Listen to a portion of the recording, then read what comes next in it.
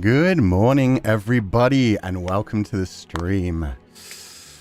I have been ready for this for so long.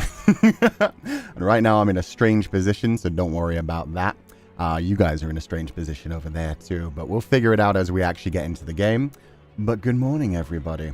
I'm not joking when I say that the House in Fata Morgana's main game kind of changed my life. Like, the story is one of the most beautiful things I've ever seen.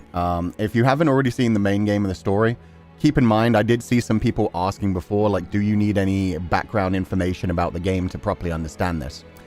What I will say is I don't know. We're going into a Requiem for Innocence, which is the prequel. So technically, you're supposed to play the main game, the House in Fata Morgana, before you play a Requiem for Innocence. So we're going to actually go through the chapter select thing and just remind ourselves of some of the basics of the main story. So if you guys want to disappear, go watch the main game, go play the main game. If you look down in the description for this video, I've actually left a link to where you can buy it on Steam and where you can buy the Dreams of the Revenant edition, which is what I'm playing, which has the entire collection. But right now, the autumn sale has just begun on Steam today. So you can actually get everything for a good percentage off right now to be able to buy it and experience the journey yourself. And I would definitely agree that the House in Fata Morgana is a game that you should experience yourself. It's beautiful, it's wonderful, it's so well written, it's so well translated, and it has one of the most incredible stories of any piece of media that I've ever seen. So no worries if you decide you don't want to watch this one, since it is a prequel that you're supposed to technically play after the main game. We are going to go through the chapter select and just remind ourselves a bit of the story, because it's been a while since I played the main game. But yeah, it's definitely worth experiencing the main game yourself first, enjoying it at your own pace, and just, yeah, coming back for this when you have time. We're going to be doing like one stream a week, and it'll probably take like 4, maybe 5 streams to get through this. Even though a Requiem for Innocence is only supposed to be like 10 to 12 hours long. Like, I play visual novels very slowly, I digest the story, I do as much voice acting as I can for the different characters, so yeah, you're gonna have a while to catch up. Optimistic.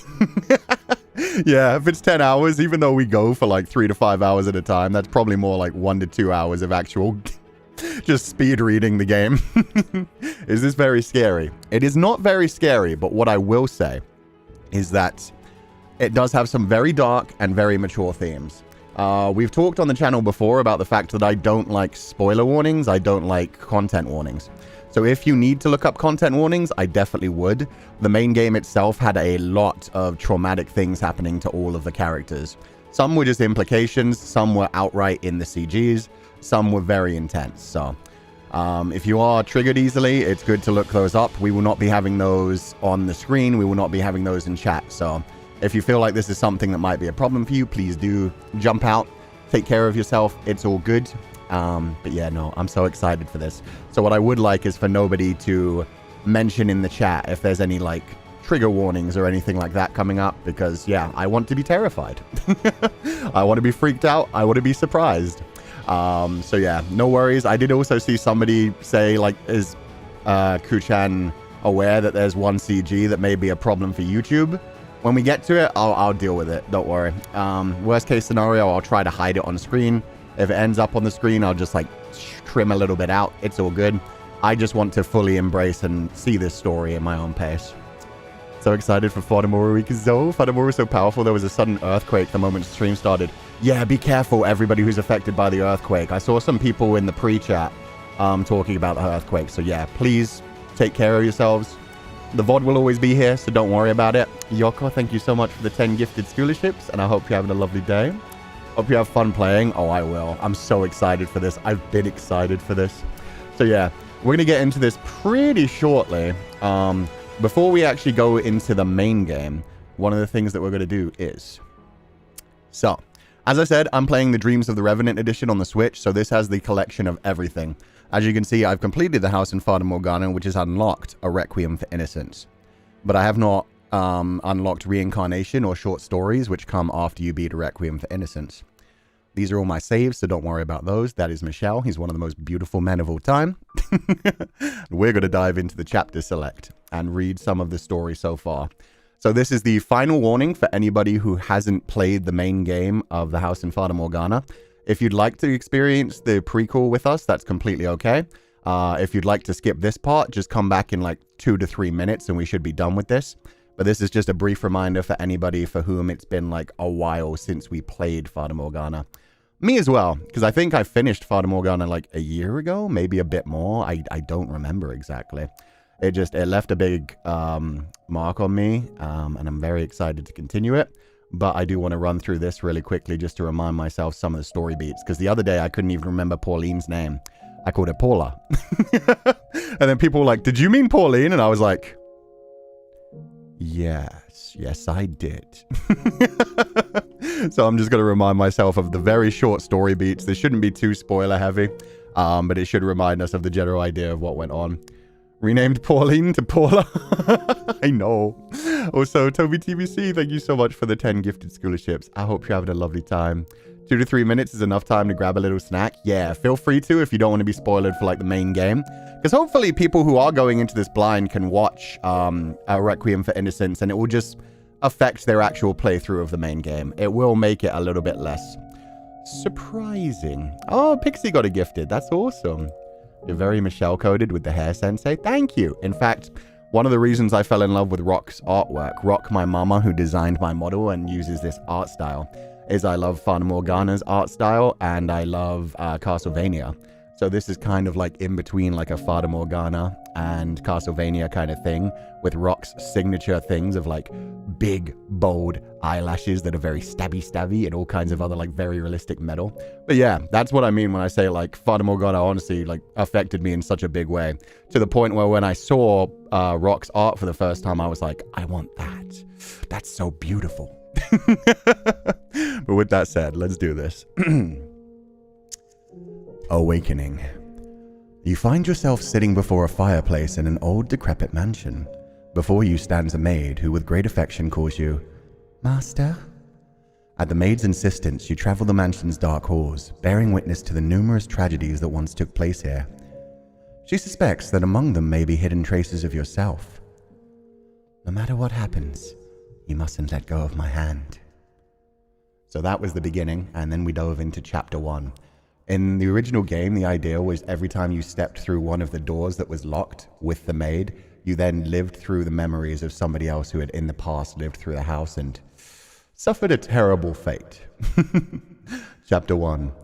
The year is 1603, and roses from all across the world bloom abundantly in the mansion's garden. The Rhodes siblings, Nellie and Mel, have been blessed with a life of luxury. Nellie adores her kind-hearted older brother, calling him her prince. From the outside, it would seem the two have a bright future ahead of them. However, we know how that turned out. So yeah, Nellie and Mel were a fun one. Dearest Mel. Dearest Mel. Poor white-haired girl. Chapter 2.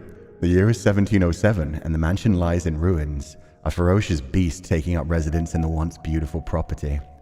The beast, hungry and alone, tells the maid he merely wishes to live in peace, but before long he loses control of his innate savagery, and a massacre ensues.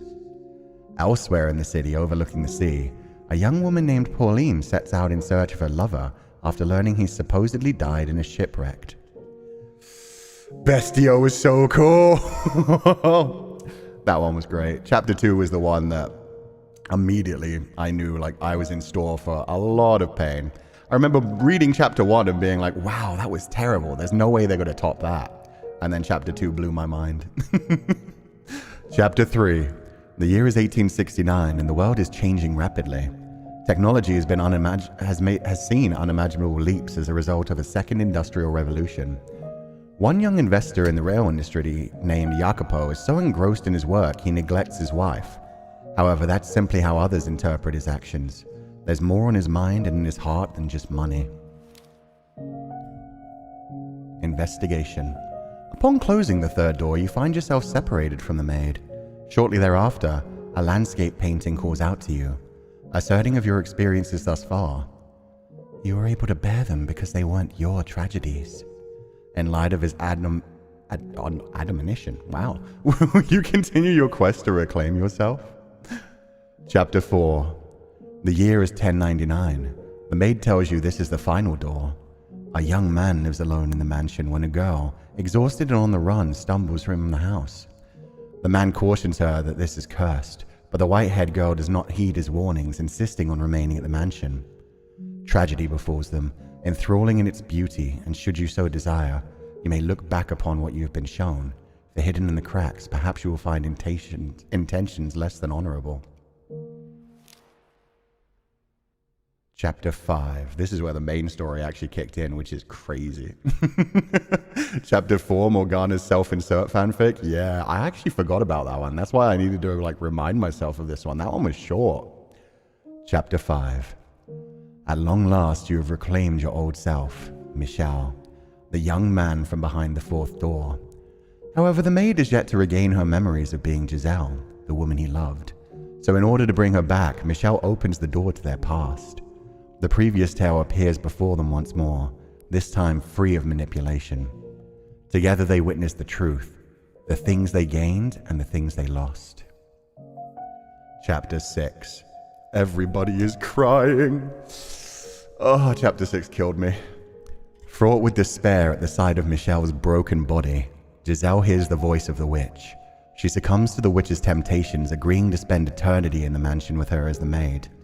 Weathered away by hundreds of long years in the darkness, the once cheerful Giselle slowly begins breaking down, and the appearance of the white-haired girl only serves to accelerate her decay. Ah, Morgana, you silly baby. Salvage. Michel and Giselle, now both having reclaimed themselves, revel in a brief moment of happiness, but as they attempt to escape the mansion, the witch Morgana takes Giselle captive, challenging Michel to find her. So once more, Michel sets off to investigate the house. Along the way, he encounters 3 shadowy figures and learns of Morgana's past. The threads of fate are beginning to weave together. Chapter 7. And I'm in the way of one of the brothers. My bad. You're disgusting. A revulsion at the secret Michel kept from her for so long causes his soul to sink into darkness. As he floats there in the void, the door to his own past opens, forcing him to once more face his truth. Born neither male nor female, Michel was called cursed, subjected to a life of unspeakable cruelty. Nevertheless, he was steadfast in his insistence that he was a man and a normal human. Damn straight you were, Michel. Final chapter. Having overcome his weakness, Michel is now determined to save Morgana and cast off the mansion's dark miasma.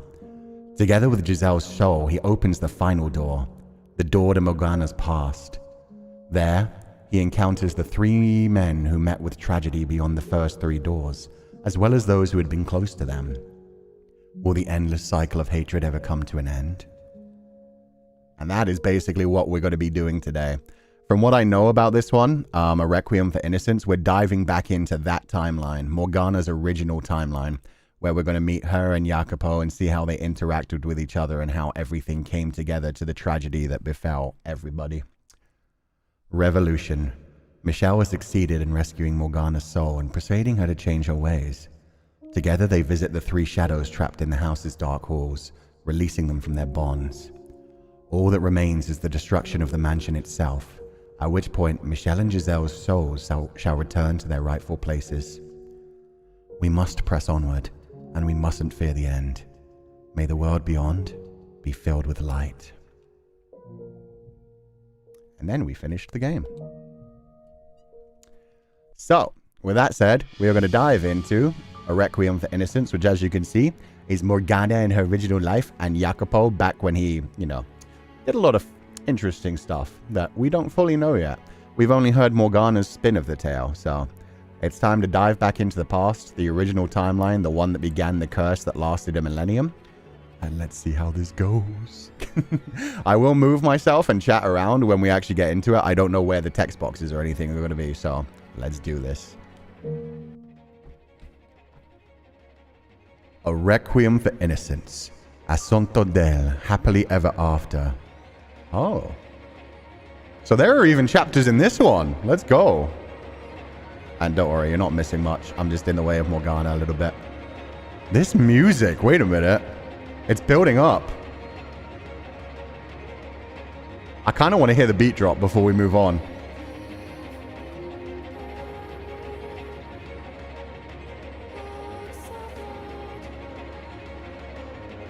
Requiem has its own soundtrack? Yeah. Keep in mind, this was originally released as like a standalone game quite a long time after the original House in Fata Morgana.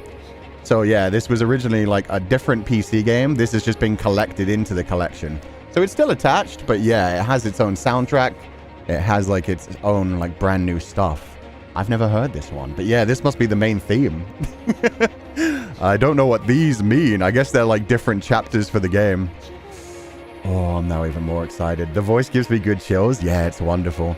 Keep in mind, if you buy the full collection on Steam, you also get a concert live in Osaka. So you can listen to like the soundtrack being played live on a stage. So if you want to do that, the full collection on Steam is currently on sale. Make sure to grab it. Also, all the butterflies. Yeah. It's perfect. Okay, let's do this. Yeah, I love the music in this game. Death hangs in the air, spreading as far as the eye can see. The rich, the poor, the pious, death's touch spares nothing. This is the tale that was lost to time, when the witch was not yet a witch, when the boy still had hope in his eyes, when their lives had not fallen into turmoil. The time has come to revisit that tale, to see exactly how their hopes and dreams came crumbling down. Oh, baby Morgana. Oh, shit. We get a full intro? The House in Fata Morgana, a Requiem for Innocence. Let's go! We get a movie? Sensei got a rap to read everything? Yeah, I missed some of the lines. I didn't realize they would be moving that quickly. Oh, Morgana chained in the tower. Jacopo, a sharp-tongued and somewhat difficult young man. He won't stand for injustice, and he's particularly displeased with the Lord's iron-fisted rule. Maria, a caring, supportive young woman. She came off as rather detached and impassive, but once you want to trust, she treats you like family. If you betray that trust, you'll never get it back. Never met her. Seren, a bright, spirited girl. Though she was taken from her home at a young age, she maintains a fairly positive outlook on life. It would appear a certain someone has caught her eye. Morgana, the victim of unimaginable torture at the hands of the Lord. She prefers to keep her face hidden so people can't see the strange marks that cover it. Morgana looks sick in this. Gratien, we don't get to know yet. The Lord, Barnier. Oh shit, he looks terrifying. Odilon? Okay, he looks badass. I hope he's a nice guy. Imeon. Is that just Morgana wrapping up her face? That looked like Morgana, but with bandages. Jacopo with a sword?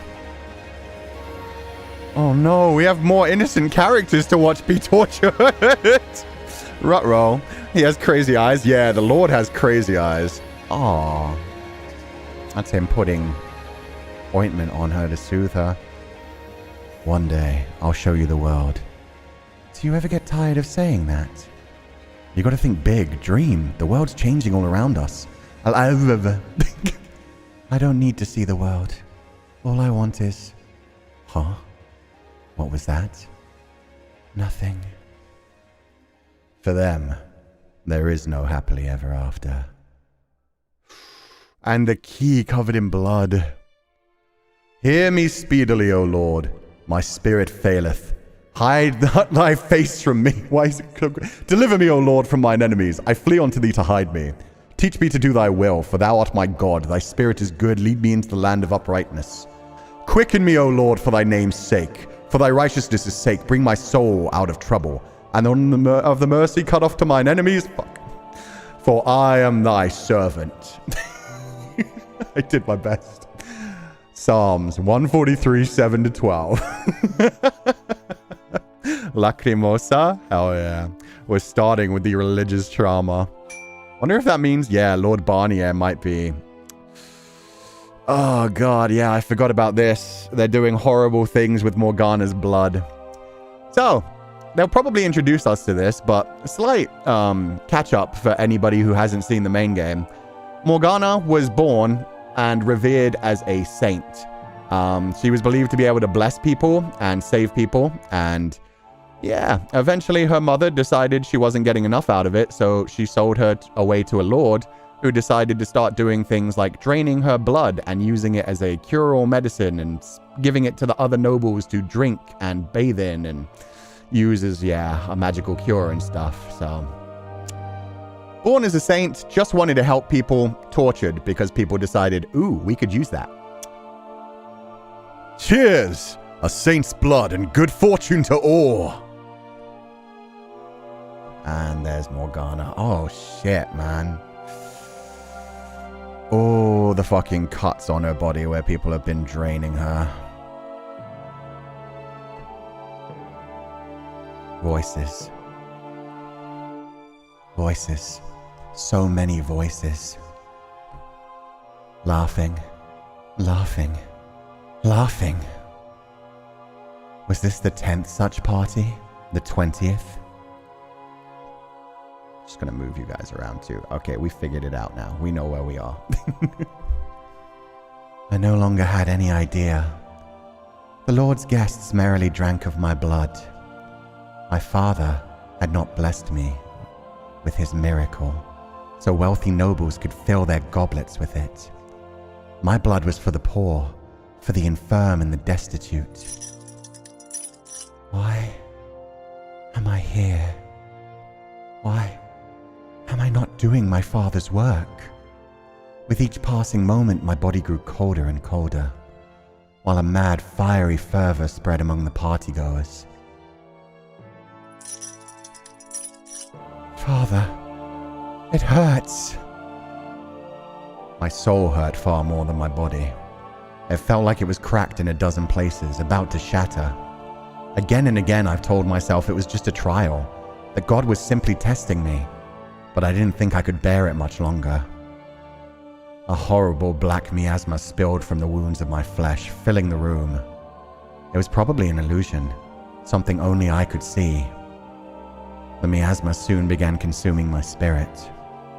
All my life I spent telling myself to be pure, just, righteous, and all of that was corroding away, ripping me asunder.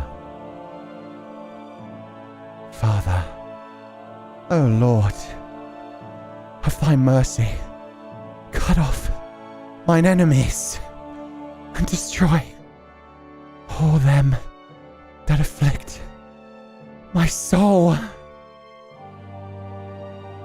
For I am thy servant.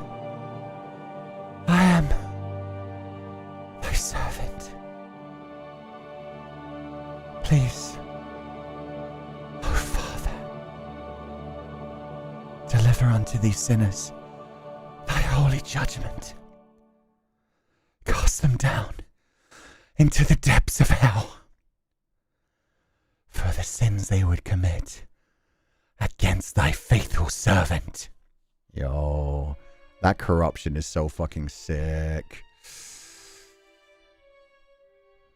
Disguised as a prayer, I cursed them.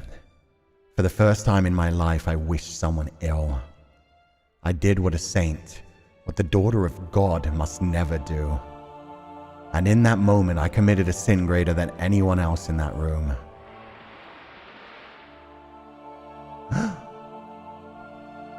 The girl! Look at her face! I began to hear panicked voices rising up around the hall. However, I was completely oblivious to the cause of the unrest. In fact, I assumed that perhaps God had heard my wish and struck down some of the partygoers. The Lord marched over to where I sat in chains, grabbing me by the hair and yanking my head up.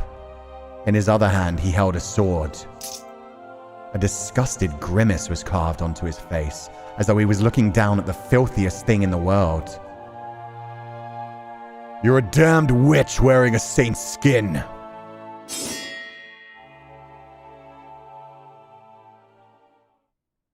Damn. And fuck the Lord? Yes, indeed, fuck the Lord. So, she truly believes that she is the daughter of God at this point as well. She truly believes that she is a saint, that she has brought so much help to so many other people.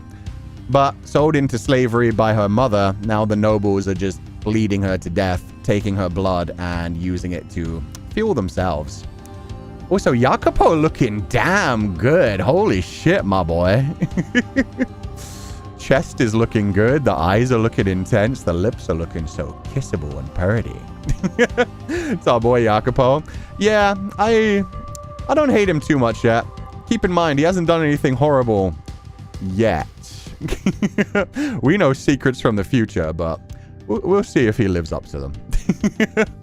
The too small shirt does wonders. Yeah, it does. He's skinny, but he good looking. Also, I like the waves in his hair. Jacopo, why are you slaying? I know, he never looked this good in the main game. He had this silly hat in like the future timeline, and then in the past timeline, he just, you know, I'm kind of sick of him. He's got like the Shakespearean shirt. It's looking good. But yeah, poor Morgana already. Blaming herself for what happened just because she wished bad on the people that were torturing her to death. Also, that CG was disgusting. Ugh. They did say in the original game that she was wearing basically nothing the entire time. They just liked their little pet saint. He's peacocking, as he should be. He's looking good while doing it. Wonder if he's going to save Morgana. This must be when the eye rising happens. Let's do this. This is worse than I expected.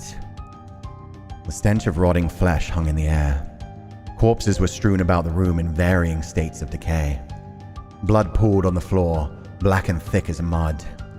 An eyeball hung loose from one body, half decomposed and about as much liquid as it was solid. On many white bone was visible through patches of flesh that had rotted away entirely. Some had been worked to death. Others had died number of diseases. And they were the lucky ones. Several bodies bore stab wounds from head to toe. Others looked like someone had tried to rip them in two. Some had been burned until their entire bodies shriveled. And some were covered in blisters. There was no shortage of people who had obviously been tortured. Though the man on the other end of the torture, the Lord Barnier, thought of it as more of a leisure activity. The Lord was spoken of in whispers as the second coming of the great tyrant of old. It wasn't until I snuck into his manor and saw it for myself that I truly understood how accurate that was. He was a damn psychopath. Also, please do let me know, chat, if the music is ever too loud or too quiet. I'll try to balance it on my end, but if it ever feels like it's gone off a bit, just let me know. Jacopo first person? Yeah, we're in Jacopo's mind now. We were just in Morgana's, but yeah, now he's telling the story. He's narrating. Sounds good so far? Awesome. Like the new Nero? I'm pretty sure this was before Nero. I don't know which tyrant they mean, honestly, but I think it's before Nero. I apologize that I couldn't make it in time to save you all, too. I'm hardly a religious man, but for you, I think I can spare a prayer. Rest in peace. I'm not myself today. Though I suppose that shouldn't be a surprise considering what today is. I wonder if that girl from the other day is among the dead. No. I need to stay focused. If this goes south, I'll be the one joining the pile of bodies. God. I'm starting to get a little nervous. Don't go weak on your knees now, Jacopo. How can you ever expect to go out into the world if you can't even keep yourself together for something as straightforward as this? I can do this. No problem. Let's start ourselves a revolt. Oh, hell yeah. Let's go, Jacopo.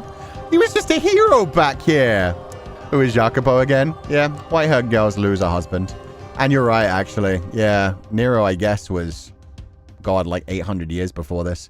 Where is this set, though? For some reason, I thought this was set, like, somewhere around, like, the Middle East kind of area. So, I'm not sure if they would be talking about, well, they might be talking. For some reason, I was thinking, like, Persian areas. Viva la Revolution? Yeah, he's a sweet little innocent boy for now. He's trying to help people. Do you want us to tell you? Yeah, feel free to tell me the year that this was set in, because that was part of the main game. I've just forgotten. I think it's around, like, 1000. Oh, yeah. We don't know when it's set, but before 1099. Yeah, because I know, essentially, it was basically 1,000 years since Morgana had been around. Oh, is it set in France? Oh, that makes sense, actually. Lord Barnier. Oh, my God. I guess the mansion just went back to France by the time that, yeah, Michelle and Giselle ended up living in it. Okay. Jacopo's an Italian name. What kind of name is Morgana? Morgana is actually Irish. But yeah, I guess if it's France, it's just a lot of slavery going on. And a very evil lord who's just bringing people from all over the world to, you know, have them here. It all began a little over 2 weeks earlier, but thank you guys for reminding me. The local lord's iron-fisted rule was destroying the commoners. And this went doubly for those living in poverty who were barely scraping by before taxes. You could hardly take 3 steps out in the slums without hearing someone curse the Lord. I have no idea who first proposed the plan. Everything came together so smoothly, so quickly, it's almost a blur. What started as the everyday litany of complaints hurled back and forth between the usual crew of young, indignant men in the pub soon escalated, ballooning into a full-fledged plot to strike back. He treats us like dog shit. We're the ones working his goddamn land. Let's give the bastard what's coming. Over the next few days, word of the plot spread through the slums, and the number of volunteers grew at an impressive pace. And the more people we had on board, the more realistic it all started to become. While the original plan amounted to charging in headlong with whatever weapons we could scrounge together, it quickly evolved into a more sensible scheme to infiltrate the Lord's manor and free his slaves. It was no secret that the Lord was purchasing far more slaves than he should have any reasonable use for. What we didn't know was what he did with the slaves. That the banquets he so loved to throw were actually 6 sadistic torture parties. The best we could do was infer their living conditions were less than ideal from the fact that the Lord kept acquiring more. And while the plan to free the Lord's slaves was undeniably rooted in a righteous desire, I would be lying if I said everyone's intentions were so pure. We wanted to right an injustice, absolutely, but the prevailing desire was for vengeance, to give the Lord a little comeuppance. Part of it was also calculated, that it would be advantageous for it to look like a slave revolt rather than a civilian uprising. If we struck from the outside, we were liable to bring the Lord's wrath down upon not more than just the handful of us involved. But if the blow came from the inside, he couldn't blame us. Secondly, the Lord's mansion sat atop a hill, which meant his soldiers had the advantage of terrain. It would be nigh impossible for a band of lowly, ill-equipped peasants to break through his defenses, and we certainly didn't have the money to hire mercenaries. No amount of righteous anger was getting us anywhere near that manor. On the other hand, quietly getting one person inside to stir the pot was far more feasible. So ultimately, freeing the slaves was a means to an end. It was our best chance to deal the Lord a real blow. I freaking love this, actually. I love how interestingly they're developing Jacopo from the get-go. They're like, Jacopo is trying to be good, like he's trying to free everyone, but he's admitting even to himself, like, it's not like this is just about justice. I'm not here to save the slaves. This guy just kind of sucks. We need to overthrow him. We're also kind of using the slaves as a scapegoat. Oh, it's so good. So yeah, it sets us up for what's to come in the future. And also, just in general, it shows what kind of person he is. That for now, he's kind of like, well, we need vengeance. This is justice. We need to be free. And he's doing horrible things in there. But then he sees the slave being tortured, and he even has a moment of religion. A moment of religion where he's like, I'll offer you guys a prayer at least. The music is so good. It is. The chanting in the background is so good. It's pragmatism. Yeah, exactly. It's smart. It's calculating. And honestly, it gets justice done anyway. It's good for everybody. Even thinking about the fact that, yeah, eventually there will be vengeance for this. So, viva la revolution. Do your best not to get anyone hurt. Of course, that didn't mean we wouldn't save as many people as we could. Nor did it mean it would be easy to pull off, or that any of us would make it out alive. The plan went as follows. We would find a slave trader willing to sell one of us to the Lord. Once they had infiltrated, they would spread word of the scheme to the other slaves, trying to get as many of them on board as possible. Finding a slave trader willing to cooperate was surprisingly easy. They're businessmen, and slaves their products. While the majority didn't give a damn what happened to the slaves after they'd received payment, there were more than a few who were displeased knowing their precious wares were being squandered. Slaves were supposed to be long-term workers. They're not meant to be expendable. They require food and rest and some semblance of reasonable living conditions. It was far from a glamorous life, obviously, but most sensible slave owners at least had a vested interest in keeping their workers alive. That's very interesting as well. I don't think I've ever heard that said in a story before. I don't think I've ever heard this story go on to a location of like, well, some of the slave traders were kind of horrified by what some of the slave owners were actually doing with their wares. Because, yeah, I mean, at this time, slavery was absolutely normalized. So it's interesting to think of the fact that there were slave traders who were like, ew, these people are horrible. Like, I just sold them to people. I didn't know what they were going to do with them. However, that was far from the case with Lord Barnier. Slaves were, of course, the property of whoever purchased them, and a mere slave trader had no place complaining about how they were being treated. That didn't mean the traders had to like it, though, and there was a small collective of them who staunchly refused to do business with the Lord, quietly mocking any who did. Respect among slave traders is wild. Nobody openly spoke ill of the Lord, let alone opposed him directly. Not only because this land was under his control, but because he was a madman, and everyone knew it. So they would help us get in, and nothing more. But that was fine. That was all we needed from them to put our plan into action.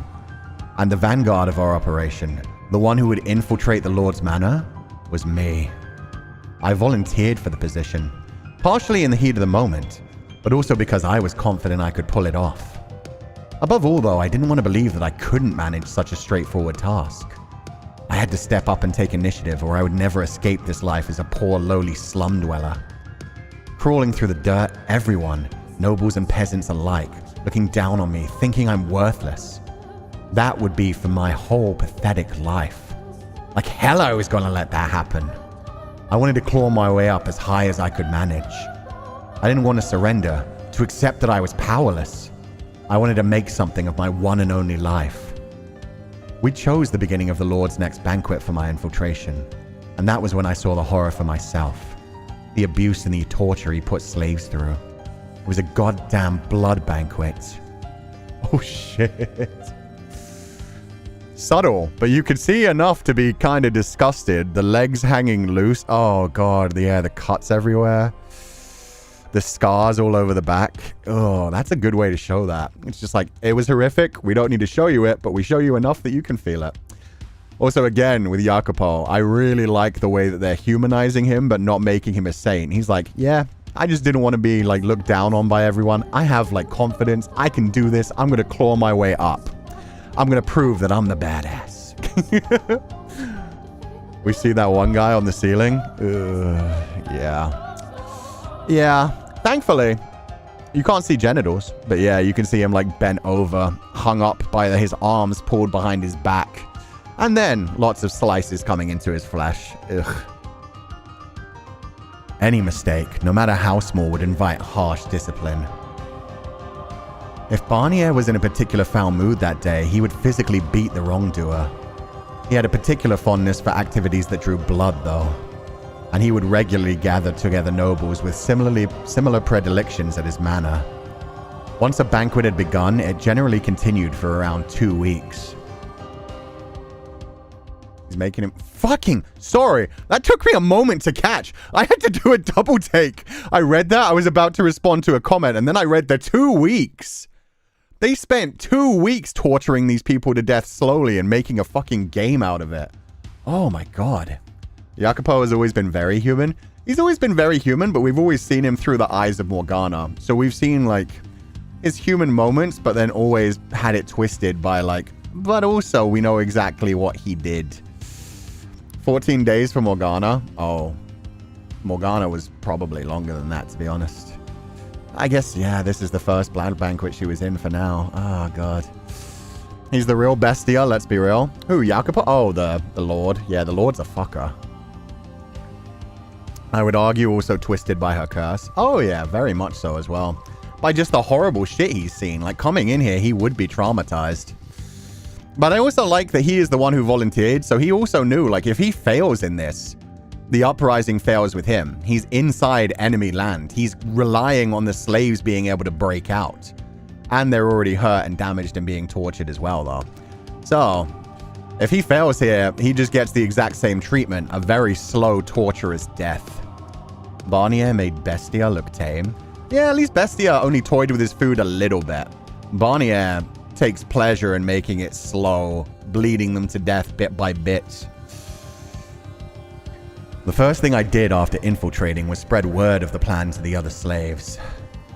To be honest, I assumed it would be easy getting them to cooperate. And don't get me wrong, Bestia enjoyed the blood as well. Bestia enjoyed hurting people. He was a sadistic fuck as well. But Barnier, like, shares this with his friends and, just goes out of his way to cause extra pain. Bestia had a lot of fun with it, but he was also, you know, hungry. This guy is a much higher level of evil even from that. Bestia at least knew he was a sick fuck. Barnier's like, no, come join me at my mansion. We'll have a lovely 2 weeks torturing the slaves that I buy. It'll be lovely hearing their screams, witnessing the light go out of their eyes. Bestia's just like, I'm a sick fuck. I'm gonna kill everything. To be honest, I assumed it would be easy getting them to cooperate. They should have reviled Barnier more than anyone after all. But I couldn't have been more wrong. Every ounce of willpower had been drained from them. They were malnourished, unrested, and violently oppressed. I could hardly have convinced them to swat a mosquito. He had them completely under his thumb. Everyone was utterly terrified to fight back against Barnier. They would just as soon take their own lives. Hardly a day in, and the plan already seemed to have hit a wall.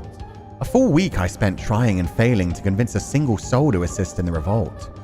Just as I was beginning to fear it might not work after all. Oh, that's who you are. I was wondering. I'm going to decide he's Irish. There's something about his build, his hair, and his eyes that made me think, yeah, this is an Irishman. I forget what his actual name was. It was something with a G. We need to talk. We need to talk. Come with me. He was a tall, muscular slave who spent most of his time doing physical labor. Despite the poor conditions, he seemed to be keeping himself in rather good shape. And unlike the other slaves, his eyes weren't filled with fear and resignation. But it wasn't hope I saw in them either. Rather, they looked like the eyes of a bloodthirsty wolf. Oh, hell yeah. And his unkempt, greasy blonde hair only served to amplify the primal impression he gave off. Between that and the faint, cocky smirk visible on his lips, he more resembled the head of a gang of ruffians than a slave. Gratien? Oh, so he should actually be French. Damn it. Between the I wasn't sure it was entirely wise to accompany him anywhere. But against my better judgment and with far too little information, I followed the man to the Great Hall. He's hot? Yeah, he is. He's fine as fuck. He's big for a slave as well. Oh my god. The Lord is going to regret having bought someone so big and so strong. Also, let me see if I can figure out how to, like, remove the text in case we want to see CGs in the future. There were a dozen or so nobles and upper-class men and women clustered around the halls. Nope, not like that. There we go. Okay, good. Good. Because some of these CGs are beautiful. I want to be able to do that in the future. Didn't Mel read a book that mentions Lord Barnier in the Door 1 timeline? I think he did, yeah. I think he read about, like, how horrific he was. So it was nice that they threw that in. There were a dozen or so nobles and upper-class men and women clustered about the hall. The air was filled with the scent of aromatic herbs, and it wasn't long before I realized they were meant to mask the smell of blood. A large table was lined with plates stacked with piles of glistening dark red meat. Noblemen sneered at us with wet lips as we entered the room. Ugh. The contrast between the nobles' practiced, graceful mannerisms and the grotesque feasts of which they were partaking was so bizarre, I simply stood there aghast. There was no room for anger to form. The Lord stood on a platform like a small stage at the far end of the room. Are you the slave who offered to be the day's entertainment? Yo, fuck. The wine running down the hand looking like blood, or maybe it is blood. Maybe he's already drinking Morgana's blood. The eyes? Yeah, the man's got the crazy eyes.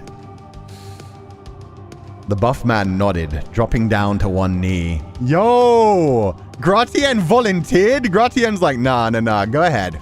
Hurt me. I can take it. I fucking dare ya.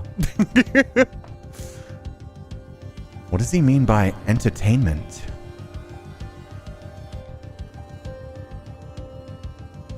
Yeah, he does sound Irish from the way it's being, like, translated. Let me get myself out of the way. I'll put myself between the scary man and the sexy man. Surely you've tired of merely inflicting pain on helpless servants. Would you, by chance, be interested in something a little more exciting?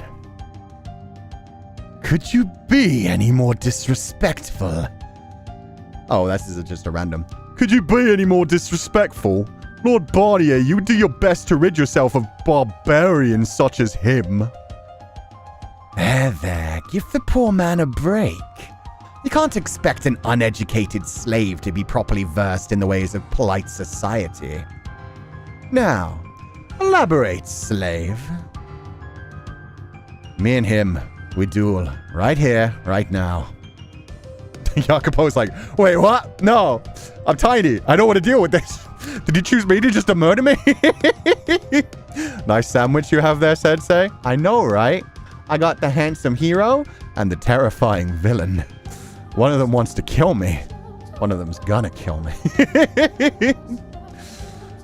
You seriously think we haven't already pit slaves against each other numerous times by now? If that's all... Tell me, were they as vigorous as the two of us? Young and chomping at the bit? Well, If all you want to see is a couple of half-dead slaves limping, flailing at each other, then help yourselves. But you're not going to find many here that can give you a fight with some real oomph, you know. Hell, half the slaves here would probably keel over with just a little shove. He's so fucking good. The faces he's making as well. He's like, is that all you fucking want? Jesus Christ. Not really much of a show, is it, you goddamn pussies? The confidence, yeah. So I figured you might be up for a little change of pace. A barbarian like me. Whoa. I never agreed to this. Suck it up. You're a slave. Since when have you had the right to agree to anything? You make a compelling argument. Gratien, was it? Lord knows my name. I'm honored. The fucking swagger as well. My lord knows my name. Oh, I'm so fucking honored. So fucking good. I only remembered because you came very highly recommended. Fucking hell, that face is... Only a mother could love that face. He looks like a skull already.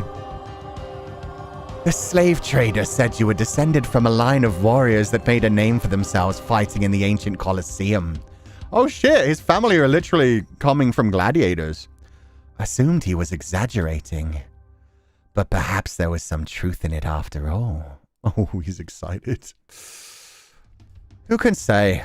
Couldn't tell you about my ancestors. What I can tell you is that I love a good duel.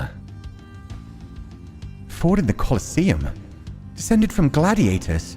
And I'm supposed to go one-on-one against him? Very well. Guards, bring these two swords. Sir! Shit. What is he hoping to accomplish? To win Barnier's favor? I guess I'll just have to hope I can catch him by surprise as soon as... Hey, kid, listen up. What? Eyes forward. And keep it down. Listen carefully. Don't get any wise ideas, got it? Just go along with it. Everything on the level. What are you scheming?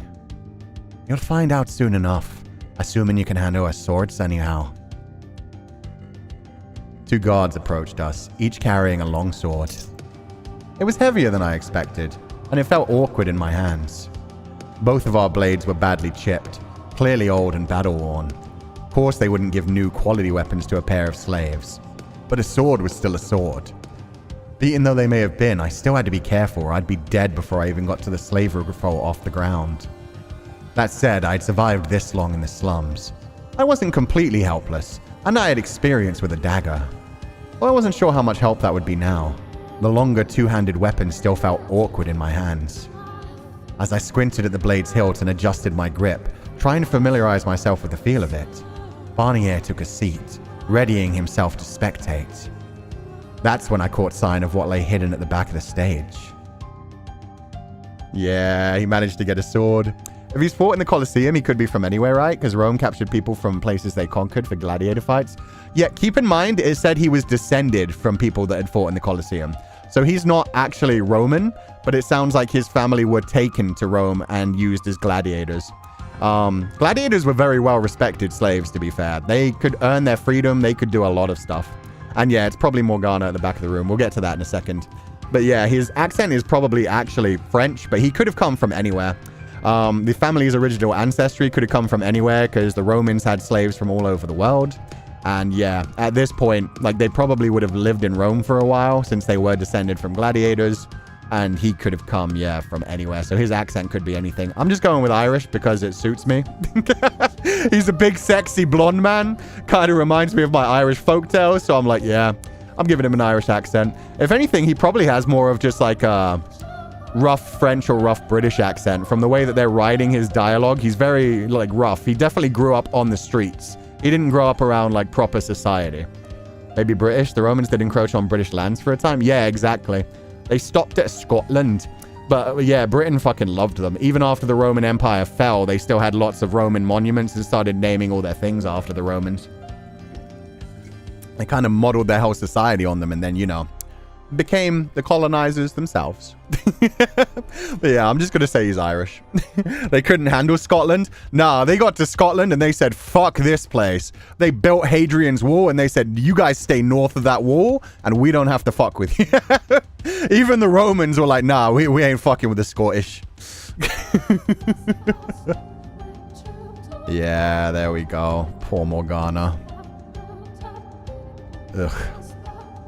And yeah, those aren't even like actual bandages wrapped around her. It's just fabric.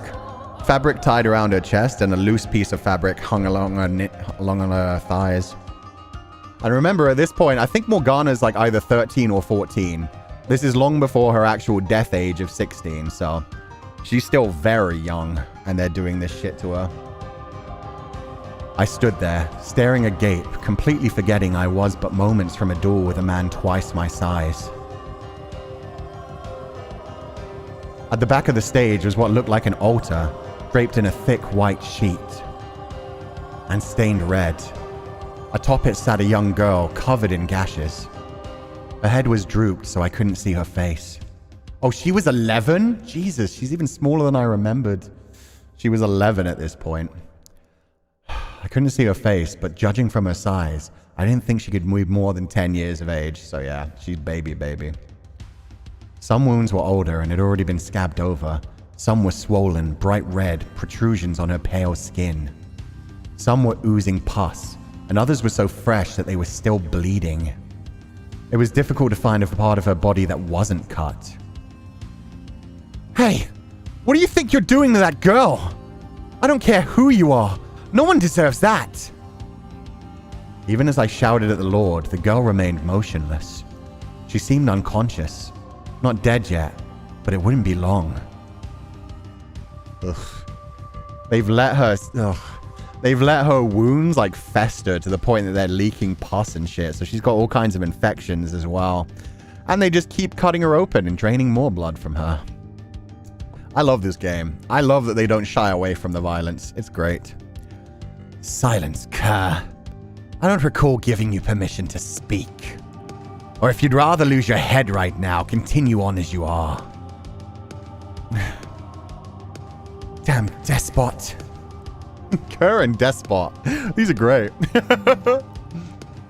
And they drink from it. Oh god, yeah. They think they're drinking the blessed blood of a saint and that it'll give them miraculous curative properties.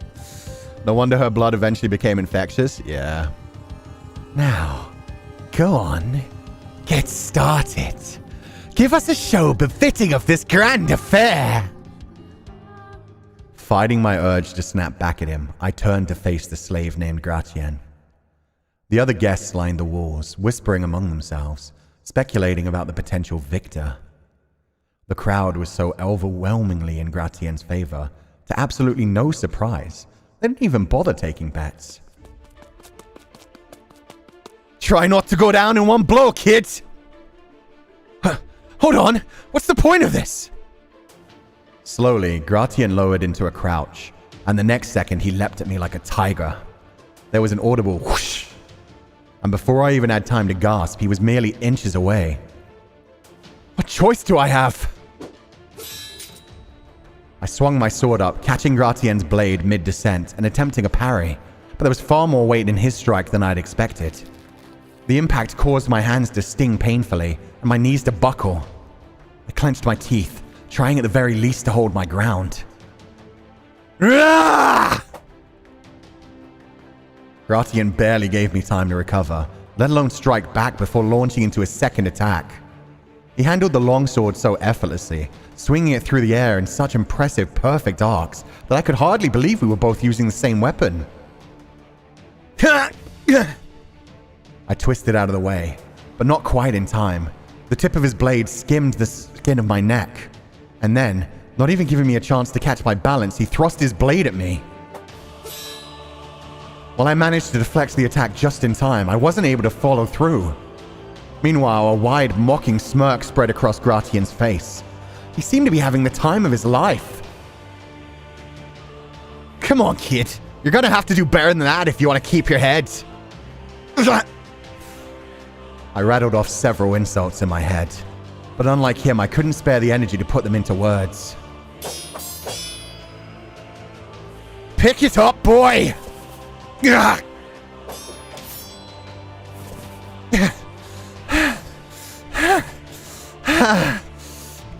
damn! That all you got, kid? I thought you'd fare a little better. Shut your damned mouth! I was stuck on the defensive, and with every strike he pushed me farther and further back. I was almost up against the wall.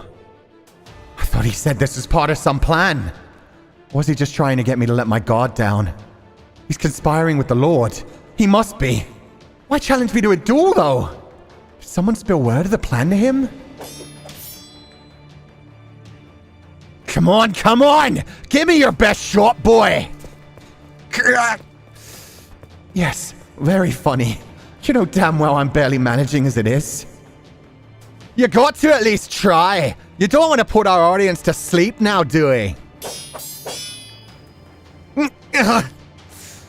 Even the bones in my forearms are starting to sting.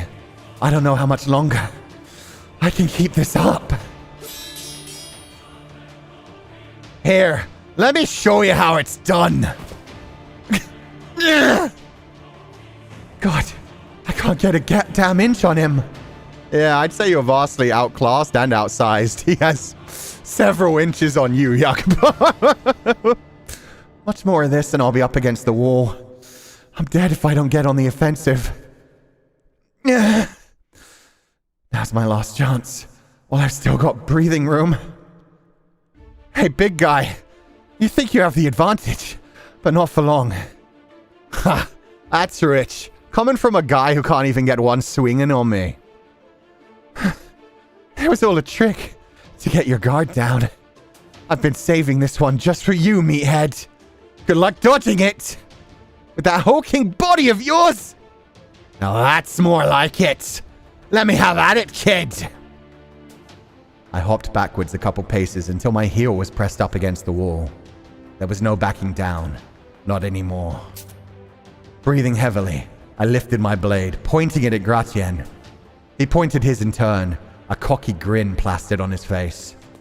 And then, I kicked off the ground, hard, sending me flying toward him, my sword held down near my waist, his above his head. And then, whoosh!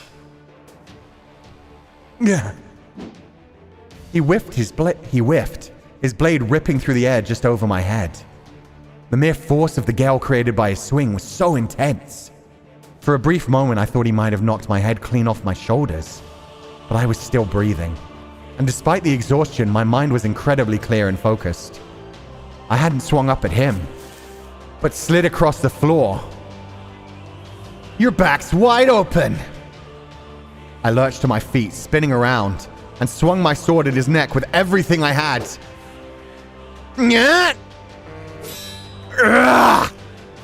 What? But my would-be grand comeback was deflected from behind without the bat of an eye. and hardly a wimpy deflect for that matter. My hands felt like they were on fire. Little bit on the dirty side that was, but hey, not half bad, kid. Damn it! Just a little more oomph to that swing and you might have landed it. Too bad, too bad. I don't stand a chance against him head on, but he's not one to fall for the same trick twice. I need a new plan. Back against the wall with ya! Son of a... Nice. What's the matter, kid? That all you got? After all that talk, I was expecting a little more from you.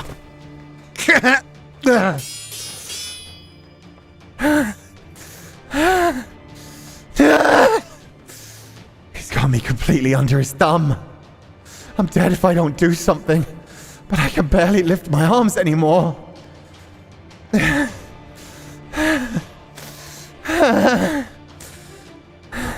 It's getting harder to breathe.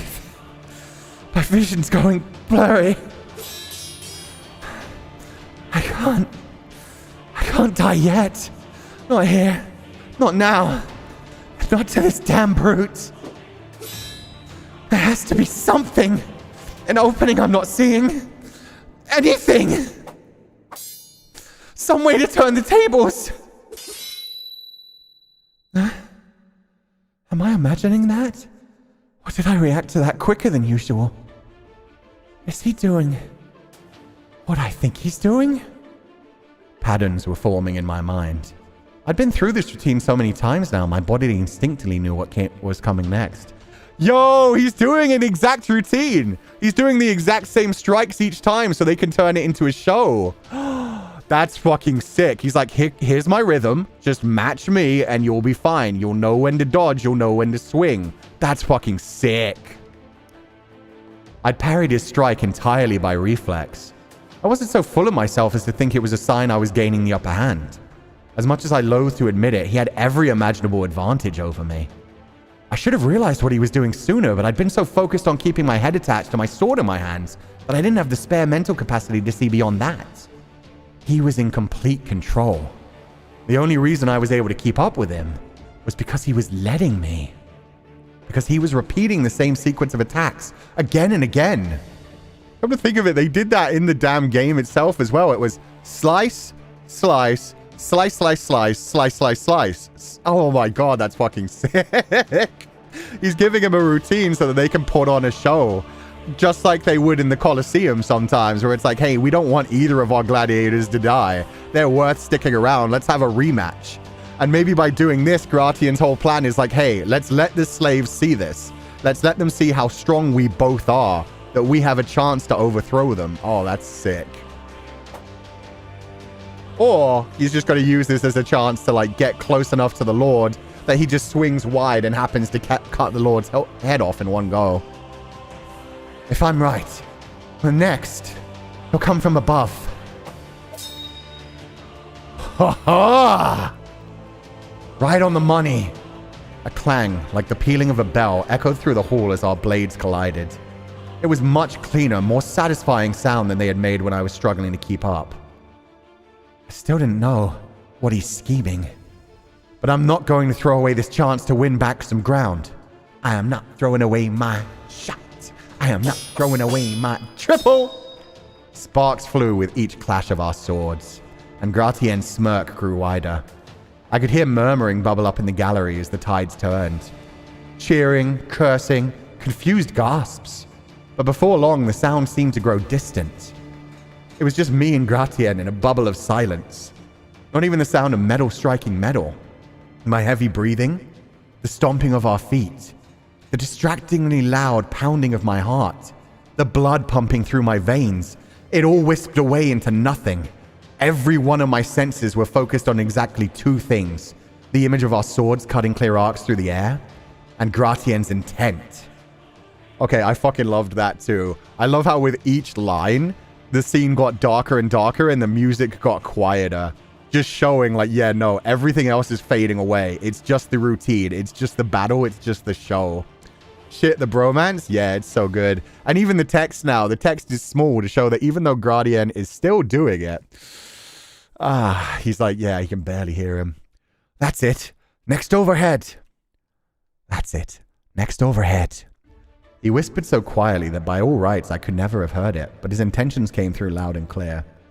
Also, the fact that he's getting Jacopo to the point of like being breathless, almost dying, and the man is still able to whisper.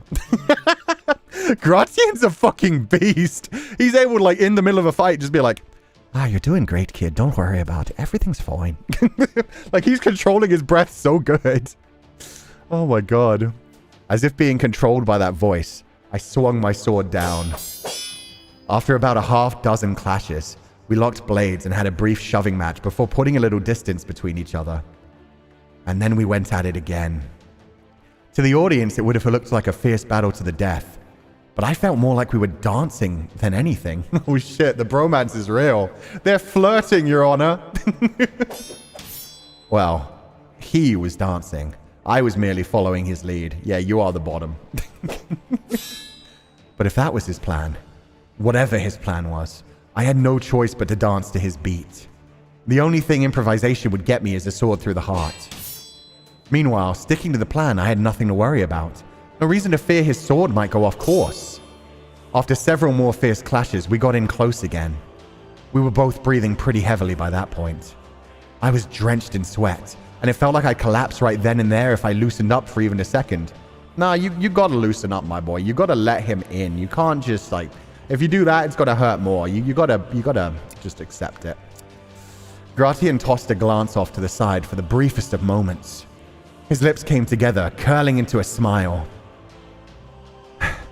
Listen up. 3 paces back, then charge. Swing down as hard as you can.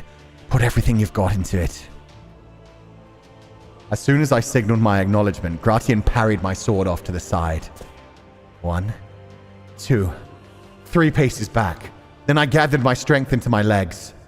I crouched, like he had at the beginning of the duel, envisioning myself as a tiger ready to pounce. And then, we leapt at each other in perfect sync. What? The harsh sound of metal striking metal, more piercing than anything else up to that point. For a heartbeat, the world went white. Then, the whoosh of something ripping through the air.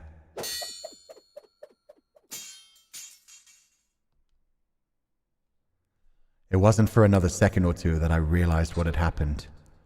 Breathing heavily, I looked down at the sword in my hands, only to find half of it missing. Gratien's blade appeared to have snapped as well. I knew this was what he was aiming for!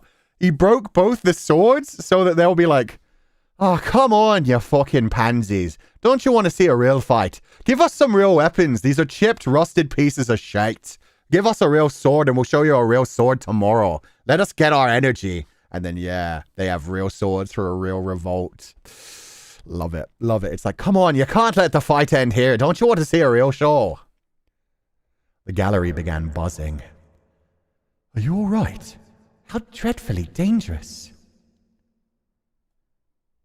A perverse grin spread across Gratien's lips. I finally understood what he'd been scheming.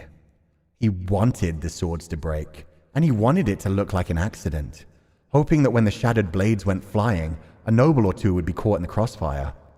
That explained the whole song and dance, why he had us hitting each other's blades in the same spots again and again. But how the hell would you ever expect that to work?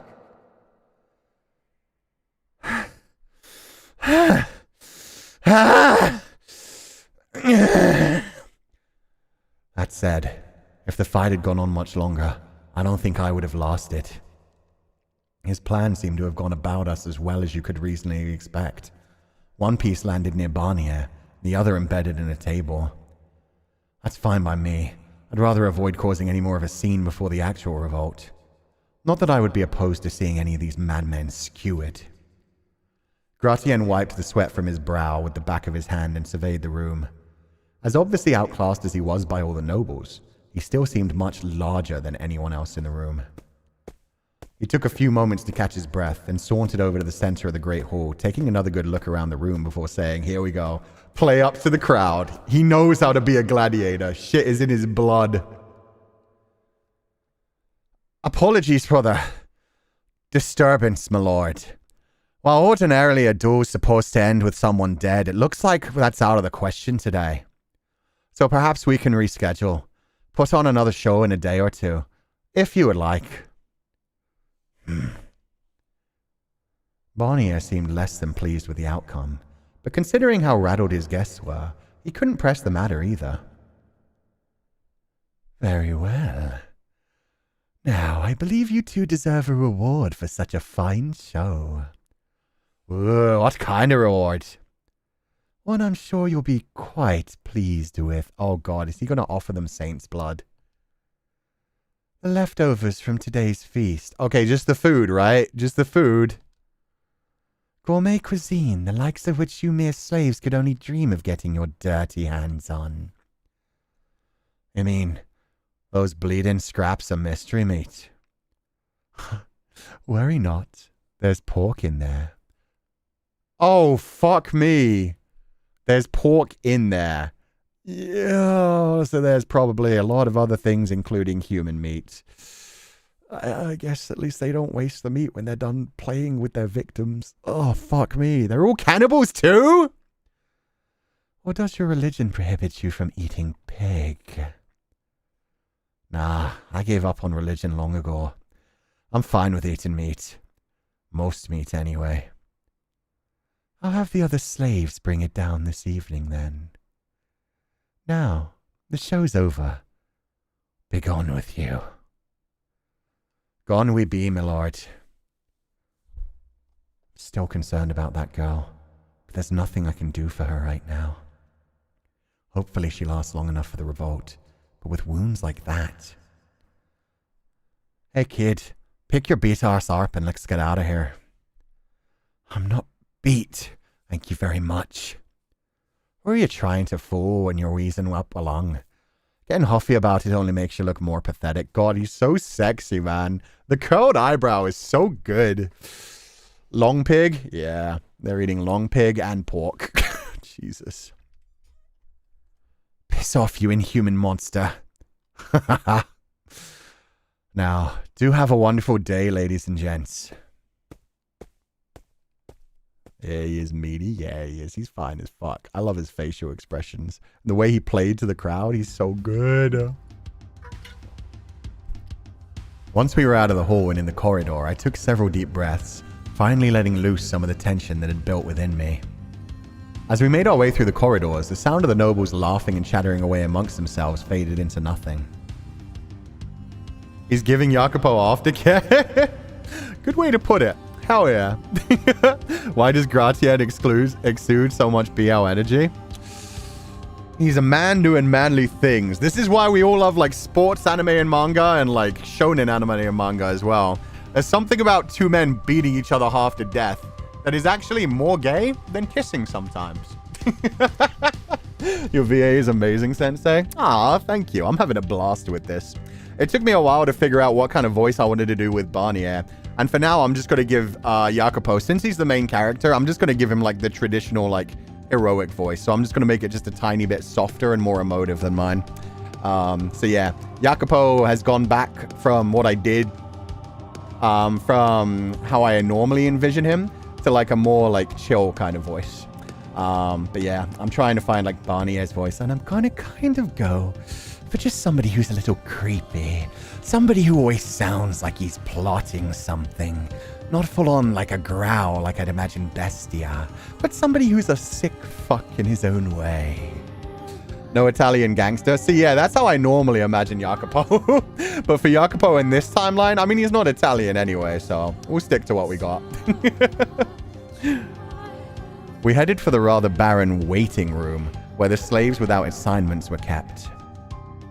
In essence, it was a human closet. I looked up at Gratien, who was standing beside me. I had about a dozen things I wanted to say to him, but I couldn't organize my thoughts into words, so I simply shrugged and pursed my lips.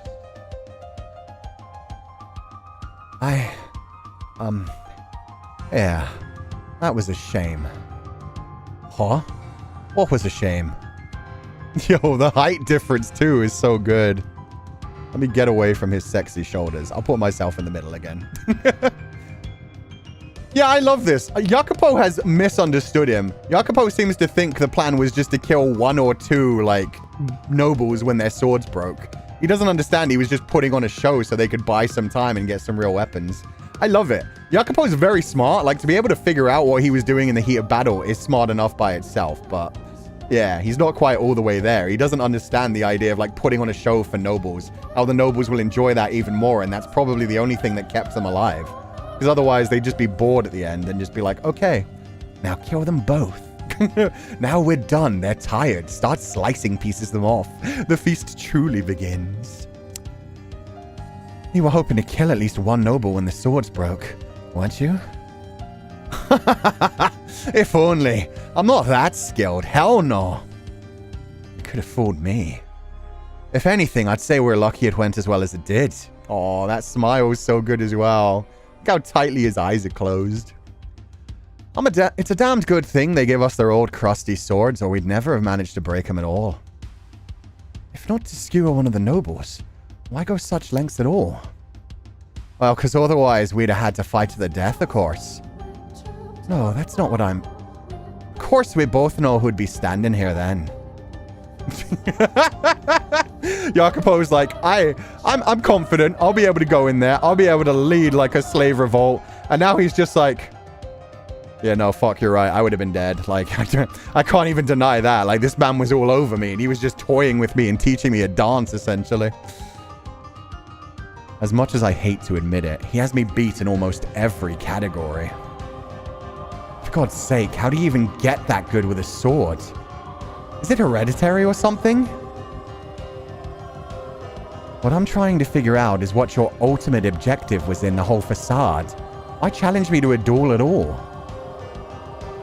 You're planning a revolt, aren't you, kid? What does that have to do with anything? Just answer the question. Denying it will only delay the inevitable, so no point in that. And I'm fairly certain he's not on the Lord's side, at least. If he was just trying to win the Lord's favor, I can't imagine the duel would have ended the way it did. I can probably trust him. Yes, I am. And I need the other slaves' help to pull it off. But the little drones have been sucked of all their fight and you can't get anyone on board. I even asked the question if you already know the answer. Hey now, no need for the lip, kid. Oh, look, he looks actually offended. He looks so sad. He's like, I'm trying to help you here, kid. Could you stop being such a whiny little shite? I brought it up because I'm trying to tell you I'm in. You're in? Excuse me? What about anything you've done today would make me think you're in? Bear with me for a sec and put yourself in the other slaves' places. Some dick they never met before shows up out of the blue saying, I organized to have you all set free and I need your help to do it. You think they're going to buy into it? Fair enough. But it is true that I have people outside. Doesn't matter. You could be lying through your teeth and it wouldn't change a damn thing. All that matters is whether they think you're worth getting behind. Fuck, the jokes write themselves. All that matters is whether they think you're right getting behind. And I certainly did get behind you today, boyo. Could have taken you at any second. Could have put on a whole different kind of show for the nobles. I see your point. These slaves have been driven into the very depths of despair. They need someone charismatic enough to pull them out of that pit before they can be sparked to any sort of action. Before infiltrating, I imagined it would be much simpler. It would seem that was rather naive of me.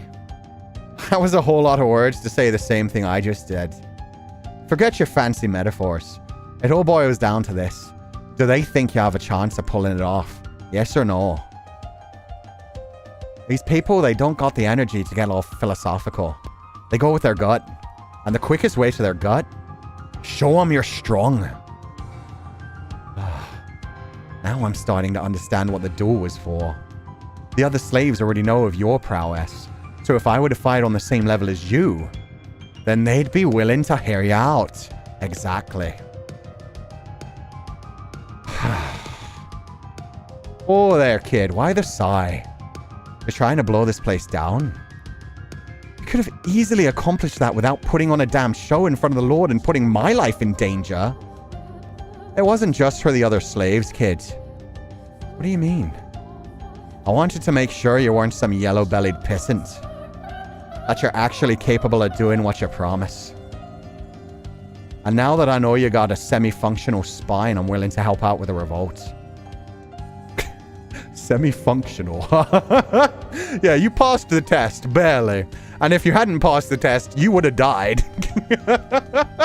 This is some good character establishment. It is. He's like, hey, I wanted to join your revolt, but if you were just some mouthy little shite, you could have died. I'd have been just as happy to kill you and get my own way out of here. He's hot, beefy, and he's got brain. Why is he so perfect? I know. And he cuts right to the fucking chase of things. I think they probably actually, like, when they localize this at least, I'm not sure if he was written this way, but he's more localized to actually be, like, British with the way that he's saying things. But, yeah, we're going to stick with the Irish. Well, I'm glad I didn't disappoint you then. Given my performance back there, I couldn't blame you if you deemed me beyond hope. Give yourself a little more credit, kid. While I'm pretty sure the stories about my ancestors being gladiators are exaggerated, I did participate in a few death games myself back before I ended up here. You should consider it a badge of honor that you fought a brute like me and lived to tell the tale. I was under the impression the church put an end to gladiatorial games. Alright, it went underground. The rules may change, but not people. Always a market for blood sports. True. Just like we say we live in a nice, noble society nowadays, but we still watch boxing matches where people get, lifelong head trauma that affects them for the rest of their lives. Same for like American football, even when they wear padding. Then yada yada, I got sold to the Lord and here I am. That probably explains what he meant when he said he'd given up on religion.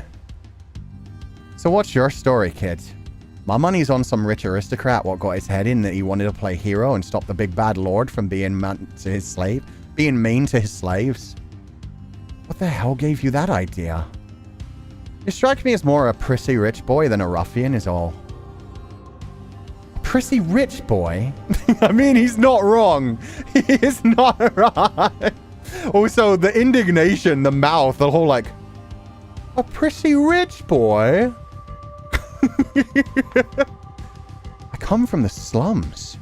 So no, I'm not some upper-class punk playing hero. That a fact. Well, color me surprised. You sure don't talk or act like any of the slum boys I know. That's probably because... Nothing. Oh, now I'm really interested. I don't think we ever heard about, like, Jacopo's childhood from this. Probably going to eventually find out exactly why he is the way he is, shall we say? Maybe there's a good reason he doesn't want to end up back in the slums. Law? I know. We heard about him, like, in his timeline with, like, Maria and being a child and working his way up on, like, railroad thing in America. But it'll be interesting to see what his backstory is from here. And now I'm even more curious. Damn it. Honestly, it's not that interesting. I promise. Forget I said anything. It's because I want to be able to blend in when I eventually leave the slums. But he doesn't need to know that. I only just met him. Oh, that's it? Okay. So it's just that he acts like he's kind of like dressing for the job he wants rather than the job he has. He's been learning his manners. He's been learning the mannerisms, which is probably why he was so disgusted when he came across like all the lords in the room feasting in a disgusting way and like, yeah, enjoying and reveling in the torture of slaves. He's like, this isn't fine, noble life. This isn't what I was hoping for. What the fuck is this? He's RPing? Yeah, exactly. He has envisioned noble lords. Oh, that's got to be his story in this, isn't it? He's envisioned that I am a slum boy, but I will work my way up. I will be a proper noble lord who actually takes care of people, who makes the peasant's life easier, who makes everything happier for everyone. And then we're going to see him slowly descend into what he becomes by the time he's done with Morgana, where he's torturing a girl to death. Oh, just like the current lord does. fuck, that's actually amazing. This is going to be such a good game. Oh my god, we're going to see his descent into literally the thing he hates most right now. The joy in your voice? Yeah, no, I love this game. These stories are always written so well, and that casts Jacopo as such like a tragic character. Especially since I'm imagining he's got to do it because he needs to for some reason to keep like the peace in his town. And so he's got to be like, well, a lord has to do what he has to do. He has the responsibility of all his people. And yeah, he's got to become exactly what he hates. Oh, this is going to be great. Whatever you say then. That case, how about we do some proper introductions, huh? Name's Gratien, which you should already know. Nice meeting you, kid. Jacopo. I'm very glad to have your support, Gratien. Don't mention it. I've been wanting to make the scumbags of Earth eat... No.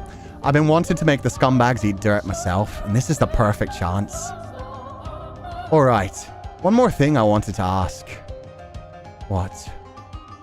How old are you? Excuse me? Is that relevant to anything? Jeez, kid. Someone really needs to teach you how to shut up and answer a simple question.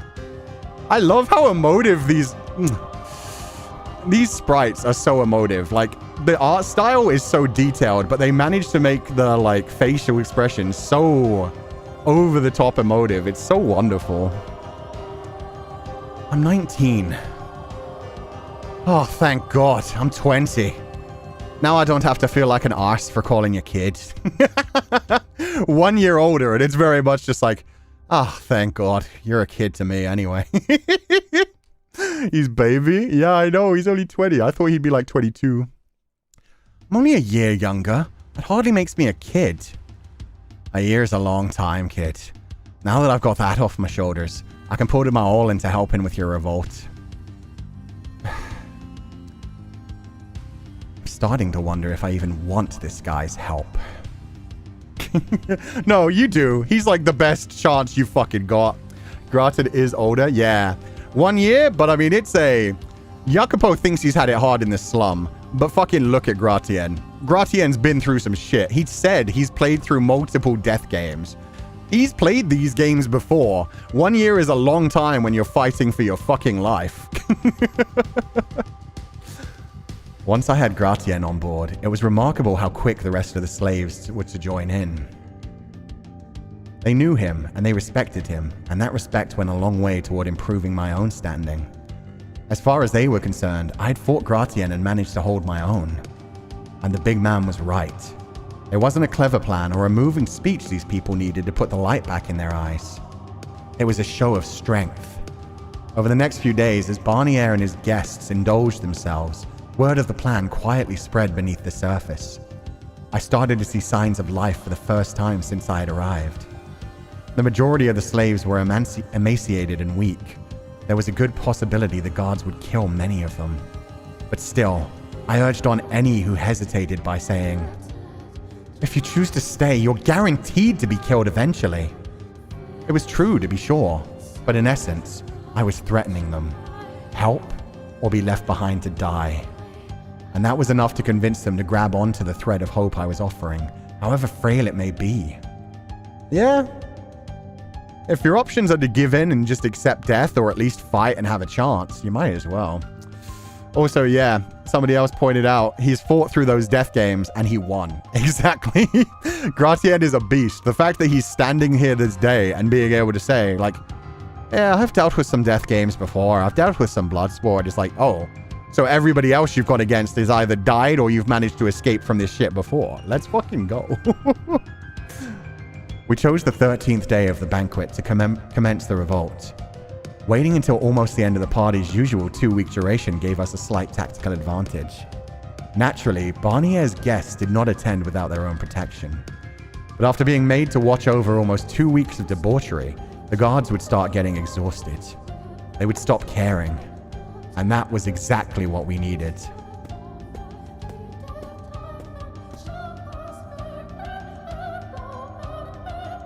Hey there, Jacopo. Everything good to go on my end. We can give Lord Arsehole what's coming whenever you're ready. And back to the middle. Thank you. I appreciate all your help. Oh there, kid. Save the thanks for when we get ourselves out of here. and our heads are still attached. Fair enough. And how about this? If we both survive, I'll take you to the best pub in the slums. As long as there's pretty ladies, count me in. We know what you are. You don't have to pretend with us. No, I'm kidding. Let's go. That's a bi king we got right there. They agreed on a date. They agreed on a date and with extra women. That's their own debauchery. Why focused on ladies, bro? Yeah, methinks my man doth pretend. No, I'm kidding.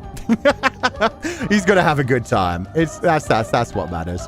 Red flag. Oh yeah, no, this is totally a death flag. The whole like, if we both get out of here, if everything goes well, once we're out of here, like, let's go to the pub. Like, they're making plans for after, and it's like, oh, so this is going to be our last time seeing him. Shit. There's one I can introduce you to if you don't mind your girls headstrong and with a little bit of bite.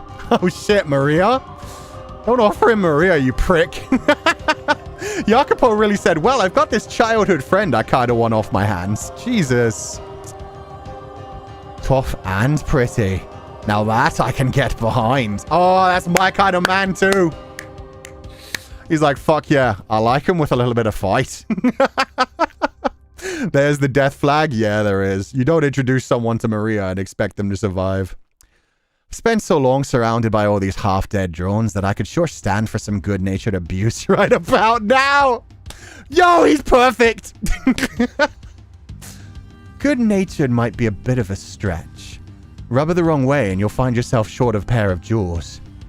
But if you rub her the right way, I think I'll pass on that one then. I don't care how much of a looker she is.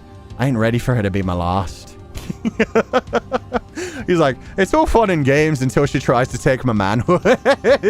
A little bit of slicing here and there, a little bit of slapping and punching. That I can take. Gratien versatile. Yeah, he just needs a safe word. How about this then?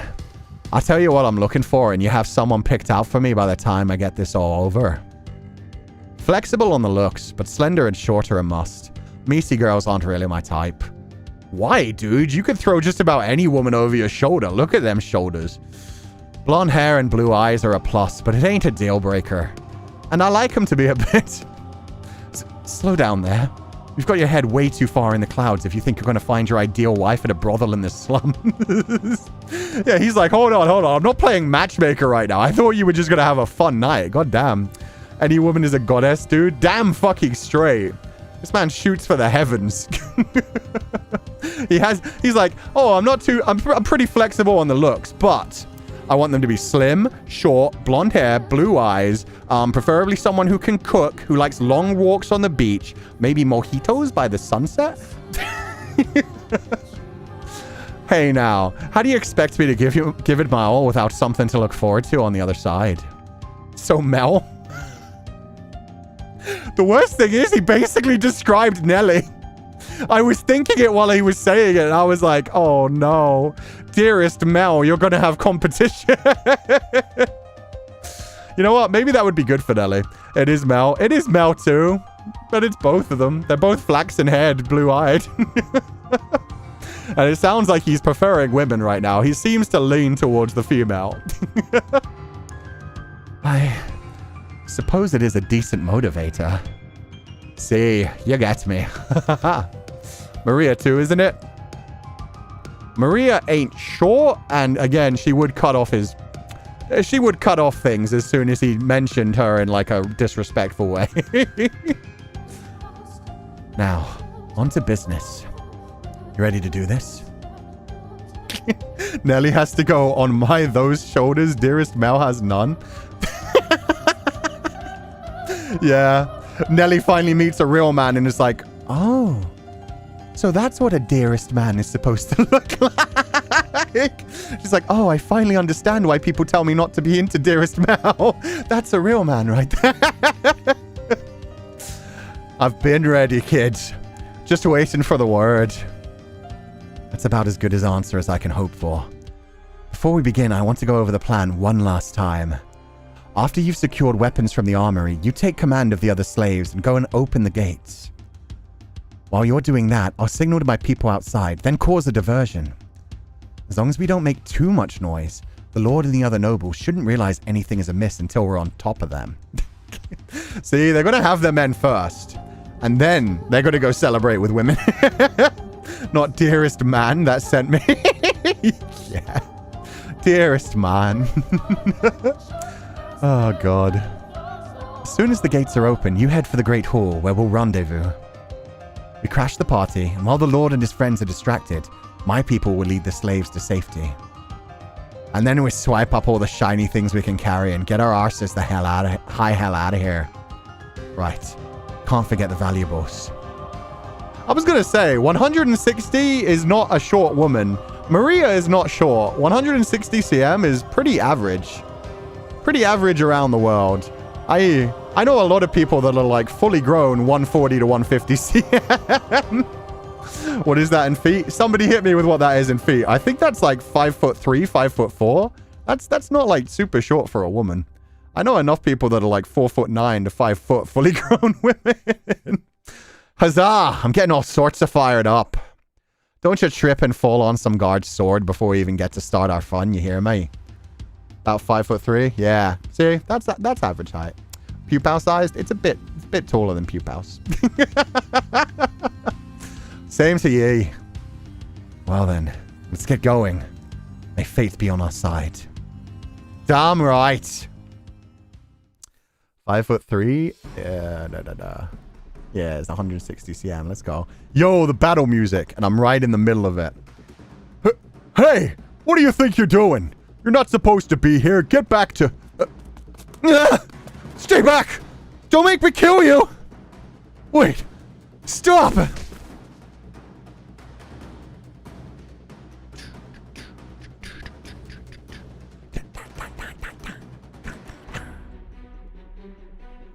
You're up. Come on and draw your bloody cards already. Don't rush me, I'm thinking. On with it. It's almost lunch. If I hold this and throw away these, then I could. Christ. You hear that? Sounds like something's happening downstairs. Quit trying to distract me. I ain't letting you run off with the pot like last time. No, I'm serious. Something's going on down there. Probably just a slave getting beat. How are you supposed to know? How are you not used to that by now? I don't know. Something feels off to me. I'm gonna go check it out. And don't even think about messing with the cards while I'm gone. I won't. Hurry back.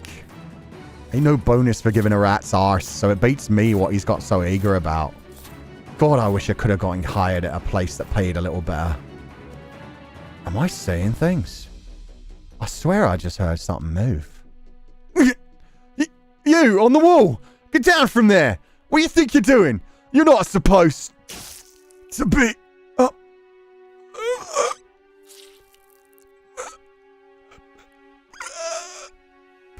Put the knife away before I... Oh, I'm on Jacopo. That's where my boy's supposed to be. You're up here playing cards and you have the nerve to call yourself a god? I expected resistance to be light, but not this bad. I should take care of this and get out of here before the other one returns. It's amazing how much better a knife feels in my hands than a sword. So much easier to handle. That's because it's an assassin's weapon, my boy. The weapon of subterfuge. The weapon of being a little prissy bitch. But good for you. It works. That knife sound was smooth. Yeah, you could hear like the rip of it. Like you could tell exactly. He sliced that guy's throat. He stabbed him at first, and then when he didn't like respond, it was like right through the throat. Oh, it's not much help if they manage to draw on me first. Maybe I'll ask Gratien to teach me how to use a sword if we both make it through the day. Oh, again, the death flag. I hate the idea of giving him any more reason to claim superiority over me. But I can't think of anyone better than him. A weapon of going for the back in more ways than one? True. Oh yeah, I like daggers. There's nothing wrong with daggers. It's just a sword is more honorable. A sword is visible. A sword you like use in front of yourself. A dagger you want to hide and like surprise someone with. Although if you're speedy, it also works that way too. It's just like saying a bow is the weapon of a coward, because it's a long-range thing and it completely changed warfare when people started using bows in actual combat. And crossbows. Crossbows made it so that no matter how strong you were, you could just point, pull a trigger, and boom, somebody's life would end. And poison. And poison. Keeping an eye on my surroundings, I climbed up onto the watchtower. I could hear shouting in the distance. It seemed Gratien was doing his job. Honor is overrated. See, that's somebody like an assassin would say. That's something that somebody who we'd use, like a dagger or poison, would say. It's like, honor doesn't keep you alive. Honor gets you killed. In the Game of Thrones, you either win or lose. You either win or die. I pulled a brightly colored cloth from my pocket and affixed it to the highest point in the tower. As it began flapping in the wind, I turned my attention toward a hill in the distance. A group of tiny dots emerged from behind a rock formation, heading this way. The signal, baby! I let out a sigh of relief. Next up, time to make some noise. And a spear is the socially distant weapon. That takes a fuck ton of strength to wield as well, though. Like, the spear, you have range on someone, but it also takes a lot more muscle to control that thing and whip it around properly. Back up! We need backup! The slaves are revolting! Yeah, we know they're horrible. What is that, man? No! Revolting is in taking up arms! Oh my shit, I could have actually done it. Revolting? Are you serious? What do you think you're carrying that damn sword for? You shouldn't need backup, just put them down. Yes, but there's too many of them. And they're not messing around either. They're stampeding right through us. They don't care how many of them die. One of them's practically a giant. Oh, quit pissing yourself over a bunch of damn slaves. Who cares how big one of them is? They're not armed, just... Behind you! Huh? Sorry to disappoint you, but we are armed. Maybe you should have considered posting another couple of guards in front of your armory. There he is! There he is! There he is! Come on, little man. Let's see what you got. I love him. Challenging each guard one by one like, yeah, I'm a fucking giant. Come at me.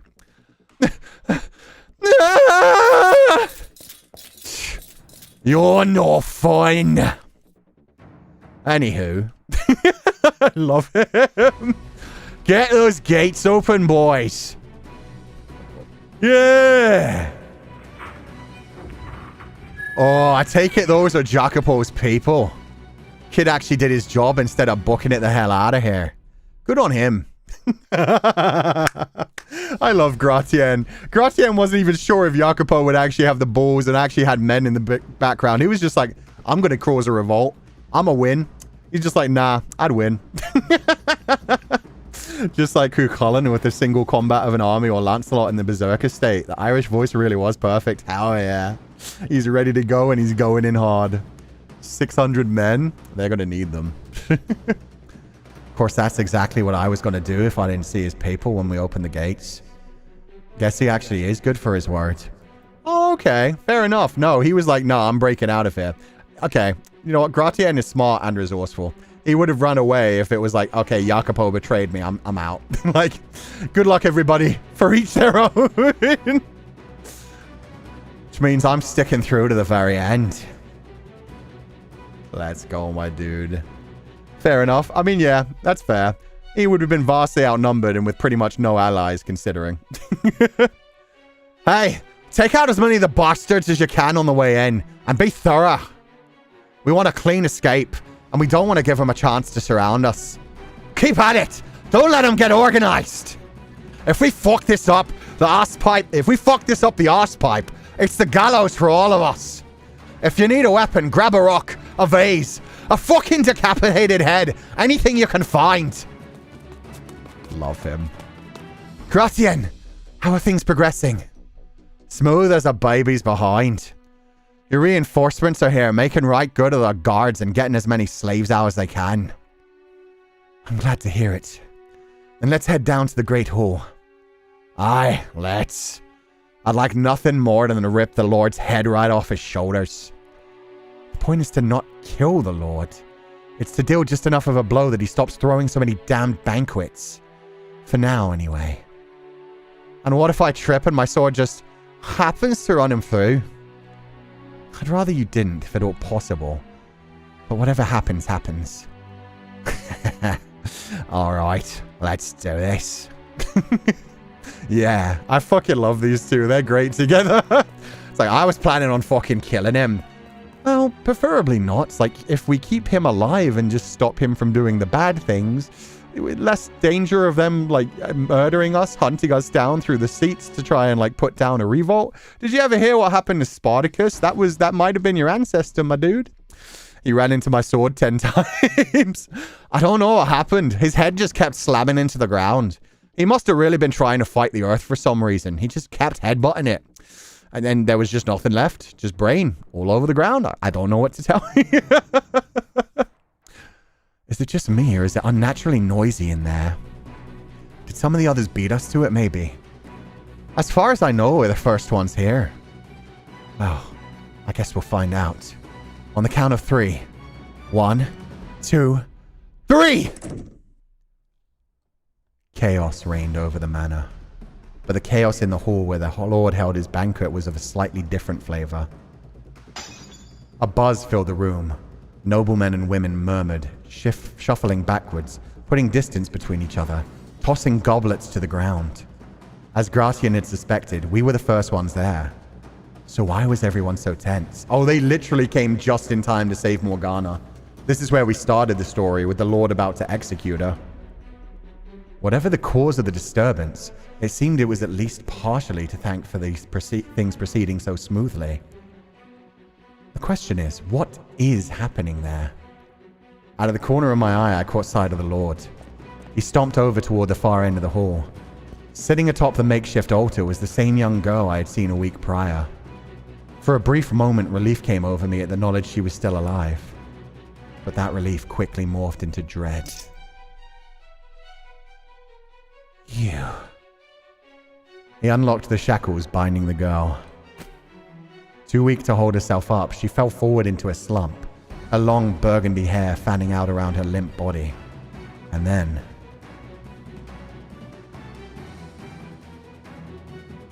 You're a damned witch wearing a saint's skin! The Lord raised his sword high above his head. Gratien, I'll be borrowing that! What? Hey, you little son of a... Let's go, Jacopo! He took the sword to save Morgana. Okay, actual fucking hero shit. But that is going to get Gratien killed. He's now left Gratien without a weapon. Ah, no. What? I hurled Gratien's longsword for the Lord, knocking his blade from his hands. The two swords rattled to the ground. I tossed my gaze to the girl for a split second. She was very clearly out of it, but she seemed to be breathing. Finally realizing a pair of slaves had just burst in on them, the nobles' panic swelled, and one of them started shouting for the guards. Well, fuck me sideways! There goes any chance we had at a surprise attack. Damn it all! And we had the perfect distraction, too. To hell with it! Get in here, boys! Yeah! Oh, wait a sec. Need my sword first. The next second, the room was enveloped in a cacophony of shouting and screaming and clanging. Most of the nobles carried swords, but very few actually seemed to have any idea how to use them, the majority scrambling for the back exit. You insolent worm. Who do you think I am? To threaten your lord is to slight God! Ever the cocky bastard, I see. Tell me, do you have any idea what's happening right now? Silence, cur. You will regret ever defying me. Nothing more original, you third-rate fairy tale villain. I was the one who had said the Lord's death was not part of the plan. Yet here I was, going straight for him. Gratien was absolutely right. The Lord had been distracted with the girl when we arrived, but I'd thrown that advantage away. I'd seen God knows how many slaves killed in hardly 2 weeks' time, Adding another body to the pile shouldn't have fazed me one bit. Logically, there was no reason for me to care. But I couldn't just leave her. And of course, now that I'd picked a fight with the Lord, I had no choice but to follow through to the very end. I dashed for the Lord, scooping up one of the dropped swords and bringing it down on him.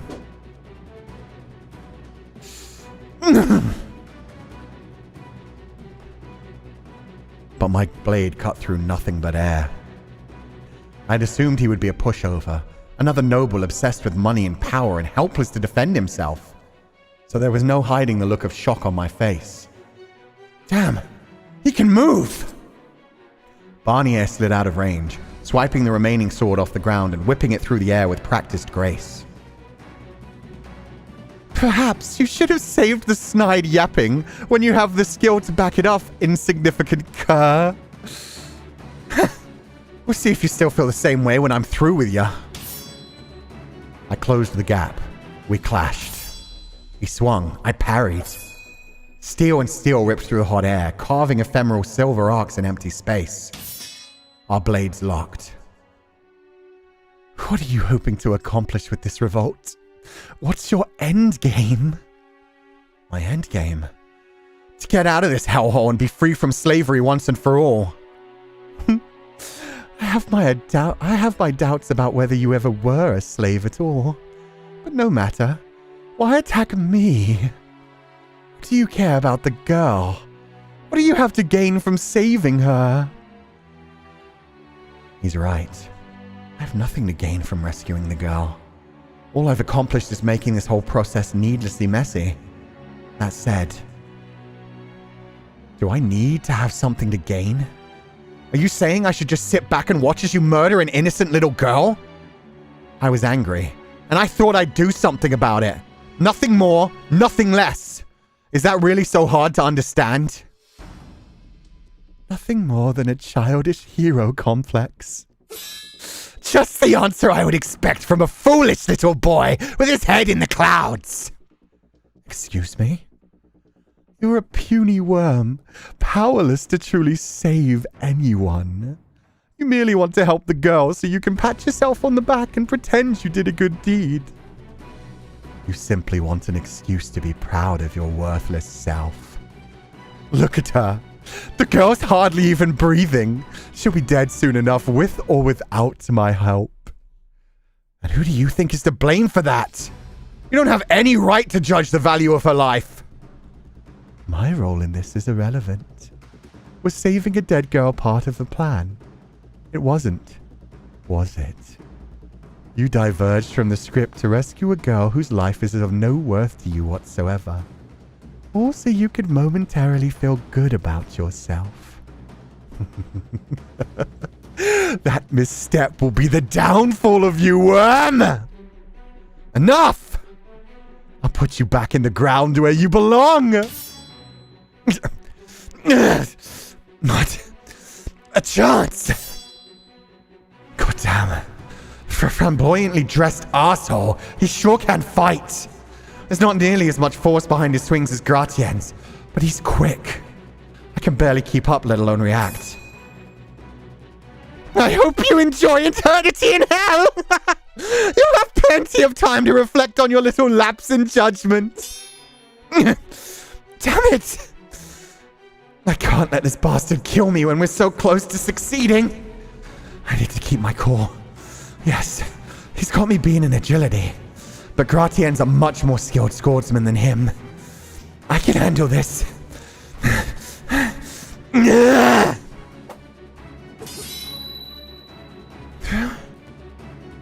Sheer determination can only mask a lack of skill for so long, boy. Look at yourself. You're out of breath. That sword you're flailing around is getting heavier and heavier. Shut your mouth. Damn it. I'm hardly even broken a sweat. I will. I swear to God, I will have your head! Lord Barnier! Lord Barnier! Your escape has been secured, my lord. Oh, I have to put you guys in the middle now. Whoops. There we go. Fuck, now you're in that way. It seems our fun is over. Be grateful you're still breathing, cur. Hey, wait. We're not done yet. Get back here, goddammit! I made to go after him, but in an instant, a wall of guards had formed between us. Traces of fear were visible in most of their eyes. Even exhausted as I was, I could have probably made it through. But before I could so much as consider attempting to give chase, I caught a glimpse of the girl, limp and covered in gashes, causing me to come back to my senses. What's gotten into me? There's no point in going after him. The slaves have been freed, and his vulnerables plundered. The plan was a huge success. What I should be concerned with now is getting myself out of here. I need to stay focused. I took a moment to survey the hall, reevaluate the situation. Things had progressed somewhat since I had gone in my head to go after the Lord. Many of the slaves were gone, and the guards were beginning to mobilize. They were better equipped, trained, and more fit than us. And we were, for the most part, fueled entirely by determination and righteous anger, which would only go so far in direct combat. Gratien was probably the only one on our side with any sort of real training. One man was not enough to win this fight, especially now that our main advantage, surprise, was exhausted. Hey, Jacopo, if you're all finished with your business, I'd really like to get the hell out of here. I may be a badass, but I ain't a god. Right. Yeah. Sorry for the hold-up. Before regrouping with Gratien, I knelt before the girl. Hello? Can you stand? Hello? Can you hear me? I gently shook the girl by the shoulder, and the only response I got was a limp wag of her head. It was clear she was in no condition to walk. I guess I'll have to carry her, I thought, and made to pick her up. When I saw her face and gasped, dear God, it was horrific. Unsettling marks covered the young girl's face. Primal repulsion was my first reaction, and shortly thereafter came overwhelming pity. I obviously had no way of knowing what kind of life the girl had led, but something told me it was far worse than any of the countless children who grew up in the slums struggling day after day. Hey, get moving! I ain't waiting around! I'm coming. I grabbed the girl's arms, wrapping them around my neck from behind, and climbed to my feet. I could feel her breath, faint though it was, on my ear. You hang in there. And then I broke into a dash, leaving the fading panic of the Great Hall behind.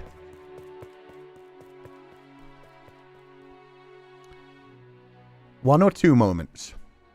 That is what changes a man into a hero. Doing the right thing when it matters most. So I understand exactly why Jacopo was so pissed off at the Lord. Jacopo had seen something that he utterly fucking hated. And at the same time, the words that the Lord was saying to him hurt him fucking horribly. Because even though he tells himself like, oh, this is all pragmatic. He just wants to crawl out of the slums. He just wants to be a lordly man himself. He wants to live a good life. He wants to be free. There is a part of him that still has that innocence in him. There is a part of him that is still just a young boy who believes he can be a hero and that he can save people. That's why he latched onto Morgana. That's why he gave away their advantage. That's why he saved her life. But the man saying to him like, oh, you've thrown it all away. You've doomed yourselves. You're not going to live through this fight because of that. He hated that. He hated that because deep down he's also thinking, fuck, he's right. That was stupid. That isn't the logical conclusion. I'm going to get everyone killed. What am I doing playing at being a hero? Heroes don't win. Heroes don't survive. I'm going to get myself and everybody else here killed, and I'm never going to achieve my dreams. But he's a good man. He did the right thing, and that's fucking beautiful. I love that. I love that there's a part of him that's like, no, I want to be a good person. I want to do the right thing. I don't want to be a piece of shit. But at the same time, he does like already kind of understand what the Lord is saying, where it's like, well, ruthlessness is mercy upon ourselves.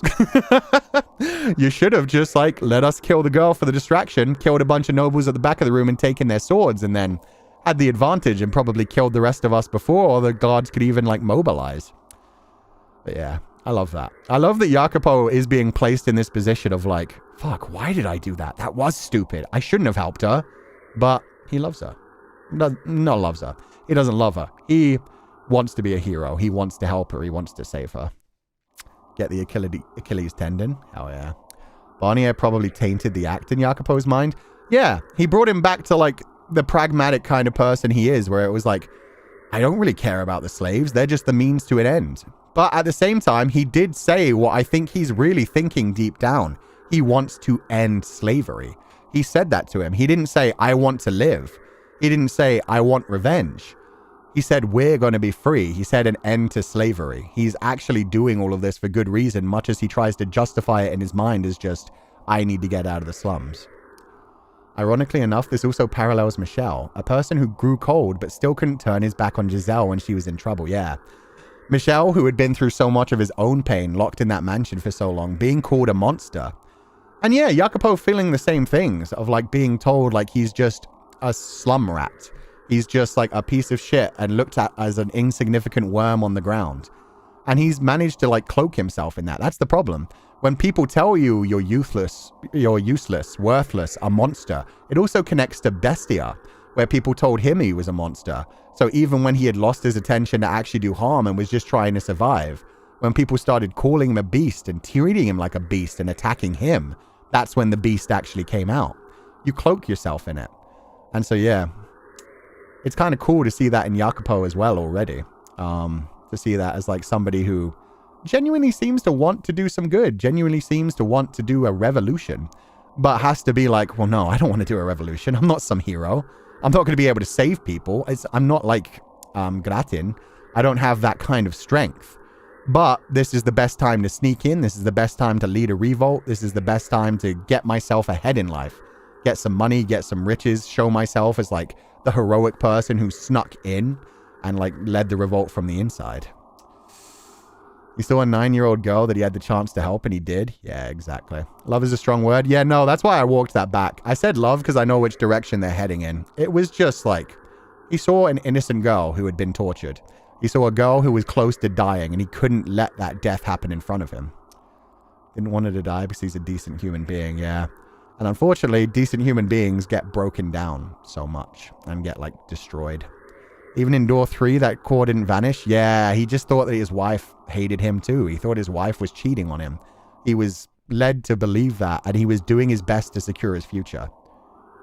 Fuck, am I actually liking Jacopo now? I think I am. I can see the idea of like, no, I'm not going back to the slum. No, I'm not becoming like dirt poor anymore. No, I'm not going to throw away my life for anything. So he has to do hard things. He has to make the tough choices.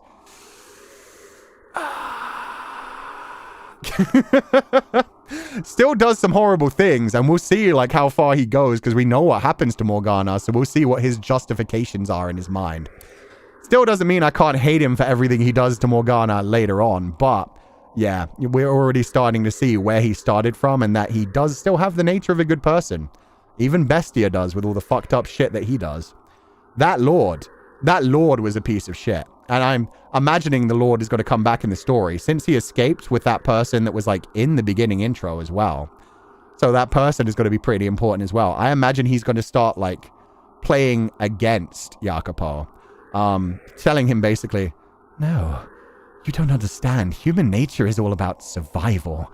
It's all about pain. We love to hurt others. We love to crawl on top of others. Only the strongest can survive. Ignoring that is ignoring human nature, boy. If you want to be strong, you have to use the pain of others to achieve it. So yeah, I see Barnier as being like the worst parts of Jacopo's mind, poisoning his mind as he goes forward in the future. But we'll see. I got green tea with honey and lemon. It's cold now, but it's still tasty. There are parallels between the OG story and Door 3. He had a deadline and wanted to release Morgana and Whitehead Girl, but because of those deadlines and inaction, he was late both times. Yeah. He thinks like, okay, I have to do some evil now so that I can do really good later. I don't have the strength to do good by my own hand. So I just have to do, you know, a couple evil things, couple torturous things, and then I'll be able to like actually be a hero and have the strength to protect people. He's got to become a lord. He's got to have power. He's got to have money and wealth and resources, and then he can protect people that he actually cares about. And I get that. As somebody who grew up in a similar situation, not that bad, fuck no. But as somebody who grew up with pretty much nothing, like, you get very defensive over your finances. You get very defensive over, like, home security. You get very defensive over, like, oh, I need to save every single penny. It's never enough. I always have to prepare for the future. People are going to try to take things from me. People want to see my downfall, and I will not return to that. I won't, like, have a family. I won't have children that have to grow up in that kind of situation. So before I do anything, I need to make everything secure as possible and make sure nobody can hurt me and take it away from me. Maybe not love, but deep empathy. And again, I can see the parallels to Michelle and Giselle's situation. Yeah, because again, Michelle was somebody who was broken down and hurt a lot, and he pushed Giselle away and thought that she was just trying to work against him. And as soon as he saw who Giselle actually was, and saw that she was coming at him with just pure unconditional love, despite how much she was hurt, despite how much his father did to Giselle, Michelle was like, oh, you're still trying to show niceness. You still have that innocence. You still have that beautiful part of your soul, and I want to protect that. And then they found some happiness for a little while before it all went to fucking hell because of mummy and brother and everything else. Sometimes the trauma turns us into the monster we were trying to avoid. Exactly. Oh shit, my dinner's all soggy now. I got way too invested. Yeah, no, that was intense. I love the beginning of this game. The trauma's just so ingrained in your brain throughout the years. Yeah. You think everybody's out to, like, sabotage you. So yeah, you lash out at others and put up walls to protect yourself. Thought he needs a reason to release Morgana, but what he actually needs is Michelle slapping him across the face. Yeah. He just needs to be reminded, like, dude, you don't need all the money in the world. You don't need a whole town to love you. You don't need a fort and walls and things. Just look after the person you care about. Just be with her. Just take care of her. And that's what Michelle did. When it came to, like, Giselle, the maid, throughout the whole thing, he was like, no, I'm going to be with you. I'm going to do my best to protect you. And Giselle was always the exact same way. I will always be with you. I will always love you. They would just always had each other's back, which is why they lived, like, even if it was a short life, they had a beautiful romance that ended up living long beyond either of their actual physical lives. Their mortal lives ended, but they still loved each other and held on to each other beyond that. And yeah, Jacopo could have maybe had that. Maybe a short life, but a beautiful life. Could have healed Morgana's scars. Not physically, but emotionally. He could have, like, given her everything that she wanted in life. Over 1,000 years? Yeah. Door 3 is Mafia, like, from what I... Yeah, Door 3 was Jacopo's, like, timeline where we first met him in, like, the 1800s during the Revolution when he was a rail investor. Jacopo has his weaknesses and flaws for sure, but the fact that he even overcame Maria's manipulation in Door 3 was admirable to me. And he got what he fucking deserved, which I really like. Like, he got what he deserved in the level of straight up being like, hey, now you finally realize that all this girl cared about was you. She was being sweet to you the whole time. She wasn't cheating on you. You were having poison put in your ear by someone that you considered a childhood friend. And by that point, white-haired girl was gone. He lost her. And so he had to live a long, painful life realizing the one person who had loved him unconditionally, the one person he could have actually trusted, he let walk away. He pushed away. He hurt. He broke. And in the opposite end, the person that he did trust because they were a childhood friend did actually fucking poison him, essentially. Tried to murder him and took away the one thing that could have been his actual happiness and joy. So yeah, Jacopo in that timeline got exactly what he fucking deserved. And yeah, it's timeline too, but we'll see that happen. Jacopo wanted acknowledgement. He wanted power to protect people he loved, but in his obsession for it, he forgot the people close to him. Yeah.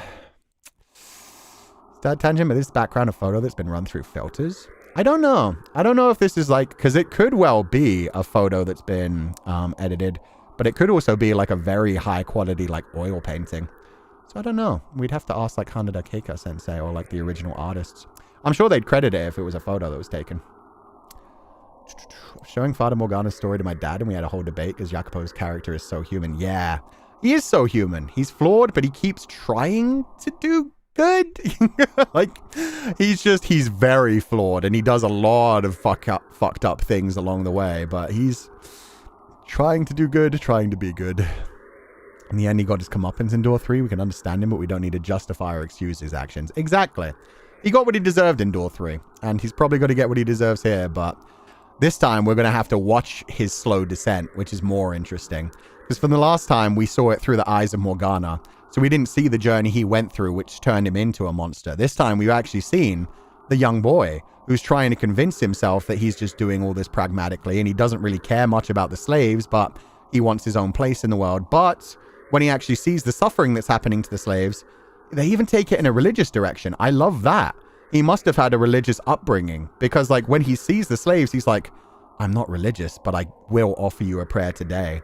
And the same when it came to meeting the Lord. When the Lord actually challenged him, he was like, God damn it. Like, he used God's name. He was clearly a religious person who's tried to like block all of that and been like, no, I don't care about morality. I don't care about the Lord. But at the same time, some part of him still has all those lessons and wants to be a good person. Is this just his Odyssey? Pretty much. Except he does even worse stuff than Odysseus, I would say. Well, Odysseus dropped a baby off a wall. Yeah, it's a similar story. And these are the kinds of stories that I like the most. Human characters that have their flaws, that do some fucked up shit, but keep trying to do good, because that is human nature. We want ourselves to be happy, and the best way to do that is to surround ourselves with the people that we love and try to make them happy too, and then to start to realize the more joy you put out into the world, the more kind you are. It can be dangerous for you. People can exploit that. But you just need to be strong enough to say, I still want to put joy out into the world. I still want to be a good person. I still want to be able to be that guiding light for other people. And then more people see that and they're like, oh, we can just be good to one another. We can look after one another. People will try to exploit us, but when that happens, we have to put them in line. And if we all surround ourselves with similar good people, that's society. That's how we grow. That's how we flourish as one people. Anyway, we can move on now, but I love that. It's also connecting back to like Wayman's whole speech and Everything Everywhere All at Once, where he's like, yeah, I'm kind, but I armor myself in the kindness. I know how much easier it would be to be a bad person and not really give much of a shit, but I need that happiness. This happiness is my joy. This happiness is my armor. This happiness makes me able to enjoy myself, and without that, I wouldn't be happy. If I'm not nice to other people, if I don't be that guiding light for people, yeah, nobody will see it. Everybody else will just do the same thing and only care about themselves and hurt everyone around them, and then the world will be a painful place. You have to try to be nice. You have to try to trust people. Greet the world with open arms. Greet the world with open arms. Okay, we're actually going to get back into it. Enough Epic the Musical. Enough thinkings. But so far, this game is already like throwing me through a loop and making me analyze and question and think. And I'm so excited. Okay. So bright. Light. Am I in heaven?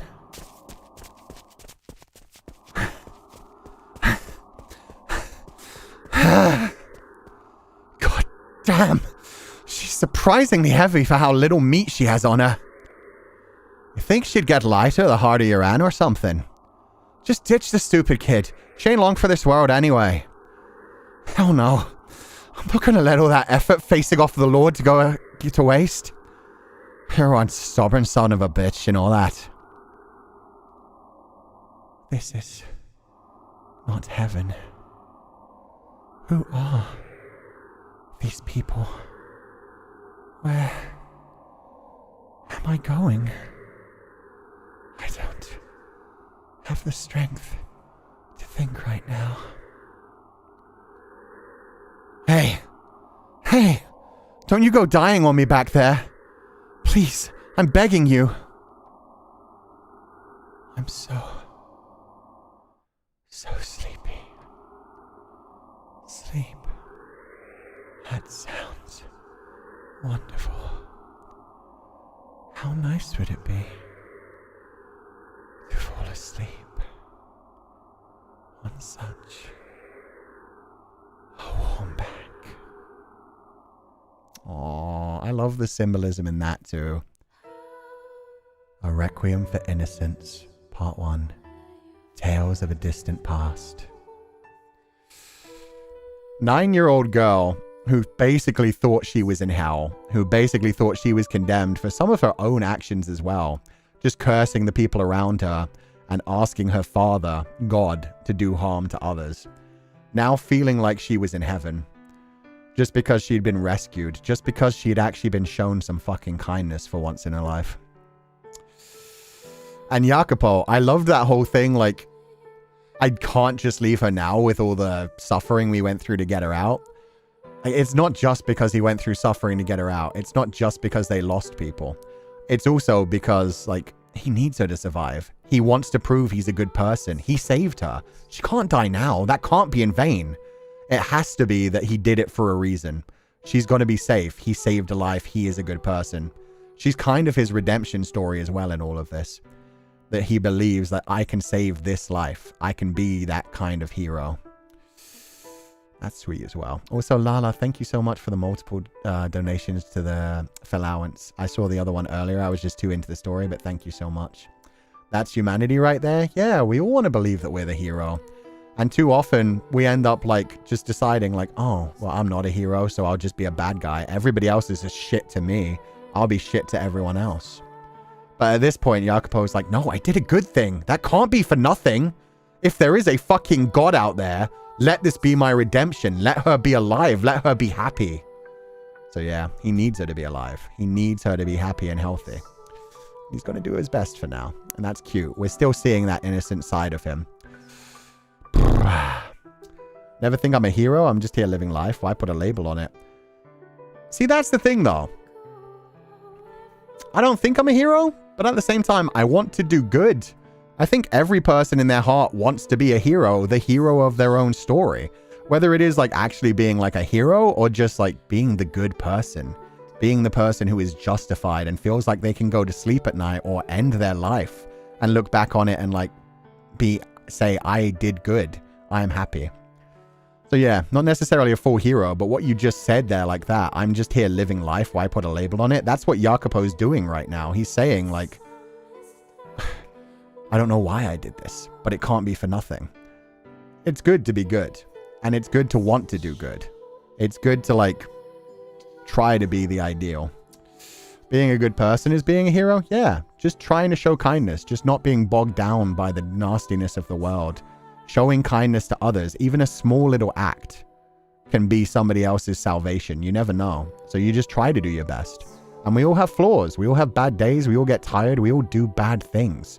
And you can't dwell on that and be like, well, I guess I'm just a bad person then and I'll keep being a bad person. You just realize I did something bad. I can move forward from that. And that also helps you to realize when somebody else has done a bad thing, it's not just they're a horrible piece of shit. They deserve to die and they're the villain. It can just be, oh, somebody had a bad day. I hope that they do better in the future. I hope they get redemption for themselves someday. That is the most human thing possible. To be able to look at somebody else's flaws and realize in a different scenario, I might have done the same thing. I want to try to do good and I want to try to help others and I'll do my best. So yeah, maybe hero isn't the right word, but for Jacopo right now, he's trying to do good. He's trying to help someone. That's fucking heroic. We're probably safe here for the time being. So, what next? First, I need to take her somewhere she can get some rest. You got nothing in that head of yours except that half-dead girl, do you, kids? What, you fall for her or something? Is that what gets your rocks off? He looks kind of sad. I don't know. The ship might be sailing. That's called maturity, to be able to look at someone and offer forgiveness and to forgive yourself. Yeah. And to also know when you don't, like, you can feel bad for someone and be like, wow, what happened to you? And still walk away and not have to, like, be there for them as well. Being able to, like, empathize with someone doesn't necessarily mean being able to, like, forgive them or accept what they've done kind of thing. People need to be punished sometimes as well. But if we're punishing ourselves, you just have to actually try to make the difference and do redemption. Gratien, she's 9 years old. And he's 20. He's basically a kid too. Leave him alone, guys. He's like, dude, she's dead. Let's go on. Like, it's kind of fucked up, but at the same time, yeah, he just be trying to survive. he's also trying to kind of help Jacopo in a way. He's like, she's gonna die, dude. But yeah, is that what gets your rocks off? Is kind of fucked up. But he's not saying it in like a kinky sexual way. He's just making a like crude statement of like, oh, is that what gets your rocks off? Helping a little girl. You feel like a good big man, do you? It's not like, oh, is that what you're into? It's like, oh, what's wrong with you? Can you only get it up for the ugliest thing in the city? Okay, now he's being a piece of shit. Let me backtrack that. Now he's got a whip too far. Not to mention, she can't be older than 10. See? At least he's not saying sexual things about the girl. He's more just being like, ew, dude, let her die. I like to think of myself as open-minded, but that squicks me, man. Jesus Christ. No, God, no. Absolutely not. I'm merely concerned for her well-being. Right, Korshar. Well, everyone's got their kinks. I swear to God. What I'm wanting to know is, what are you planning to do about all those slaves you just freed? They can't stay here. Not even a chance to defend myself. Right. My people are taking care of that. They've made arrangements with several slave traders who have agreed to transport them to other cities. After that, who knows? Jacopo never escaping the allegations. Yeah, remember yesterday when we were like, well, Jacopo is kind of a nonce. Like, he's just doing his best to save a girl right now. That's definitely not his intention right now. He's trying to save an innocent life that was almost taken in front of him. And in doing so, like, have his own redemption and, like, yeah, be the kind of person he wants to be. But, yeah, it's funny that he's having to defend himself and be like, no, not for that. Jesus. So you free him and then just abandon him? Obviously. I'm not some rich kid playing hero. There we go. There we go. He has to harden himself again. I can save this 10-year-old girl, but I can't save all these slaves. I gave who knows how many people the opportunity to change their lives. I think I did damn good work, if you ask me. Fair enough. Can't expect you to give him the world. Setting the slave tree wasn't even the main objective. You're more perceptive than you look. I mean, yeah, dude, he also just told you to just let the girl die, so he's not exactly like, oh, come on, lads, you got to save the slaves. He's like, he's just pressuring him a little bit. Isn't she 9 in this timeline? Yeah, she's 9. She is fucking baby. She is tiny little baby. Damn straight. Anywho, I'm planning to stick around for a bit. You still owe me from that night with a pretty lady. In that case, you should head down to the pub. You'll probably find some of the people there. The ones who weren't injured, at least. Aye, aye. As much as I'd like to take her to a real doctor, I'd probably do best not to show my face in the city proper so soon after making a mess of the Lord's manor. If one of his guards were to spot me, it would probably not end well. Which means she is my only hope. Maria? Or the other girl we saw in the opening?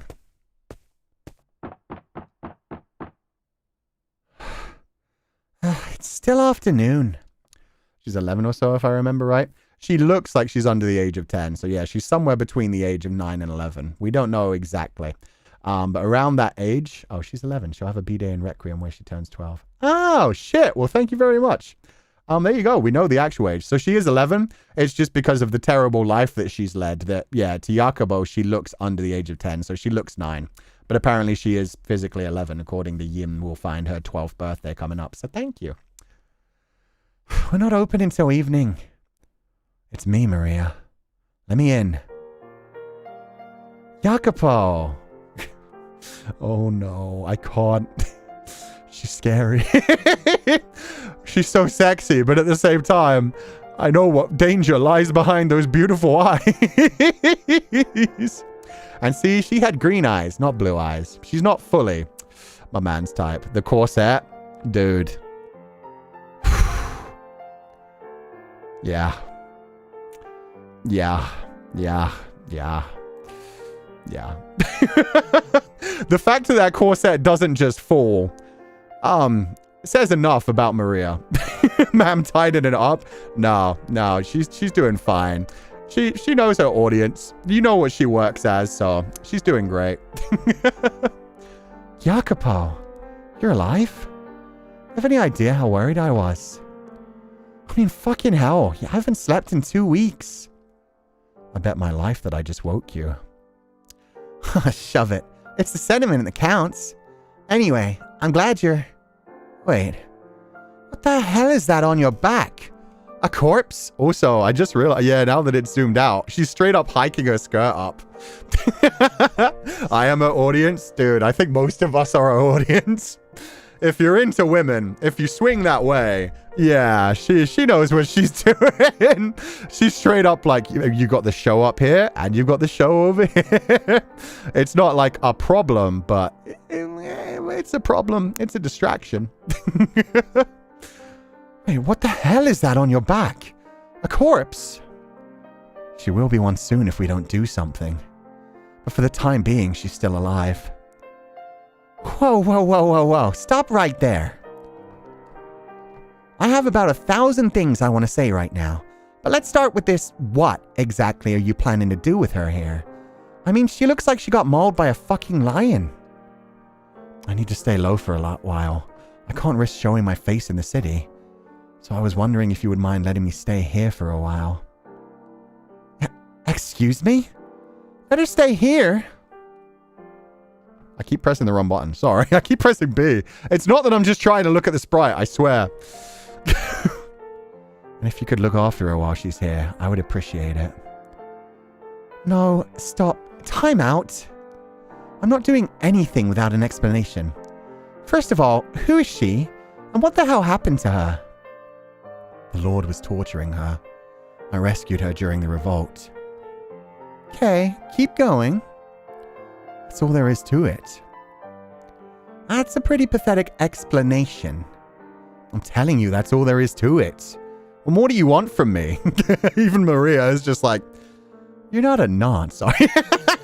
Everyone that meets Jacopo is like, huh, saved a little girl, did you? You're not into that, are you? Everyone's like, it can't just be out of the goodness of your heart.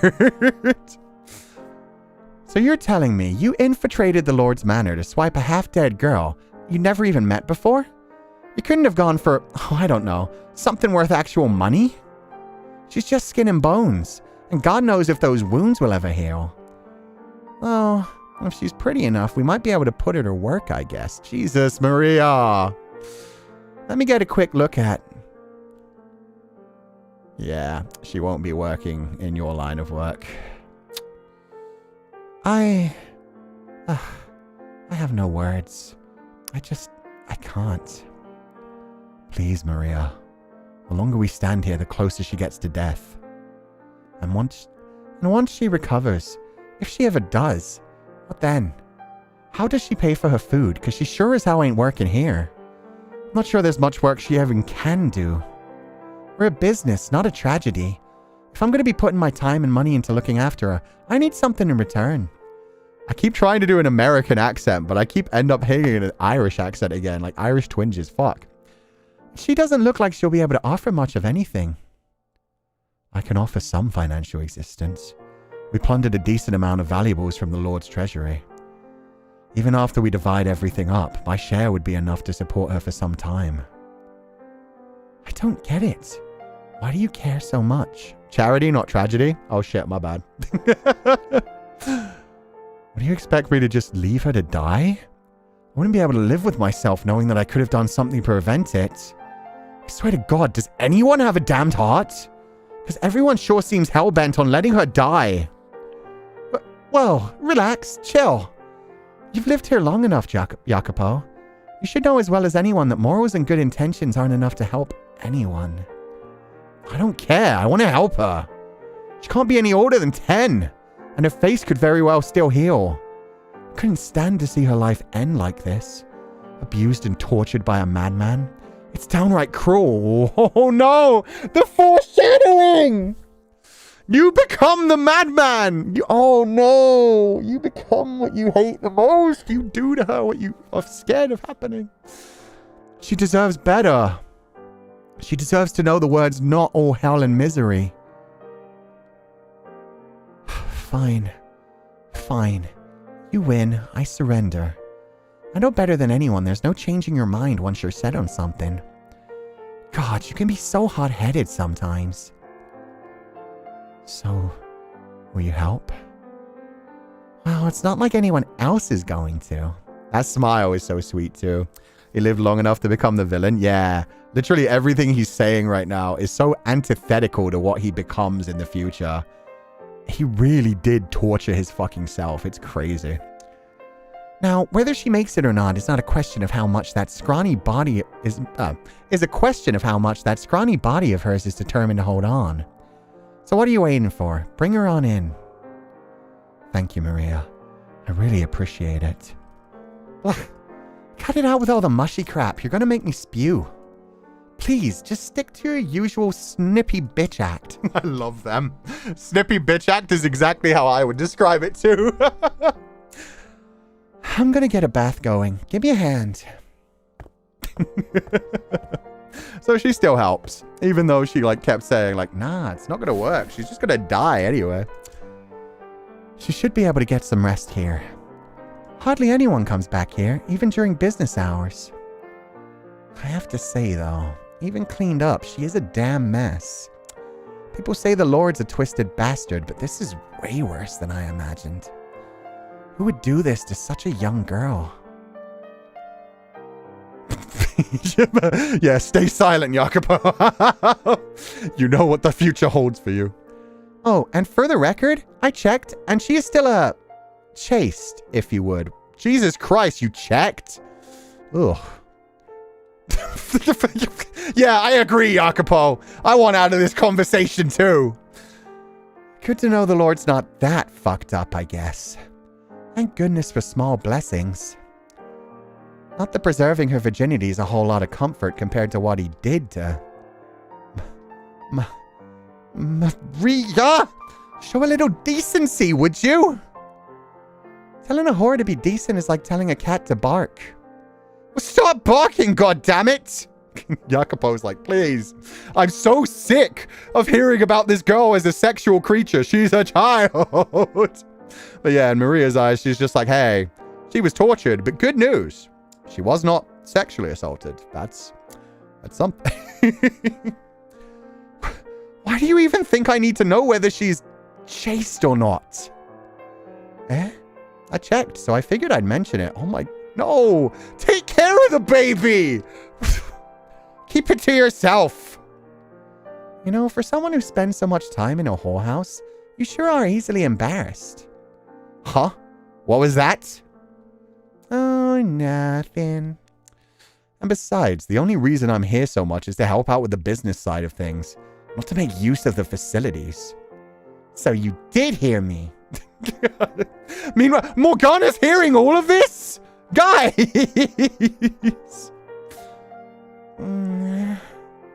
Also, checking in with this situation is concerning. I mean, she was probably checking for injuries. Let's be honest here. She has cuts all over her body. So yeah, she was probably checking for any internal bleeding or damage to check if she had to bandage anything or do anything. So yeah, that's probably what it actually was. It's just that then she felt the need to tell Jacopo as if to say, don't worry, she's... Oh God, I don't even want to say the phrase.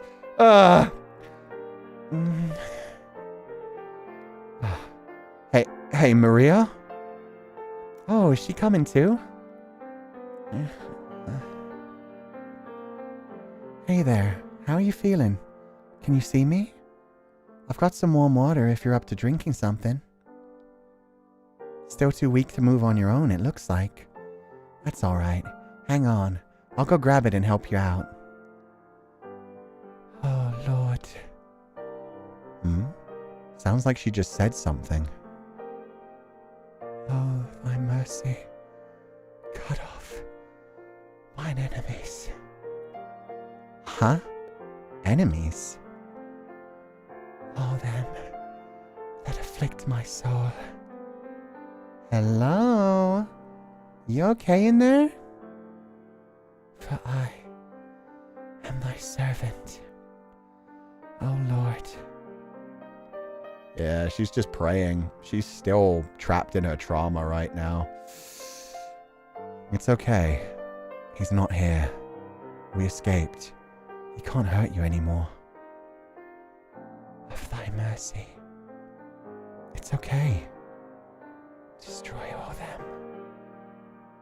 Hey, Jacopo, not to be indecent, but I think she might be, beyond repair.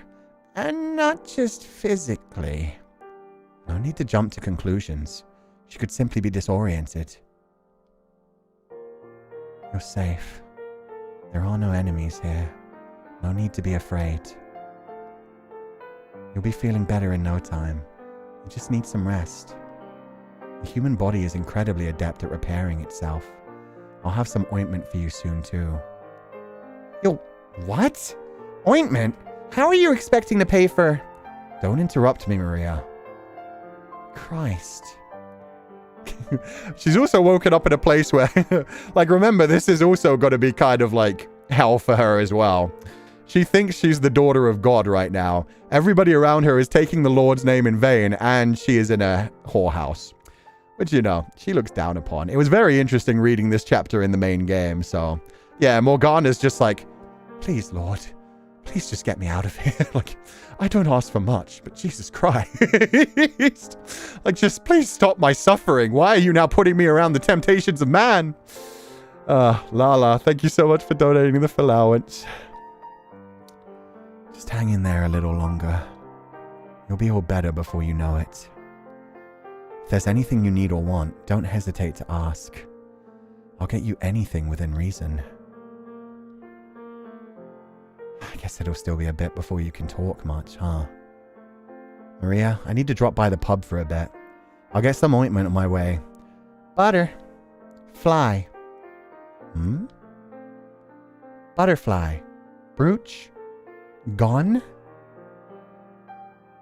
Oh, wait. Oh, shit. Sorry. Was that Morgana?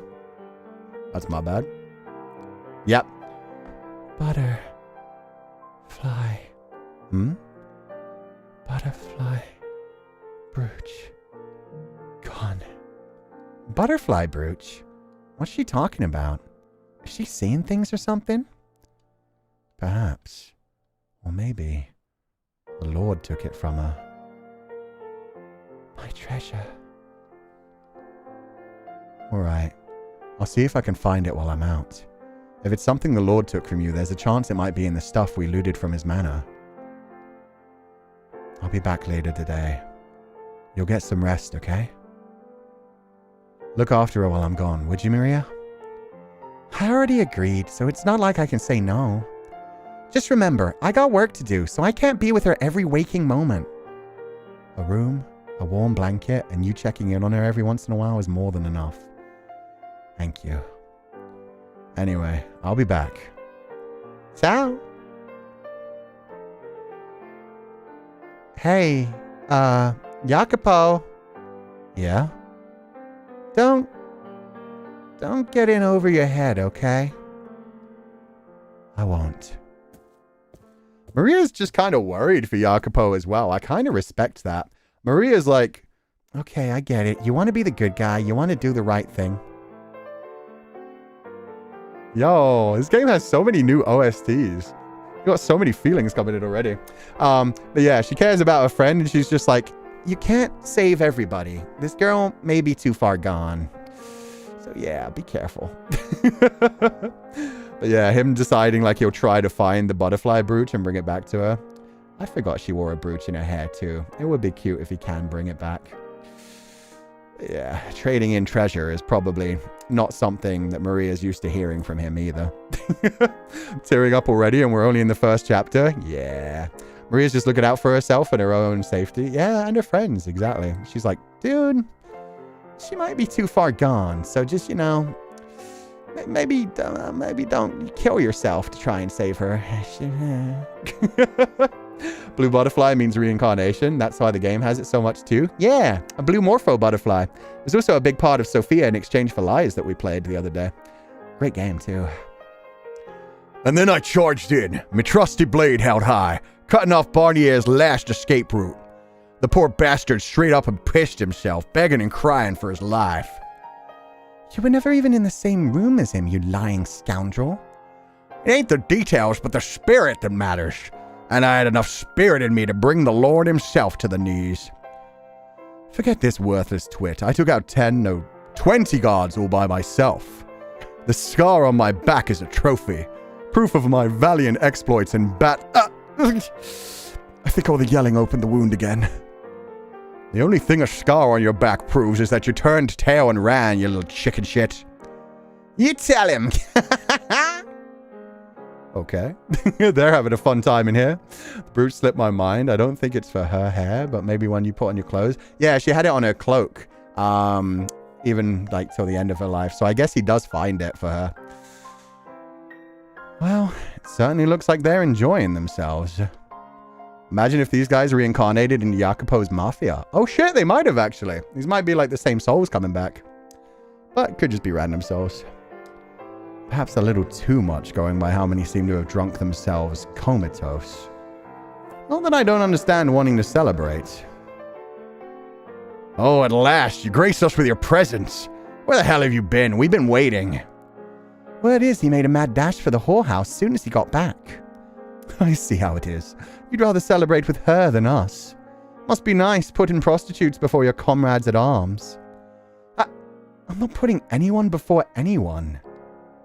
I'm gonna put you guys in the middle for now. The chat's kind of in the way of Jacopo's embarrassed face. Oh wait, I missed the line. An old friend of mine works there. Nothing more.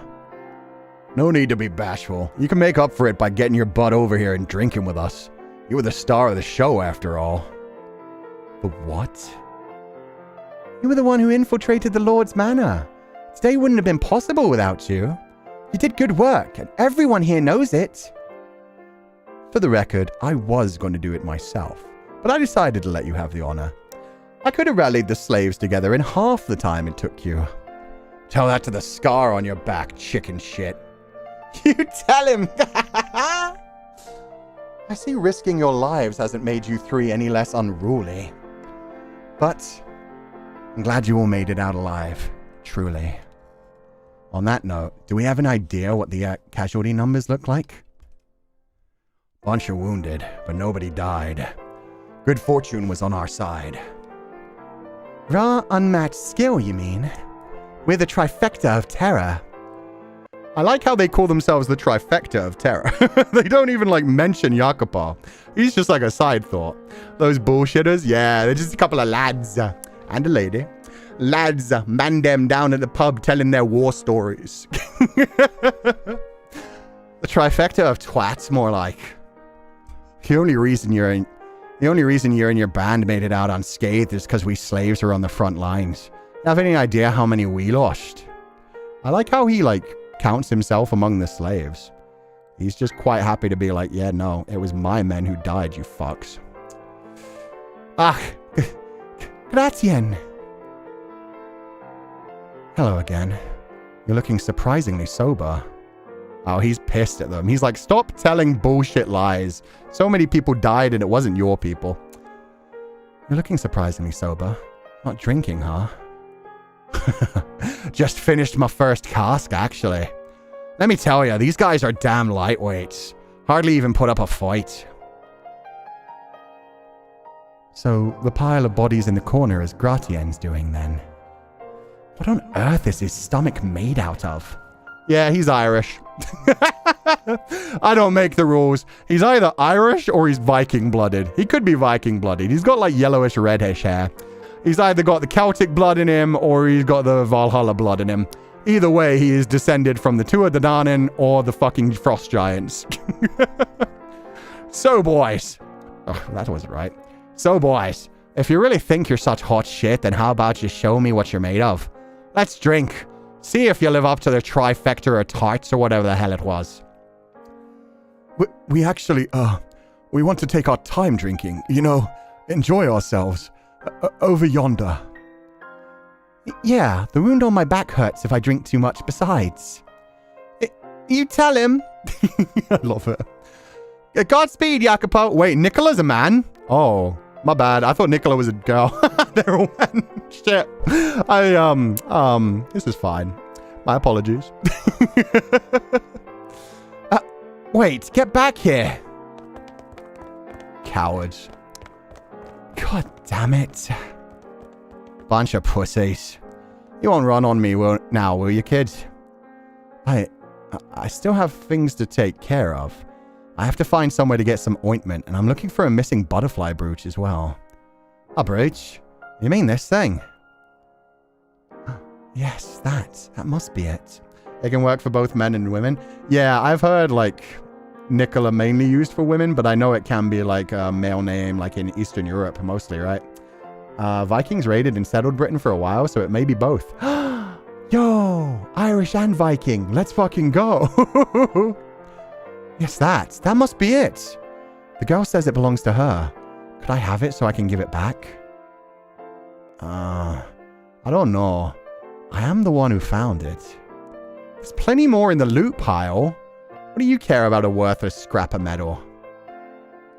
I think it looks pretty cute on me, to be honest. I'm sure it does, buddy. I kind of wish it was on the sprite right now. What a load of bull. Fine, I'll bite. What do you want for it? Drinking contest? Drinking contest. Let's go. In fact, I have butterflies on me right now. I have a butterfly on my shoulder. And by my front, too. And by my hair. We all got butterflies.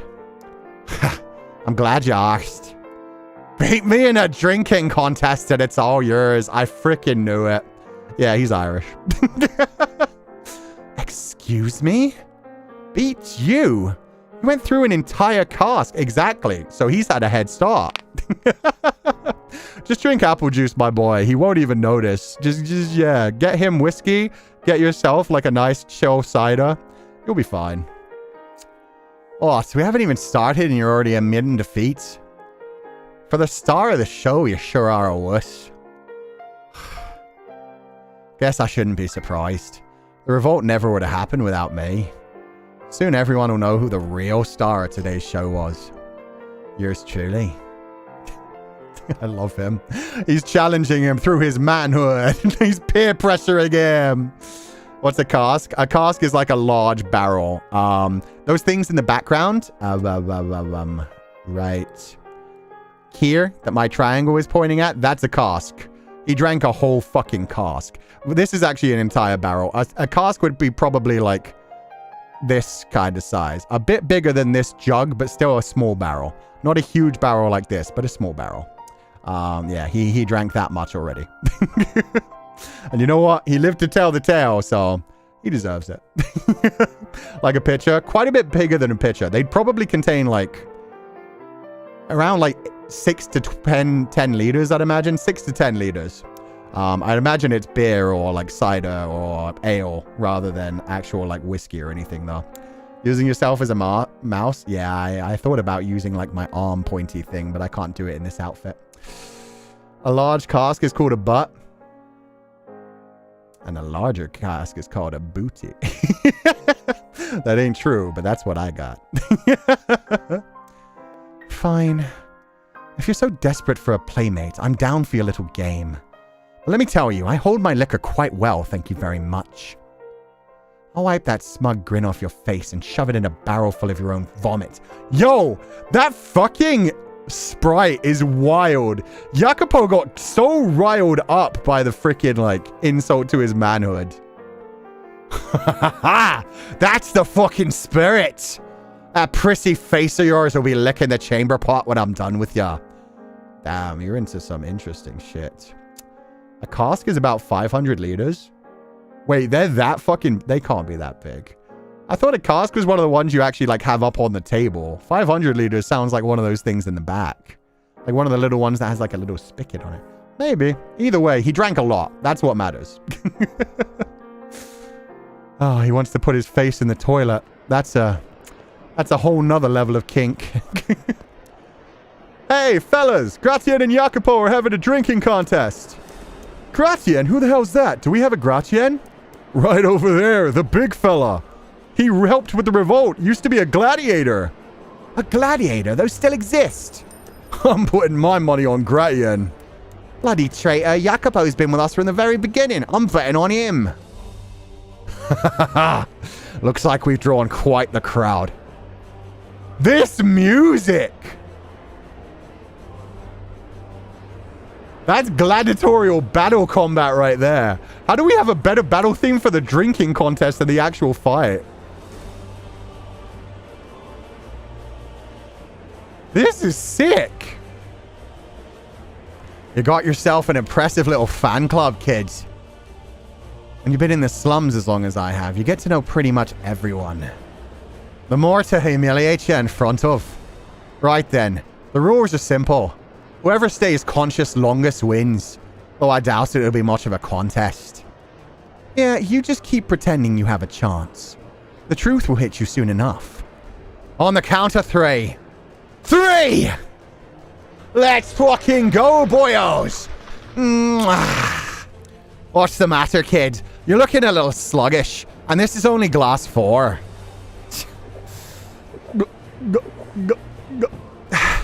Look at you. Your eyes are going bloodshot. You're all talk after all. Ha! You keep telling yourself that. Hey, booze wench, keep 'em coming.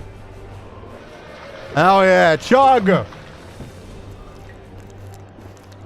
I could do this for a few hours. More! Fill 'em up! Listen to them chug, boy. I was quicker than you that time. Ugh. You're better than you look. But don't forget, I got a full cask on you. You're running with a handicap. I'm not the one who challenged you. You're just making excuses for when I beat your arse. Came in at a good time. Yeah, sorry guys. I'm going to finish this before we talk. How many does that make? 10? 20? I've lost count. Throwing in the towel, are ya? Shit! What'd I tell ya? Step aside, kid. This is a man's world. Are you even hearing yourself? Shut your stupid, prissy face, kid. I never liked you. Not for 1 second. Resorting to childish insults now, are we? I was planning to start a revolt long before you ever showed up. Then you came marching in and took all the glory for yourself. Fucking who do you think you are? Where are you now? Well, I'll have you know, I never liked you either. You think you could just... Because you can swing a sword around like a big ape, that makes you better than everyone? What the frick did you just friggin' say about me, you little punk? You wanna go, eh? You wanna go? If you wanna go, take another drink. Isn't that what we're doing this for, huh? Oh, fuck, that's right. Fill us up again, wench! Shit, they keep going.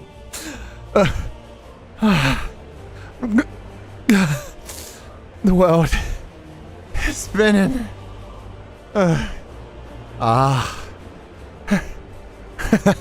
That's all you got? Your face is red as a baboon's ass. And you're pale as a fucking corpse. One more round. I'll crush you. You can try. Excuse me? What? What's your problem? Booze! Where's the booze? Please don't be angry with me. But well, we're all out of everything. You're what? Then go get more. This ain't the only pub in town. I have. Everyone's out. Everywhere. They drank the whole town dry. So, it's a draw. How anticlimactic. Seriously, what a load of bull. It just fell over.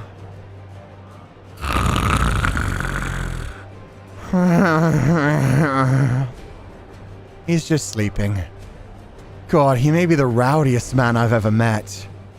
Is he gonna be okay? I look like it really hurt. Leave him be. He'll wake up when he needs to piss. Probably. And on that note, he's just gonna rob the butterfly brooch? No, okay. I'll be in the latrine. Okay, welcome Netherlings. Thank you so much, Zaddy, for the raid. And yeah, I'm trying to give this one character an Irish accent. He's a badass warrior, ex-gladiator. Shit's crazy. Thank you guys so much for the raid, but keep in mind, Zanny is currently playing the house in Fata Morgana. So I'm sorry we had to run through that before I stopped. I don't like stopping in the middle of like a big scene, especially one like that, dramatic music. But yeah, if you don't want to be spoiled, this is the after story for Fata Morgana. So like this timeline, you guys are going to learn about like in the future of the story. It's a prequel, but it's something you also like get told about throughout the main game. So feel free to like head out and chill for a little while. I'm sure Zanny will play this part of the story when he gets to it as well. It's such a good game though. I'm glad that Zanny's playing Fata Morgana as well. I hope you guys will have a lovely time. And yeah, I'm sorry if you like got a bit spoiled a little bit by seeing a character that's like from another timeline in this timeline. Just yeah, if you want to hang out and chill and you've already like seen Fata Morgana like the whole way through the main game, this is the second story in it. It's called A Requiem for Innocence. It's like a prequel and also like it's supposed to be played after. So yeah, if you don't want to spoil yourself for like some of the characterizations for characters in future parts, head out. But thank you guys so much for the raid. I love you, Zanny. I hope you're having a lovely day. What were you guys doing? I think you guys were just chatting, right? Maria's face is full of judgment. Yeah, if he stumbled back home like this after bringing a small child home. Thanks for the warning, Sensei and Pupals. Lots of hugs to Pupals and lots of apples for Ku, Sensei. Ah, thank you, Aurelia.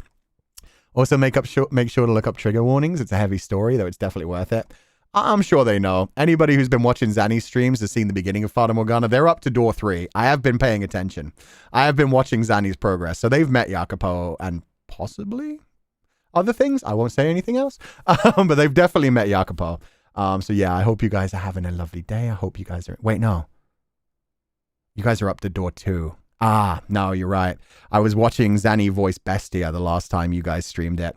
And he did a really good Bestia voice. He sounded like a fucking dragon. But yeah, they've met Bestia. So they know what Fata Morgana's about. But I hope you guys are having a lovely day. I'm going to get the game on my Switch. It's so good on the Switch. I'm playing the Switch version as well, Dreams of the Revenant, which is why everything's actually 16 for 9.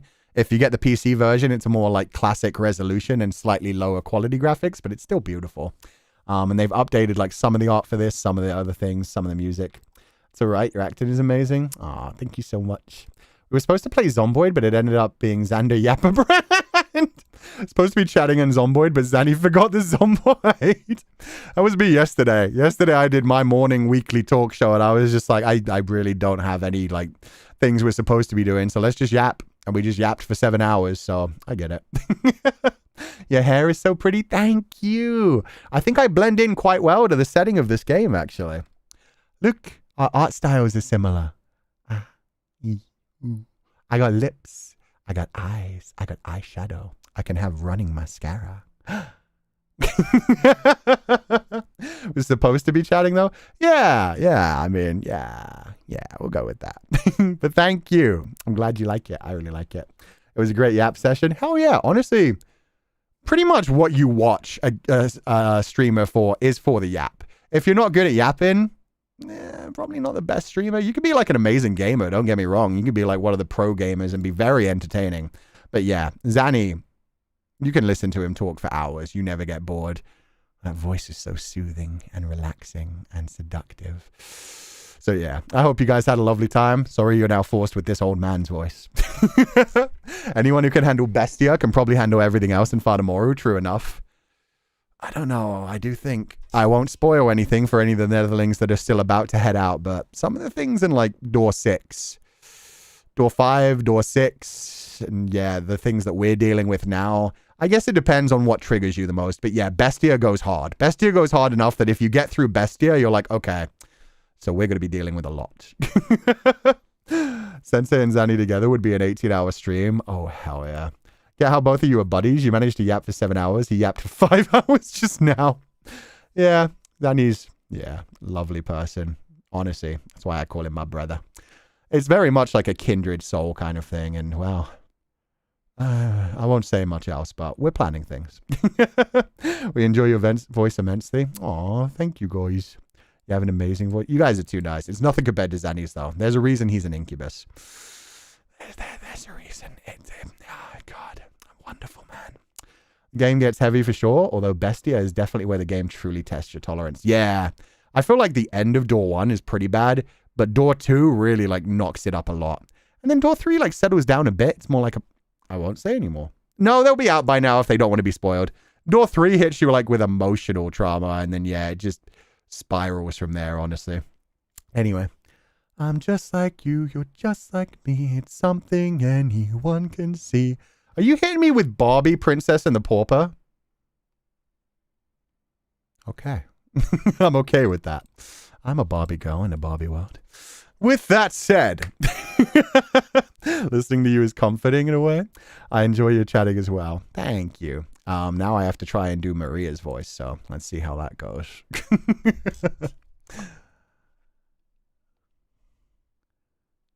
Maria, it's almost time to open up. Gotcha. I'll be out in a sec.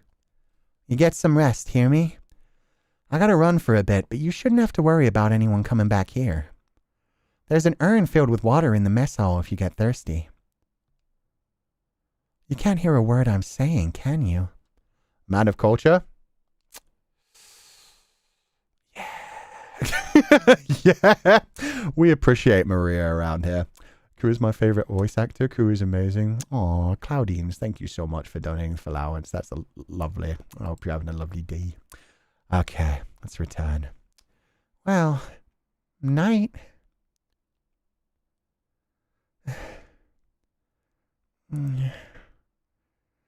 I entreat you to think long and hard about your actions. Yo, she's trying to preach to the... Oh, God, no. She's like, ladies, please.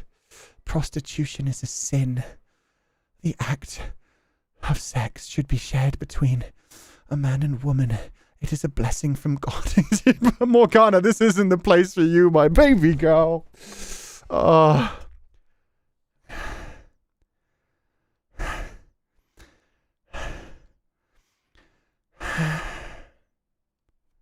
Poor baby. She doesn't know any better. She was raised with the religious trauma. Ooh, flashback? Oh, horrible flashback. Okay, I don't even have to say it. This is going to be a trigger warning.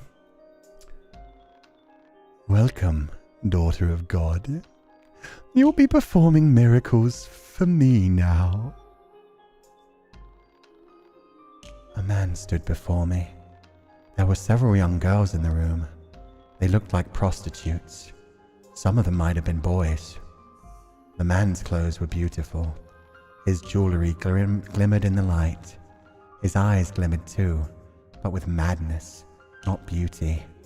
He was the lord of the land. I'd been taken from my home, and now I was kneeling before the Lord. And if you cooperate, I can guarantee you'll live more than comfortably. I looked up at the Lord sternly. He was a scary man, but I couldn't let fear stand in my way. Oh, he doesn't carry a sword, surprisingly. I was the daughter of God, his beloved servant on this earth. I had to act according to his will.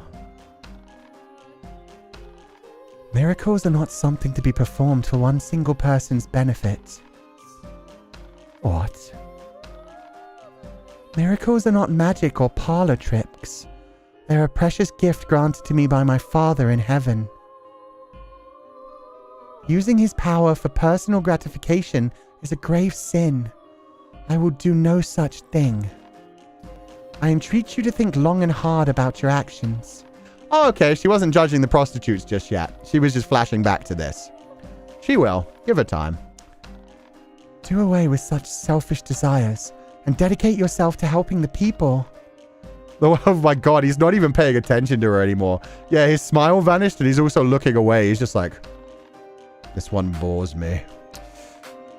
Do away with such selfish desires and dedicate yourself to helping the people. The power you've been given is bestowed upon you by the hand of God. It is not your power. He's merely allowing you to make use of it for a short time. Pride is a sin. Please consider how you conduct yourself. You're an ignorant, insolent child, aren't you? I bought you. You are my property. You have no right to an opinion. That is not my opinion.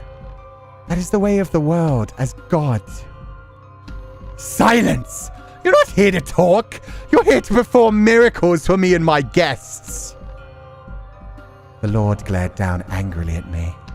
I gulped, biting my lip to keep it from trembling. I steeled myself, fought down every urge to look away. As I have already told you, I would do no such thing.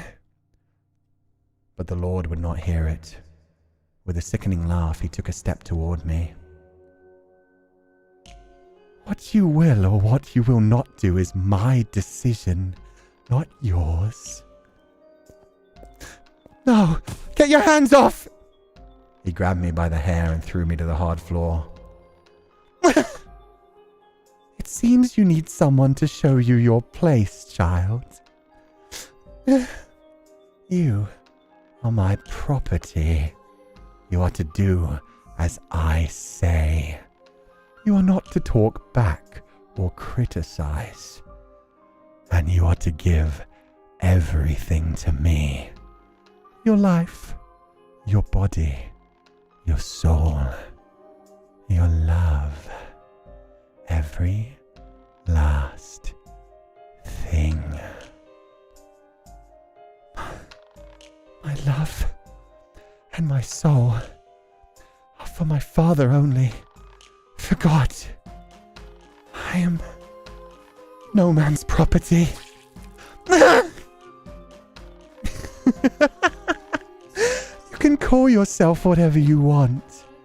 You still feel pain like everyone else. You still scream. It's a little scratch on the arm anyway. How many times have you cut yourself performing miracles, saint? Surely you're accustomed to the pain by now.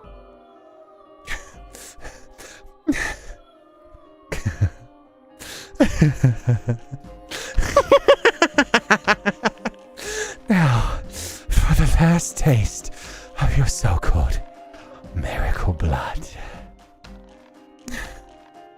I imagine it must be truly exquisite if what they say about you is to be believed. That your birth brought an end to a terrible drought. No! Yes. Give unto me your blessing, saint.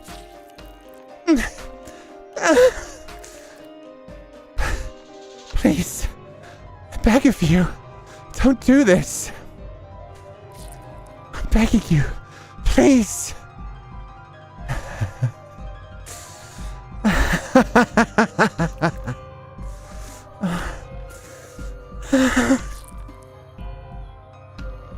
My blood was meant for the sick, the poor, the suffering. My miracles were meant for those who needed them. Is this another of your trials for me, Father?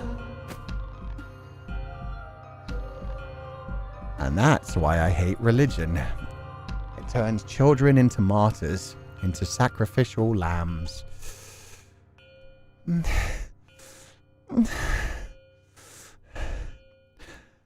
People. There are so many people. They're looking at me and laughing. Well, well. Good morning, daughter of God. I hope you slept well. What's going on? What are all these people doing here? As I told you, you're here to perform miracles for me and my guests. No. I tried to twist away, but a jolt of pain ran up my arms. Looking down, I saw heavy shackles around my wrists. I was sitting atop a right sheet on what looked like an altar, and I was naked. No. Why am I? Now, surely you, the daughter of God herself, are not ashamed of the body your father gave you now, are you? Yeah, okay, this is making me fucking sick. I hate these kinds of scenes. But that's why they're written. They're written to make us uncomfortable. So sorry, just give me a minute. I thought they'd at least keep her in the wrapped up cloths again. Ugh. Okay.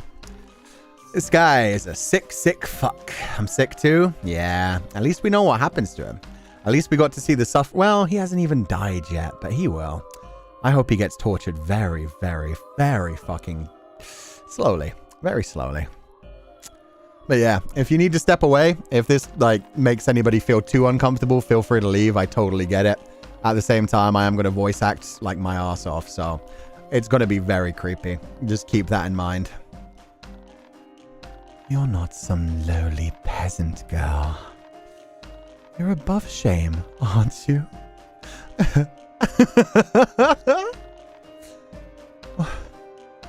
What do you think you're doing? This is an act of blasphemy. The Lord pressed his hand against my mouth, bringing his face in just inches away from mine. I would encourage you to not insult my guests, Saint. Your job is to provide them with your blood, not give sermons.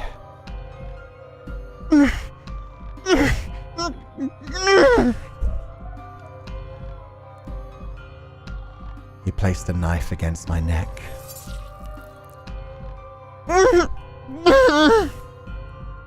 Intense pain jolted through my body.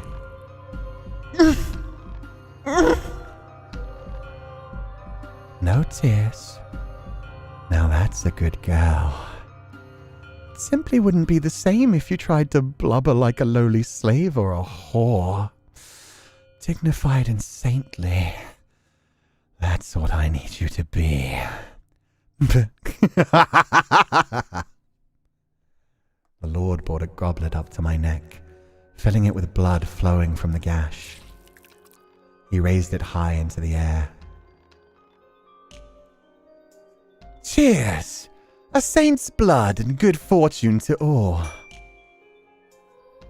And then started passing it around to his guests. Staring hazily out into the crowd, I prayed. Prayed that someone might speak up, might proclaim this to be the terrible affront against the Lord that it was, might declare that I should be set free, that someone, anyone would speak against the Lord. What a wonderfully curious item you found yourself with, Lord Barrier. Lord Baronet Barnier? Indeed, you never fail to surprise, my lord. But his wealthy companions had no objections. In fact, they were quite pleased, smiling and laughing with teeth bared. Most of them looked like they had never gone a day in their lives without a proper meal. All of them were wearing masks to hide their faces. An unholy Sabbat. A filthy, perverse blood Sabbat. My consciousness began slipping away. Not from pain, but despair. I couldn't bear the sight of them. These men and women who didn't fear God, reveling in depravity. They were monsters dressed in fancy clothing. Or perhaps they were demons taking the form of humans. And these were the gates of hell. Ah, fuck. I thought it was over. I thought we were going back. Okay. That is a child. Oh my god. Yeah, these guys are fucking sick. And that's the worst thing. With Bestia, he knew he was a monster. He knew he was a monster. He knew he was horrible. And he reveled in being evil. With these people, they think they're God. They are clearly... What's the word for it? Ah, fuck. I forget the word, but there's like a subset of people who believe like the highest honor is to desecrate things that are sacred. To desecrate things that are pure and innocent because it makes them feel closer to God. It basically, yeah, these guys don't think they're evil. They think they're treading upon the realm of God. They think they're above the mortal realm. They think, oh, how splendid. A saint, and we get to drink her blood. They're almost cartoonishly evil. The worst thing is there are people like this that exist in the world. Fuck, what is the word? There's a word for this. I forget the word. I'm gonna look it up after playing this game. But there's literally, like, it's a cult, but it also became like a subset of people. God complex? No, it's blasphemous, yes, but it's different from that as well. There's literally a subset of people whose whole point in existing is to, like, tread upon the world of God, to corrupt innocent things, to do horrific, horrible shit. No, I'll find... Fuck it. Let me Google it now. I need to know. Hedonism kind of works, but no. It was the people who worshipped the King in Yellow. King in Yellow cult. I think they had a name. Cthulhu, Mrs. Yellow Sign, Swedish cult, Stockholm based. Carcosa, no. Carcosa, fuck. I don't remember the name. Shit, it was such a good word. The people, if you guys have ever watched the TV show with Matthew McConaughey. This is how I'm going to have to find it. I'm going to have to go through things. Matthew McConaughey, movies and shows. Haster's a different thing. True Detective. Okay, True Detective Season 1. Give me the story, because the people from that were part of this cult. True Detective Season 1. Non-linear narrative. Philosophical pessimism. Outer theory. Fuck. Rust, Money and Rust, Willy Way, Rust is Crusaders, Biker Gang, Crash. Oh man, am I not gonna find it?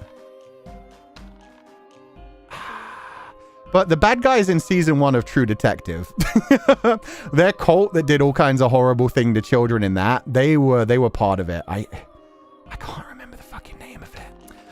I can't escape the book in yellow. Yeah, I know. The book in yellow is always just in the back of your mind. But anyway, it was just like a belief of, like, getting closer to God, treading on God's realm by corrupting anything innocent. Just doing something to be like, I am more than a man. They like desecration. Yeah, they like desecration. They like hedonism. All of these are, like, correct words, but it's not the actual... There was a really good word that I learned at one point, but I've forgotten. And it's not Haster's cult. No, it was a group of people that also existed, like, back in the Middle Ages, like, during the Renaissance. Like, a lot of the artwork that they made during the Renaissance, where it was things like angels eating babies and, like, children being tortured. It was all, like, built about that. No, not Tuttle. Oh, God, I'll find it someday. I will Google it and I will talk about it next time. But these people suck. These people suck is what I'm saying. They see themselves as gods. They don't see themselves as the bad people. They see themselves as, like, above mortal. And that's why they're even worse than fucking Bestia. This piece of shit has just found a bunch of Satanists and basically convinced them, we have power. We're in the right. So we can do whatever we want. Anyway. The Lord held such banquets on a regular basis. And every time he did, he drained me of my blood. Before long, my body was covered in scars and gashes. I could hardly even bear to look at my own arms and legs. In some places, I was purple and swollen. In others, my skin seemed to curl back to reveal the raw pink flesh beneath. Oh, God. Even when the blood drained, you could see the raw flesh. Everywhere, I was wet and slick with blood. The wounds were far worse, far more hideous than any I had given myself to help the people of my village. It was gut-wrenching, repulsive. The Lord sometimes had trouble deciding where to cut. Yeah, sorry, I did mean sadists. I meant these people are sadists, not Satanists. The Lord sometimes had trouble deciding where to cut. But no, not out of any sense of sympathy for me.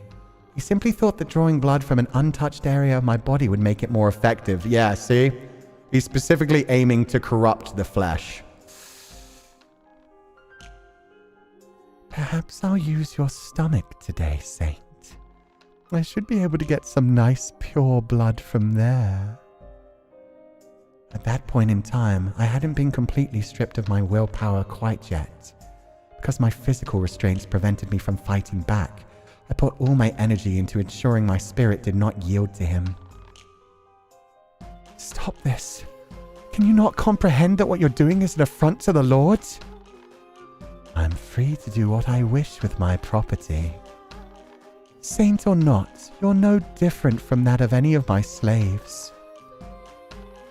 The Lord is greatly displeased with your actions.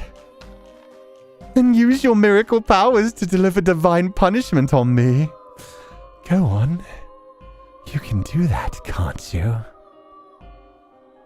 Your soul will be punished. You may not see the effects now, but you will pay for your sins one day. You're not as threatening as you think you are, buck-naked girl. Don't give me that look, girl. I have no interest in taking that from you. You'd be lucky to find anyone willing to lay with a girl covered in disgusting scars. Okay, number one, ill, disgusting, all of the ick, all of the yuck. But number two, I hate that they're tying that shit into Giselle as well. This is just like the piece of shit Michelle's father that did the whole like, oh, I'm carving whore onto your leg so that nobody will ever lay of you without knowing you're a dirty, disgusting whore, even though he forced himself on her. Fucking piece of shit.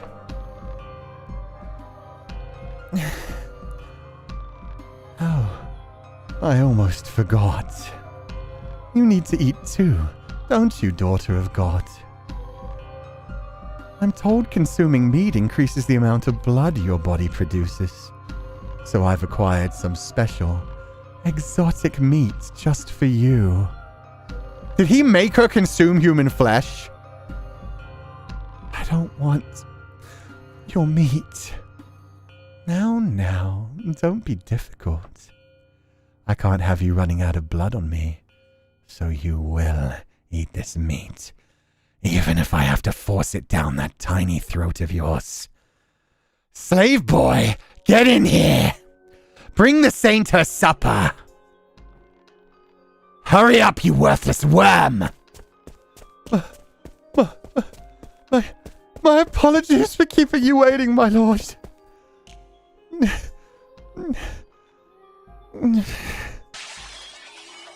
You dare drop food before your lord, Ka! You've ruined my robes. Are you incapable of even carrying a damned plate across the room? I'm sorry. I'm so sorry. Stop it, please. Does he really deserve to be hit for that? A slave's sole purpose in life is to serve their master.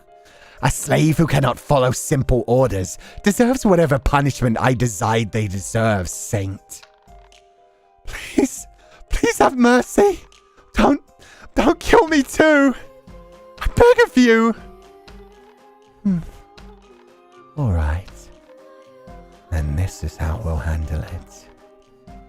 If you eat the meat, Saint, I'll turn a blind eye to the boy's mistake. Okay, I'll do it. I'll eat the meat. However much you want, I'll eat it. So please, do not raise your hand against the boy any further. Very well.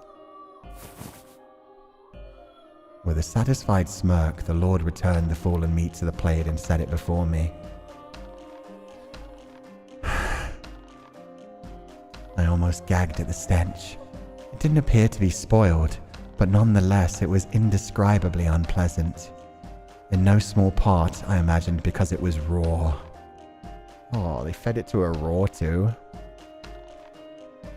What's the matter? You said you would eat. Or was that simply a lie to stay my hand, daughter of God?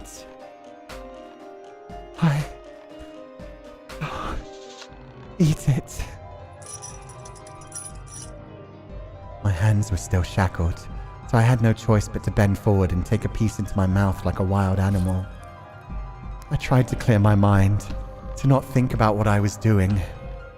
How I must have looked. A holy saint of the Lord, unclothed and in chains, gnawing at meat like a stray dog. Miserable. Disgraceful. Ugh. It smells so bad. I've never tasted anything like this before. Why? What? Why? What did he do? Oh, is she now just going to realize she's eating human flesh? He? The slave boy, still on the floor from the Lord's beating, was looking over at me with vacant eyes. Or rather, at the meat. No. No. You wouldn't. This isn't... Is it? He didn't deserve this. No. I would never... I couldn't... No. But...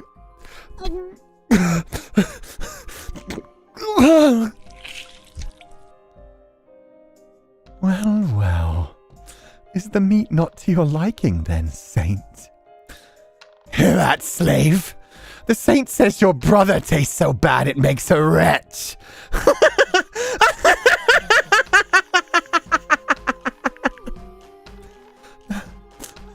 Oh. I didn't know.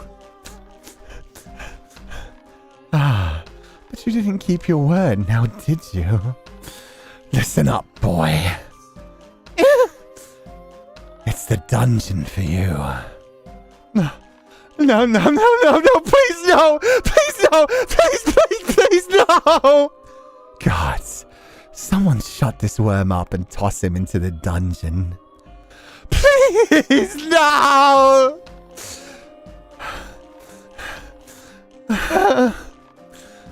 He's mad. Everyone's completely mad. How can a man like him, a man so twisted and cruel, exist on God's earth? Jesus Christ. Wow, it just keeps fucking going. Can we please end this for now? Jesus.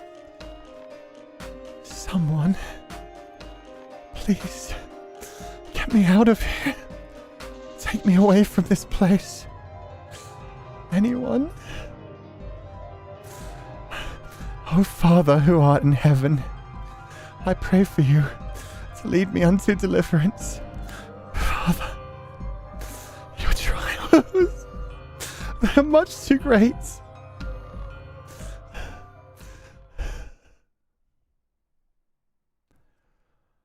Oh, Jesus. And then she still blames herself for praying to smite them. Jesus Christ, they deserve to be smited. Oh, fuck me. Thank God it's over, yeah. Every time it went to black, every time it faded to black, I was like, okay, we're done for now. They can come back in like an hour or so, but Jesus let us breathe. But I guess that's the point. Morgana didn't breathe. Morgana didn't get a chance to breathe for at least 12 days. She was chained up there, made naked in front of all those sick fucks and being cut open piece by piece, being force-fed human meat. Oh, God, and blaming herself for all of it. Sensei, are you okay? I'm good. That was just that. Yeah, I mean, obviously that got to me. It's supposed to get to you. It's sick and disgusting. And the guy is such a fucking villain. I'm not going to waste the time like Googling it right now, but I'm going to look it up later. Because, yeah, maybe I said it wrong in saying that it's a cult. It was like it's like a cult-like thing, but they believe in the arts and they believe in like other things, but they try to essentially challenge God by doing the most debauched things that they can, disgracing innocence as much as they can. It's not sanctimonious. It's not cabal. It was. I think it was like an artistic movement. And it wasn't, I don't think it was the Carcosa. The Carcosa is like the fictional cult of the King in Yellow. Carcosa is actually, the land. Sweet Carcosa. But no, I'll get to it. I'm going to Google it. I'll find the word. I think it began with an N, but I can't remember what it was. It was...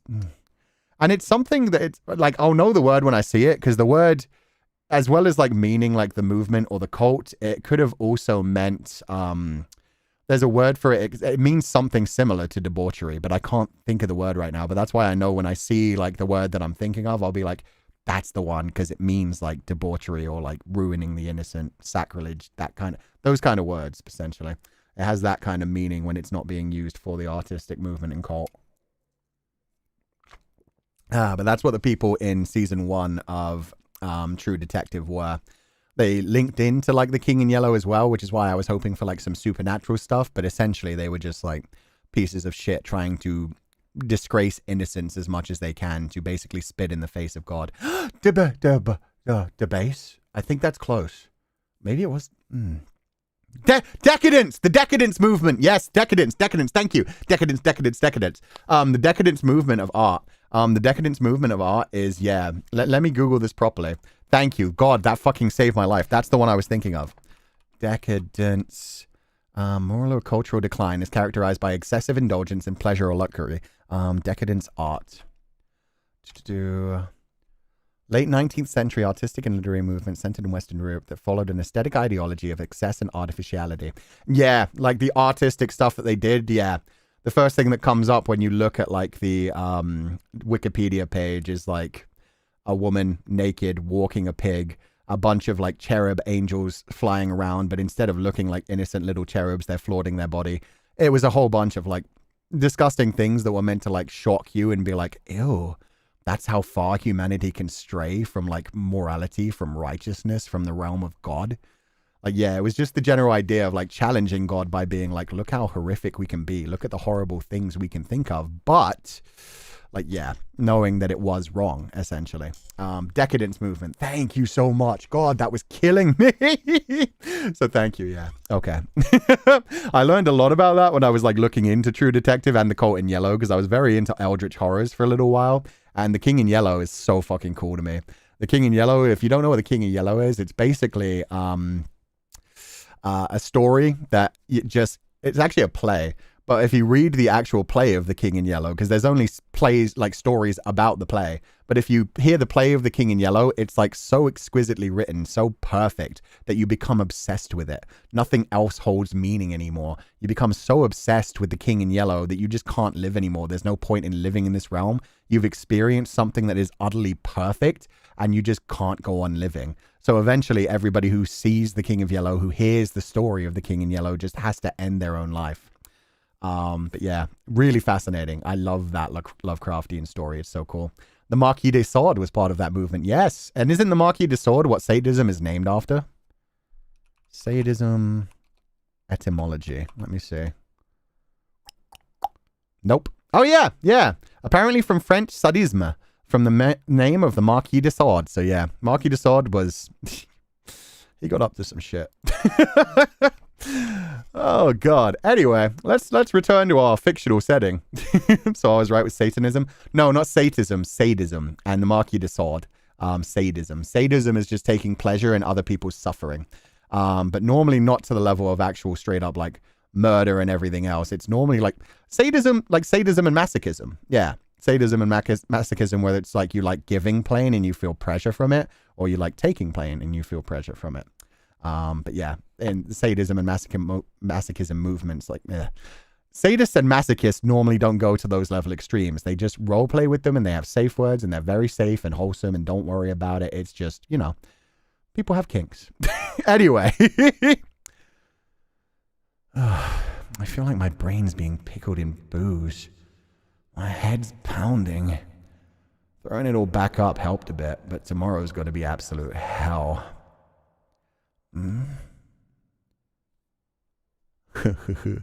You were great as always, darling. So what do you say we continue this somewhere a little more private? It's so sweet of you to offer, but like I told you last time, and the time before, I can't. It's against the rules. Hey now, we both know the other girls are already having some extra fun on the side. If you ask me, I think we'd make good lovers. Because we sure make good love. Oh, her eyes. That little glare was so good. You know, to tell you the truth, I do kind of like you. Oh, then you're... But you're missing one very important thing I require of all my lovers. What is it? What am I missing? Money. Once you got a treasury I can swim in, then we'll talk. Till then, we keep it strictly business. God, you really are a cold-hearted bitch. Fine, whatever. See you again. And a wonderful evening to you too, sir. I love Maria. Fucking men, I swear. Agreed, Maria. The way that he was all like poetry and flowers with the whole like, we make such good love. Come on, let's go somewhere a little more private. He's acting like, oh yeah, no, you come with me. We'll have a wonderful night. And meanwhile, he wants to own her. He thinks like, oh, this is just a dirty little whore, but I want to take her home and have some more fun. And Maria's just like, nah, you got enough money, then we'll talk. Otherwise, get the fuck out of my establishment. Maria's smart enough to know that she ain't going nowhere with no man who may be able to tie her down and torture her. Act friendly for 10 minutes and they think you want to get hitched. Oh, I don't know what I just moved, but it was the wrong thing. He seems like a very pleasant man. Jacopo? Oh, God, don't tell me you saw that. I did. Sorry. Oh, he looks so sad as well. It's a business. It's a living. And she's making good money and staying safe in her brothel. It's not a big deal. No skin off my back. Also, holy hell, how much did you drink? You smell like you brought the whole pub back with you. It wasn't my decision. I wasn't planning on drinking at all. Really now? Well, not that it matters. So quick question for you, Jacopo. Wanna be lovers? Excuse me? Whoa, chill man. Tone it down like 10 notches, will ya? You... Where did that come from? Do you really... I never really realized that you felt that way about me. Like hell I do, dipshit. Harsh words. It's just... I'm tired of going through the same routine over and over and over again. It never stops, no matter how many I turn down. So I figure if people think I've already got someone, it may lose me a few clients. But it also means spending less time dealing with guys like him. Aw, poor Maria. Oh, so many people in chat, it should be me. Yeah, guys, she just wants someone to take care of her. She's like, it doesn't matter that I'll lose some of the money. I just want to be happy. I just want to feel safer. I want to, yeah. See clientele who know it's just business and don't try to frick around with me. She just wants a happy life, and unfortunately, this is the only business she can do. You're more than welcome to use my name if you think it'll help. Are you sure that's what you want, though? What? What do you mean, am I sure? I just mean, it could come back to bite you when you find someone you actually love. Someone I actually love, huh? Yeah, can't see that happening. Ever. You're still young. Who knows what the future may hold? I've just got a gut feeling. Oh, wait, does she actually love him? I don't know in this timeline. In the other timeline, she hated him because he'd killed her father.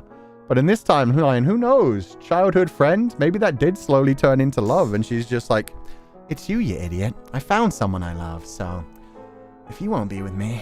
Or maybe an arrow queen? Yeah, it could be that too. It could be that she's just aromantic and she's just like, I don't really think love is for me. I think that's a kid's game, and I've understood that love is more of a transaction than anything else. I could see it that way. We'll see as it goes on. Yeah, something tells me deep down, love just ain't for me. I can't imagine myself ever feeling that way about anyone. And it's not something I want either. Okay, yeah, no, she's pretty much perfectly describing aromanticism. It doesn't interest me at all. Never really wanted kids or a family. Hell, even the idea kind of grossed me out, honestly. I'm not sure why, or if there even is a reason. It's not like something happened to me to make me this way one day, or I decided, nope, ain't happening. All that shit, it just ain't for me, plain and simple. You know, sometimes a couple of the girls will come up to me and say, you should find yourself a nice man, Maria. I know they mean well, but it's frustrating. I don't want to deal with it. I mean, I mostly tune that kind of talk out automatically now, but still. Jeez, I'm sorry. I just needed to get that off my chest. I think that makes me weird? Not at all. I don't think love is inherently bad or anything. If that's what makes someone happy, more power to them. I won't deny you're a unique woman. Pretty clothes and jewelry don't faze you, and you don't thrive on gossip and drama like many girls I know. But you've always been this way for as long as I've known you. You are who you are, and that's perfectly fine. Yo, Jacopo! Jacopo doing very well for, like, everybody in this game. He's being, like, sweet and kind to Morgana for now. He's being very reassuring to Maria and just saying, like, who cares? It's what makes you you, and you're a sick person. Sick as in good. Not you're a sick person as in, like, yeah, you're an awesome person. God damn it. Doesn't bother me in the slightest. And how interested you are in finding love isn't going to change how I treat you. Thanks, Jacopo. You're a good guy, and a good friend. No problem. I'm glad you feel that way. I like what we have. I like it a lot. You, me, friends. Whatever's between our legs be damned. And I hope it can stay that way, even if everyone else wants to give us shit for it. Of course it will. I have total confidence in our friendship, and that it continued to grow over the years. Me being a man and you a woman has no bearing on any of that. Man, I fucking love this. Friend-zoned, mutual friend-zoned. That's the great thing about it. He's just like, yeah, let's just not make it weird. It's fine by me. Like, you're not into romance? That's cool. I wasn't, like, into you anyway. And, like, we're just friends. We're just bros. Childhood friends. Just because you're a woman and I am a man doesn't mean we have to complicate it. Man, I gotta say, you actually speaking your mind instead of putting on airs kind of gives me the creeps. If that's how you're gonna be, see if I ever do it again.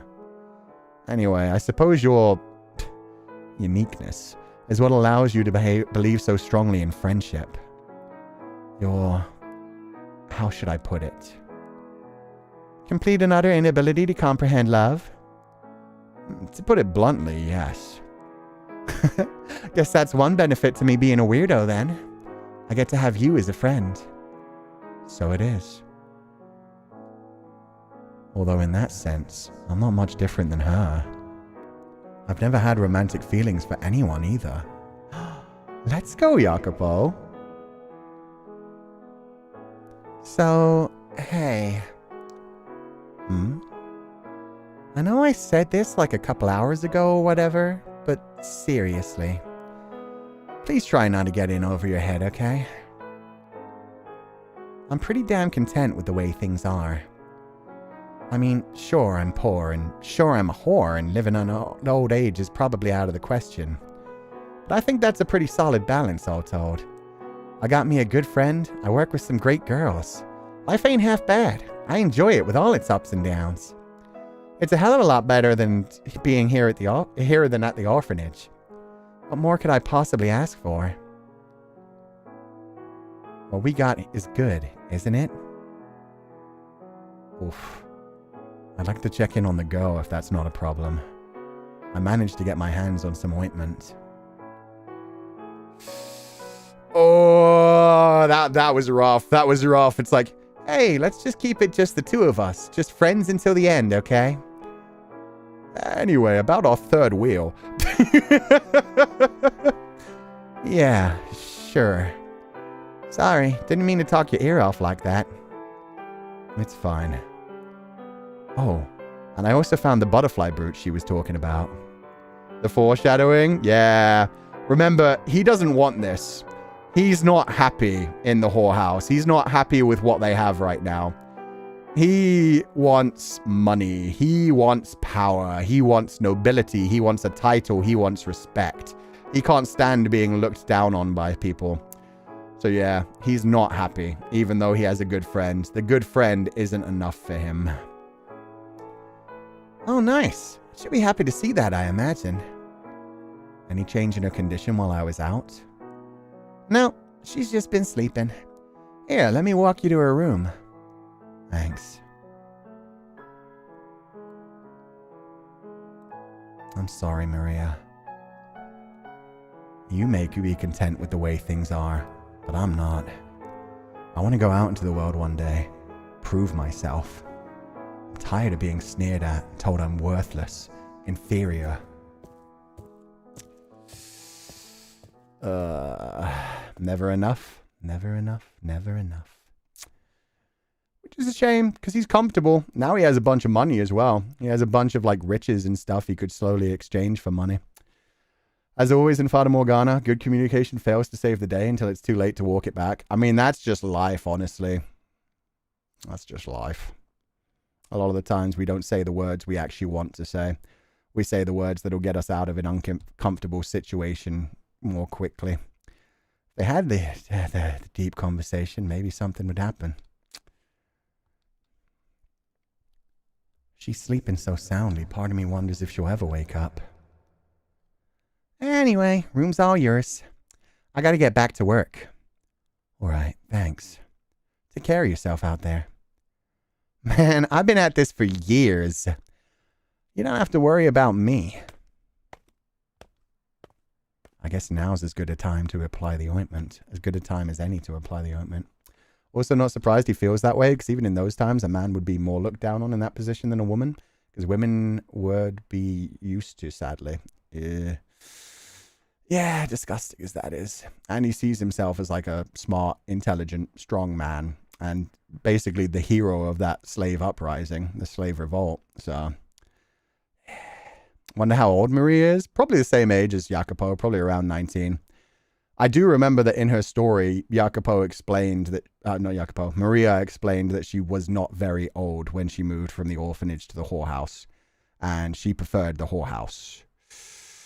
So, yeah, she's been at this for a while, and she's barely, 17, 18. 17, 18 would make sense as well. And she's been at this for a while, so. Yeah, her talking about Morgana with the whole, like, well, I don't think she can work here. Like, she probably started working at the whorehouse at about age 11 or 12 as well.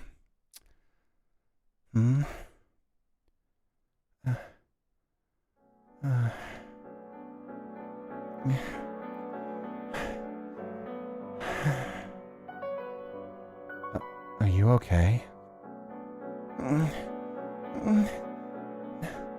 No. Please don't. I'm begging you. Help. Hey, what's...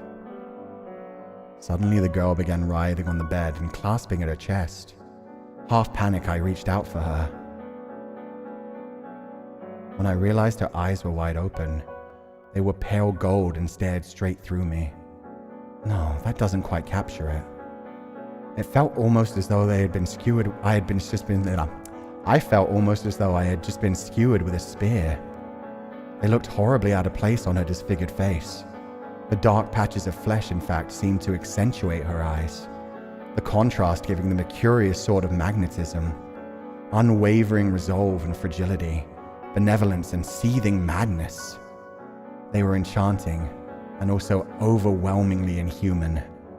Perhaps their otherworldly beauty was in some way a result of her being in shambles physically and mentally.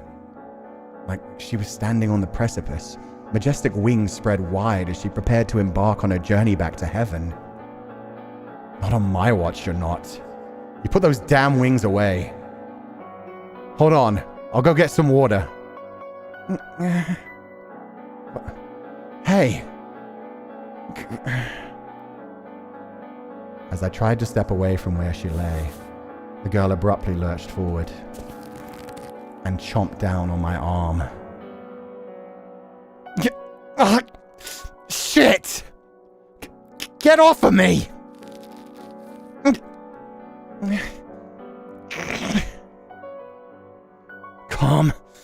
down. I am not your enemy.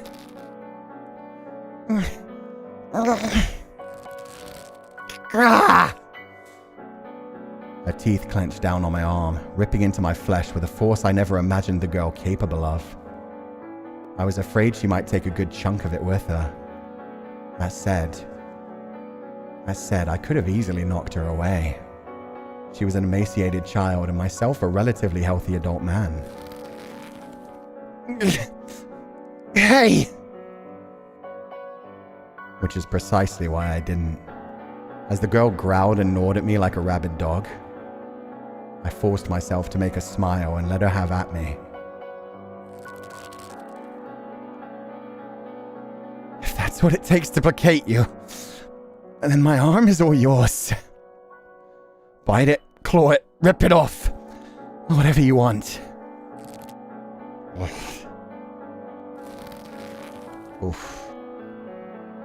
A few years back, there was a stray cat not far from where I lived. It was always hissing and biting anyone that got near it. But after a while, when it realized we meant it no harm, it stopped all that. It calmed down. Humans are the same way. We're just big animals. That said, this really does hurt like a son of a bitch.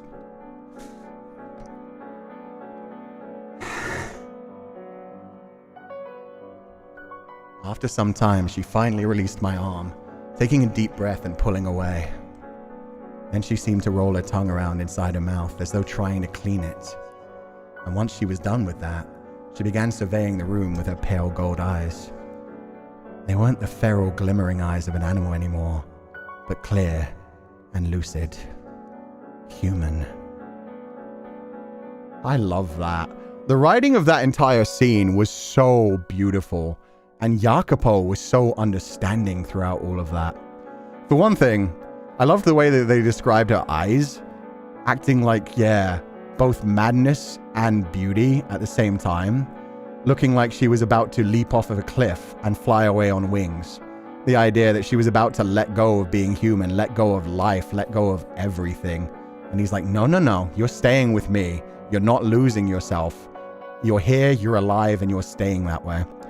But then also, his whole speech there, that we're all just still animals, realizing that, she is fighting her trauma right now. She's scared as fuck. She sees a man looming over her, and her only reaction is to bite the shit out of him to try and get him away from her so that she doesn't get hurt again.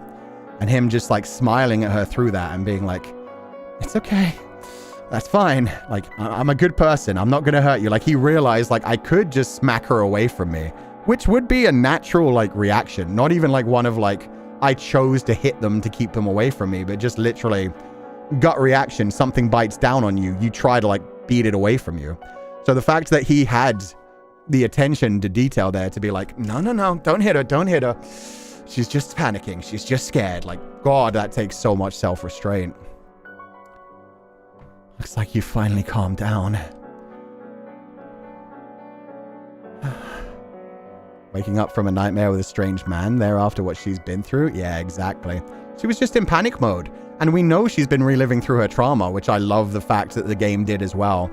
The fact that while she was asleep, we heard her saying the same things she did when she first arrived at the Lord's house, at the Lord's mansion. So we know she's waking up from having just re-experienced all that trauma over again. She's still in that mansion in her mind. She's still being abused. But now she's got the wherewithal. She's like, wait, I didn't get attacked. I didn't get hurt. What's going on? Let go of me. Whoa, I'm not going to hurt. Let go. Get your hands off me, please. Oh, and that must fucking hurt as well. The fact that he's trying to be so, like, concerned with everything. He's trying to be so nice and she's still, like, freaking out and basically, like, accusing him of attacking her. He's doing his best and she's just doing her best as well. Okay, no need to shout. I won't touch you without permission. I won't do anything to make you uncomfortable. Let's try this again. If you calm down. Though she still seemed to be disoriented, she gave me a nod. Okay, good. Actual communication, progress. Where am I? Oh, the OST change when their actual communication started to happen. That was so beautiful. I thought it was just going to play the same song again. So when that, like, the piano theme came in, this is so sweet. This is so fragile sounding. It's so soft. It's so warm. Oh, that's so wonderful. She doesn't seem to remember our escape from the Lord's manor. Not that that surprises me. She spoke in a hushed half-whisper, her voice much more restrained than other girls her age. Her furor had subdued, turning her soft-spoken and aloof. Considering everything she had been through, finding herself now in an unfamiliar room with a stranger, it was a natural response. Actual communication progress. That's the last time we'll hear a line like that for a while. It's okay. Michelle comes back eventually. But it still seemed unbefitting. This is, well, would she even know what a brothel is? And if she did, would telling her that go over well? It's kind of like my home, I guess you could say. I hear strange voices. Women. They sound like they're moaning. Oh no, baby girl. And the floor is creaking. Yeah, sure is. Well, crap. I've gotten so used to that I just tune it all out automatically. But she's right, you can definitely hear voices through the walls. No talking my way out of that. This is your home, you said? Oh god, and yeah, that's an uncomfortable moment. Jacopo has to immediately be like, I just live here. I kind of help with the business. We have no intentions towards you. Like, Jesus fucking Christ. So you... Oh, Jesus. Host terrible banquets as well. Whoa, whoa, whoa, whoa, whoa, whoa, whoa, whoa. Don't jump to conclusions. Sorry I lied. This isn't my home. I just wasn't sure I could explain it in a way you would understand. She really hit him with the "you're just like Papa." So you're just like the Lord. We're in a brothel. Do you know what that is? It's where, a bunch of women called prostitutes get together and sell sad men happiness? That's a kind way to, explain it to a young girl. I know what a prostitute is. Oh, do you? I'm surprised. You're a little young for that. They're unclean. They disobey my father's teachings. What? Jacopo is so real for that. Jacopo's like, huh? Nani the fuck? God says, fornication is a sin. All who indulge in worldly pleasure defile themselves and shall be cast down into hell. Uh-huh. Why am I in a brothel? Because this is the only place I knew that would look after you. Everybody else that wouldn't be cast down into a hell, as you so eloquently stated, would have left you to die on the street. So maybe be a bit nicer to the prostitutes who happen to be my friends? Maybe? But don't you worry. I have a good friend here. You can trust her. She'll take good care of you. So, you sold me to a whorehouse. Excuse me? You mean to defile me further? To make me into a harlot? Oh, whoa, slow down. I never said that. No, that's not why I brought you here. Liar. I mean, to be fair, why would she ever trust anyone? That should be her natural thought. Her fucking mother sold her into slavery. And then everything that she saw at the Lord's mansion. Yeah, she's... Remember what we talked about with Giselle and why I love the main story so much? The whole idea of, like, unconditional love being the only thing that can help somebody who does not trust the world anymore, who does not, like, believe in kindness anymore.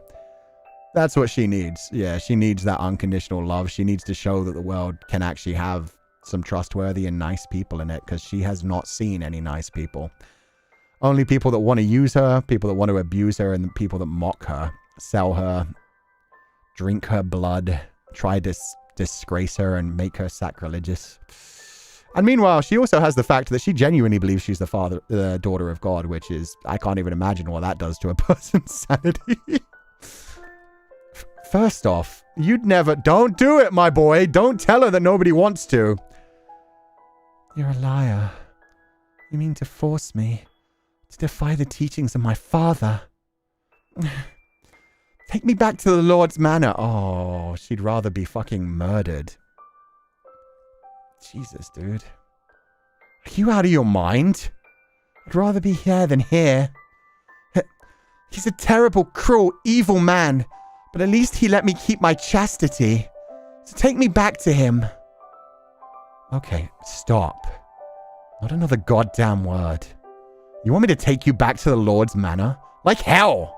Do you have any idea what I went through to get you out of there? And then there's Maria, who's been caring for you while I was out. We're helping you. Everything we've done has been to help you. And then you say you want to go back to being sliced up by that sick bastard? Are you insane? Please, don't shout. Okay, I'm glad that was the moment that broke him. he was being like so inhumanly, perfectly understanding so far. So I'm glad we got his humanity there of like, yo, I'm not like him. Like that's what he was like disgusted by. It was like, that guy's a sick, disgusting freak. What do you mean you'd rather be with him than with me? I'm not a monster. I'm not that fucked up. Jesus. She called out exactly what he's terrified of. Sorry. I'm begging you. Just let me have my chastity. Are you kidding me? This poor guy. Everywhere he goes, everyone is like, are you gonna do weird things with that child? Jacopo's whole story so far has been like, I swear to God, guys, I'm not a fucking nonce. Like, I'm just trying to protect the baby. I must remain pure. I cannot return to my father's side when I pass on, if my soul has been tarnished. Oh, for the love of... How many times do I have to tell you? Actually, this is only the second time for her. You've just been telling a lot of other people. I have no intention of making you into a prostitute. Besides, even if I did, you couldn't get work looking like that. Ouch, no. Ah. He got defensive. And he said something rude. Oh, I hate it. Just say you're not going to do it. Ugh. What do you mean? Hold on. I'll get a mirror. Fucking hell. I'm sorry. I shouldn't laugh. This is going to be so fucking sad that she doesn't know what her face looks like now. But at the same time, the fact that he's just like, oh, you don't know how ugly you are. Shit, 1 minute. Let me get a mirror. I need to show you what you look like. It's like, what the fuck, dude? It'll be quicker for you to see for yourself. I grabbed one of the prostitute's hand mirrors and passed it to the girl, which she hesitantly accepted. She seemed less concerned about the mirror itself and more just wary that I might do something to her. Slowly, she turned her gaze toward the reflective surface. It was generally difficult to gauge her expression through the patches of dark and festering flesh, but the look of horror that spread across her face was clear as day. To be fair, he's still young. Come on, let him be just a bit mean. No, I know. That's a human reaction. This is the thing. I feel like the reason he did that wasn't so much like, oh, girl, you're ugly. Like, you need to see this. Like, I think it was more like, I don't want to have sex with you. I've told people that so many times today. Look, you're ugly. Like, it's a defensive thing. He's like, no, look, you're ugly. I wouldn't touch that. And it's not in a, you're ugly, let me hurt you kind of way. It's in a, I'm not a fucking nonce. Like that's not my intention. I just want you to be happy and safe. But yeah, because of that, like, this is not the best way to be like, by the way, you now have a skin condition. He's frustrated to make her to believe that he's not trying to hurt her. Yeah, exactly. He's just trying to cut to the chase, essentially, of like, I mean, nobody's going to pay for you. Like, honestly, we're not doing this to sell your body. I promise you. What? Why? How? What are these terrible marks? He never cut my face. So why? I take that to mean she didn't always have the marks on her face. Then, is it something the Lord did to her? But she just said he didn't cut her there, didn't she? It's hard to make out her muttering. God, now I feel like an asshole. There we go.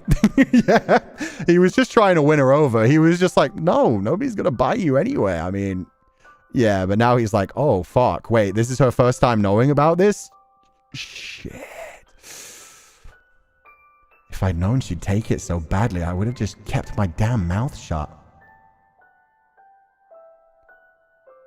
Now do you understand? You can't be a prostitute. Oh no, the music's crackling on my end. Is my audio getting fucked up for you guys? Uh-oh, we might have to wrap this up soon. I can only imagine how awful it must be for you to find out your face is covered in scars. Especially for a girl at your age. But don't let it get you too down. They could very well still hear. Oh, good. It sounds fine to you guys. Good. My audio device is just being a bit silly again. It does this when I press a lot of buttons on it. Me? Huh? Would you please kill me? What? Why the hell would I? Taking one's own life is a sin, so I need you to do it for me. Oh, for the love of... Did you forget everything I just said? I saved your life. Now you're asking me to kill you? What the hell is wrong with you? I wish to return to my father's side. That's a fucking horrific thing to say. Like I can't kill myself because it's a sin, but I so want to die and seeing what's happened to me. Oh. Okay. Listen real carefully. Yeah, your life kind of sucks right now. I get that. We all have times we'd rather be dead. But you can't just give up. Persevere, and good fortune will eventually find you. Live on and you'll eventually have a chance to get your payback. Things may be bad now, but you're still just a child. You have so much opportunity to make things better. So don't you ask me to kill you again. You'll just get the same answer. I won't do it. End of story. I've been there at the God, please take me away. There's still a way. Yeah. I've been there too. At the point of just like, oh, I don't want to kill myself because it would make people sad, but I wish I could just disappear and fade away. Ugh. Kind of never kill yourself speech is this. I mean, it was a tough love one, but it was tough love.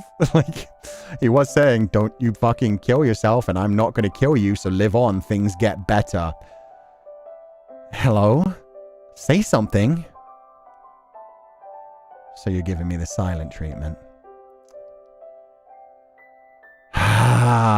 Anyway, I brought ointment like I said I would. When you speak a bit louder, it sounds a bit crispy. Shit. Okay. We're going to get to the end of this scene and then we're going to stop for the day. Unfortunately, yeah, my audio device, I think I've given it too many button presses today. Give me your arm. I'll apply it. No. So she'll talk to me to shut me down, but that's it. I wish to be alone. Little twix sometimes? Yeah, that's what I'm hearing all the time on my end. That's how I knew it was getting fucky-wucky. Fuck. We'll just get to the end of the scene and then we'll wrap it up, guys. Sorry. I'll leave if that's what you want, but don't you go dying on me. I will not take my own life. It is a sin. That's some bizarre logic, but if that's what it takes to keep you from killing yourself, I'll take it. Well, I'll be off then. The ointment's right here. I'd appreciate if you actually used it. I'll see ya. Oh wait, I almost forgot. I found your butterfly brooch. Aw, he's so good at this, actually. He's doing his best. Like, he's leaving the ointment for her. He's like, I get it. I can't be the one to give this to you. And also, I did get your butterfly brooch. I did what I promised. This is it, right? I'll leave it here with the ointment. Now I'm off for real. I'll check in on you again tomorrow. Okay, that's where we're going to wrap it up for the day. He's good. He's doing his best. Yeah, he is. He's the adoptive dad literally no one asked for. Yeah, he is. He's... Ow.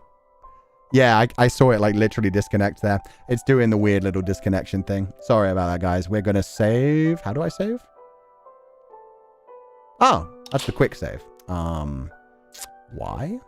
Yes. Oh my god, I forgot I save scummed so much when I played the main game. Number 2. Number 3. Number 4. There we go. That's a Blair open one. We'll go for number 4. The number of death. Why not? All good. Get some rest, Sensei. Yeah, we'll do our just chatting section for a bit, but if the audio starts to cut off again, essentially we'll stop for today. We'll go to the bedroom to wrap things up.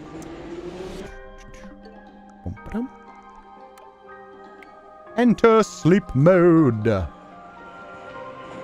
It's fitting. Yeah, that's a good place to end anyway. And we did do 4.5 hours. I did say we'd be doing shorter streams in the future. Okay, let me put on some music and hope it doesn't blow up everything. Something chill, something relaxing, something sweet. Oh, I've got just the thing.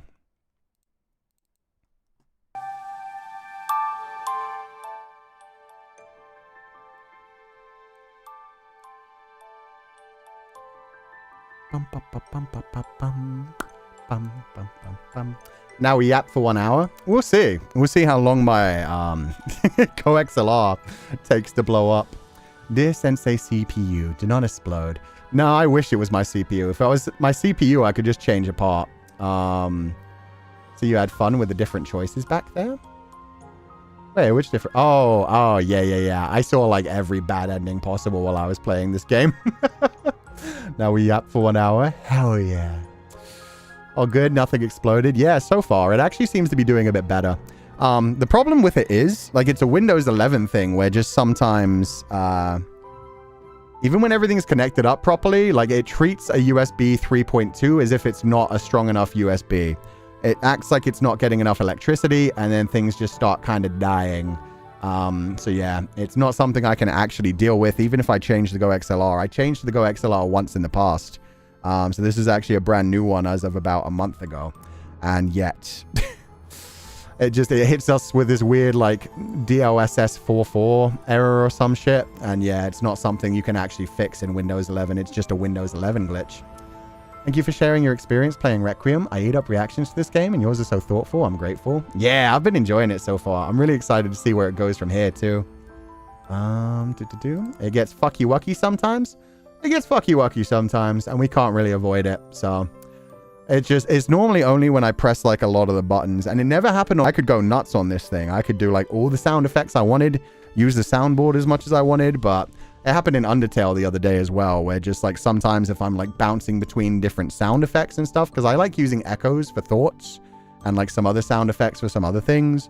And then, yeah, I think it's just, it uses too much power. Windows 11 says, uh-oh, it's not getting enough power. Let's kill it. It seems to be doing a bit better now, though. It's not like crushing the audio like it was a second ago.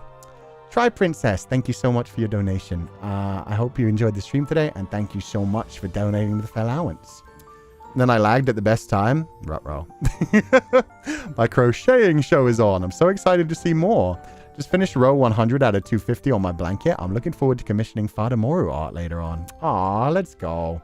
So far, I'm really liking Jacopo's story. Like I said, he seems like so much more innocent than we ever saw him in the main story. It's very cute. It's very sweet, and it's got to be devastating to see him slowly become the thing he's disgusted most by. To see him like slowly descend from like, I would never be like that guy. Like, what do you mean? He's disgusting. He's horrible. He's vile. And then like slowly become, oh, there goes the audio. Oh wait, no, that's just because I didn't put it on rotate. My bad. I'm so stupid sometimes. Yeah, but to see him slowly do the exact same thing to Morgana that the Lord did, start bleeding her to use her miracle blood as a cure for his own purposes, is going to be disgusting. Thank you for the stream today, Sensei. I forgot how amazing the writing in this series is, and your VA only elevated it. Have a great rest of your day. Yeah, the writing in this series is fantastic. One of the things I love most, because it's mostly dialogue, as a visual novel should be, but then every now and then they just hit you with a beautiful piece of prose that just makes you go, whoa. That came out of a visual novel? Hanada Keika Sensei, let's fucking go. Like the whole, the eyes description, the idea of her like being on the edge of a cliff with her wings open, ready to jump. And like that description is so good. The combination of like, I forget how they said it, but something about like madness and also something else. The idea that, yeah, she doesn't know if she'll fly. She's just got to throw herself off the cliff and see what happens. She just knows she doesn't want to be here. She doesn't want to be where she is right now. She was losing herself. She was losing her life and her sanity all in one. So yeah, the writing was so fantastic. Your VA was amazing. Top it off. Aw, thank you guys so much. Like I said, I love doing the voice acting, even though I'm not normally the best at it. Madness and beauty. There we go. Because there is beauty in that too. There's a little bit of beauty in feeling like you've escaped and stuff and just being like, I'm free. I'm free from this world. But at the same time, it's like, no, no, no, no, no, no, no. You're staying on the earthly realm. I fucking saved your life. You're not now throwing that life away. Sorry, you need to continue to suffer down here. Raina Noi, thank you so much for donating to the Féileacán. Thank you for the stream, Sensei. Your voice acting was immaculate. It hits so hard. The Lord part was so disgusting in a good way. Otsu, no problem. I like doing sick fucks like that. I'm not even gonna lie. It's disgusting. It makes me cringe, but at the same time, I'm like, oh, I'm gonna lean into this. I'm gonna be like the most disgusting sick fuck the world has ever heard while this is going on. So yeah, I think I gave him a good voice, and I'm glad that he's gonna come back eventually. Because yeah, the fact that he escaped and the fact that he is basically like Jacopo's foil is gonna be a lot of fun. And yeah, also the Irish voice was fun to do as well. I realized later I should have done more like a hard British lad kind of voice. Like, yeah, someone who was raised on the streets of like Southeast London. Yeah, would have been nice. Would have been nice to give him that kind of voice too. But we started with Irish, so sticking with that worked. Barnier's going to become a problem again eventually. Oh, I'm sure. He's going to continue to fuck with Jacopo's mind. He's already fucking with him enough, so it's great. Requiem is Jacopo's story and what made him such an interesting character to me. Yeah. I feel like after Requiem, I'm going to feel actually bad for him in Door 3 as well. Whereas for now, it's always been like, you kind of got what you deserved, my dude. So yeah, I think after this, it'll be like, oh man, you really tried. We just really don't get to see the things that you're actually trying to do because you don't share them because you're scared of showing that. You're scared of showing like you just want to help some places. You're trying to be good, but at the same time, you're scared that showing that will make people walk all over you. That was his problem with the white-haired girl in Door 3. He was like, she just married me for the money. She just wants to be secure. I kind of love her. Like, she's so beautiful, and I want to be there for her. But at the same time, ugh. If I show her that I actually like her, she's just going to treat me like a piggy bank. And now she's sleeping with some other man. And yeah, it all just spiraled. I think what hurts most is probably seeing the parallels between him and Michelle and Giselle and Morgana. Yeah. Michelle and Giselle was so beautiful for me. That's why this game had like such a big impact on me. I think it came at the right time for me in my life where it was just like, oh man, that's so beautiful. The fact that like, yeah, just pure love, just kindness, just caring for somebody helps them, saves them, can actually save them from, you know, turning into a monster themselves. Like, Michelle was so close to becoming this fairy tale monster who just pushed everyone away all the time. But because Giselle showed him nothing but kindness and showed she genuinely cared, he was able to soften. And then he was able to love her. And in him being able to accept her, her scars, everything that she went through, and be gentle with her, prove to her that there was some goodness left in the world, and they were able to save each other. And then they were able to go on and save Morgana, who had been suffering for 1,000 years because she was let down so many fucking times by anyone she tried to have any remote sense of trust in. Across generations, the same souls multiple times. She was still trying. In the form of the white-haired girl, she was still trying to find somebody who would actually show her that kindness, and it never worked out. Today's story made me feel a bit uncomfortable, but Sensei acted out moans healed me. Thank you for the treat. It was very effective. I'm glad to hear it. Yeah, I'm okay. We'll go with that, Kushami. Thank you for donating the flowers. As long as the moans helped. I mean, to be fair, the thing is, if you can take yourself out of that situation in which it's happening, yeah, that voice can, like, do things to some people as well. Even though he's a creep in that instance because it's a creepy guy preying on a child.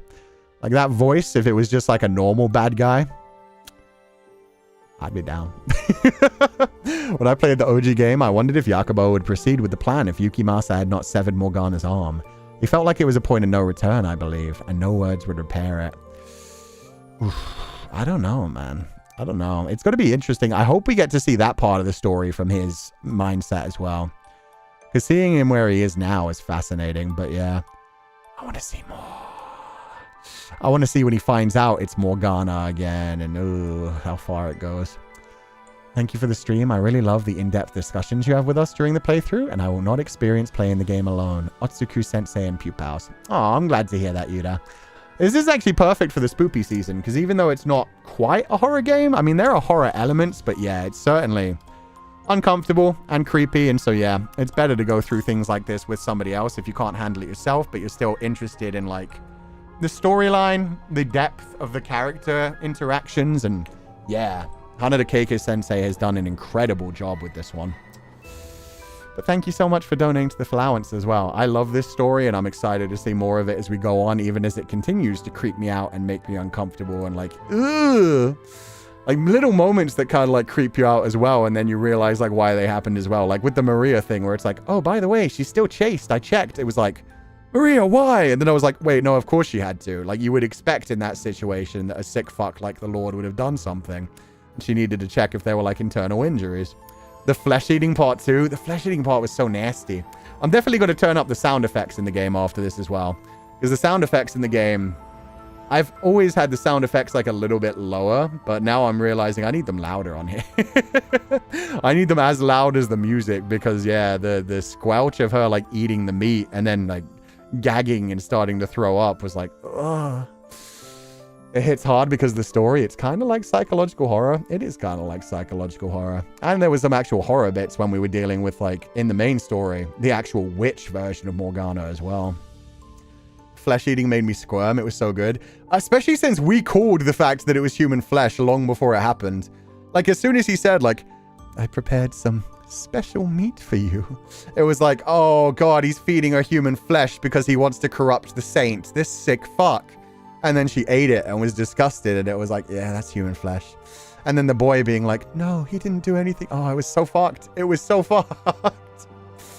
The stories are the beautiful side of humanity. I absolutely love them. Thank you for playing them and voicing them. I would have never found them otherwise. Oh, I'm so glad to hear that, Tali. Yeah, this one's amazing. And Sophia in Exchange for Lies was great as well. But man, Fata Morgana is just... There's a reason it's my favorite visual novel right now, and it still continues to be one of my favorite stories in all media. Like the story of Michelle and Giselle is just enough for me, and them saving Morgana, kind of like adopting her and being like, and now we'll save you too. I thought it's the boy's mother, but brother works too. Yeah, I didn't even think it was the boy's brother. I thought the boy just kind of knew like, oh, it's human flesh, and was grossed out by it. But the fact that it was actually the boy's brother, they made They made the boy's brother deliver that meat to her as well. And then after everything, because she didn't swallow it and keep it down, they were like, okay, back to the dungeon with you, which means he's probably next on the fucking menu. And Morgana blames herself for all of that as well. Atsu-sensei, I love this game so much. Love your VA, especially the Lord and Sa, the Irish VA. Oh, thank you. Jacopo is my favorite. I can write a whole essay about this game. Stay hydrated, Sensei, and love you. Thank you, Adamaris. I'm looking forward to learning more about Jacopo and seeing his descent and seeing, like, what his justifications are as he goes down the dark path, and if he thinks there's going to be, like, an end to it, or if he's just like, fuck it, I'm the bad guy at some point. Sensei, that disgusting voice you did was amazing. How did you make it? What, the, like, oh, I'm going to hurt you. I'm going to make sure that I consume every part of you. That kind of voice? I don't really know how to explain it. It's just like, I imagine being a sick fuck cannibal. Like, that's it. That's my, like, sick fuck cannibal voice. It's like, I don't, it's not explainable, like, with, like, an Irish voice where it's just like, oh, it's an Irish accent and just slightly deeper. So it's just like, somebody who's slightly unhinged. Somebody who's not in full control of their mental facilities and is so constantly thinking about wanting to do harm. Somebody who wants to hurt everyone around them. So yeah, just that kind of thing. That kind of feeling of like, oh, I'm thinking about other things right now, and you're lucky that I'm holding back for now. It's a fun voice to do. Sensei, have you seen Rock Mama's art preview on Twitter? It's Tascadu. Oh, did Rock share it? Let me see. Because I do know they were going to be sharing something today.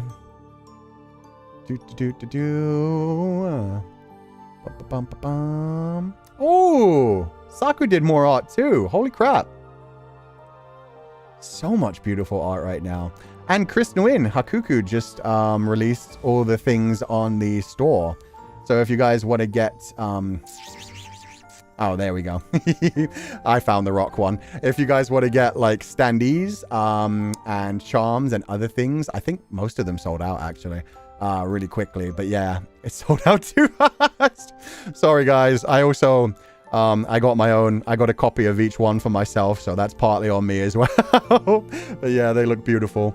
But yeah, I'll share this as well. Let me grab this link. Because yeah, it's funny that you mentioned that, like, oh, have you seen the preview on Twitter? Because this is the official first preview of Féileacan's Coup's first official piece of merchandise.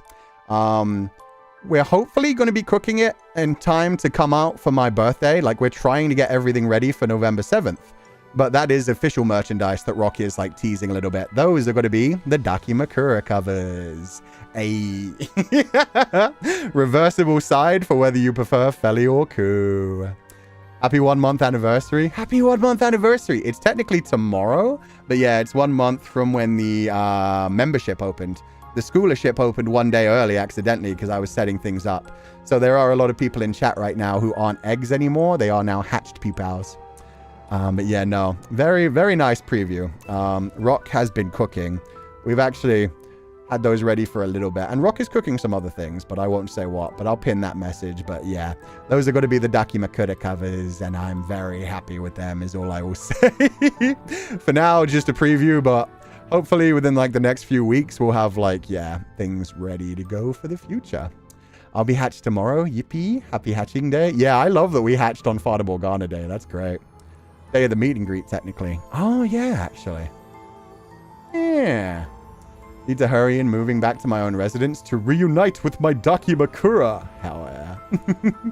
I'm looking forward to it. I've always wanted a Dakimakura cover, so these ones look beautiful. And that little preview.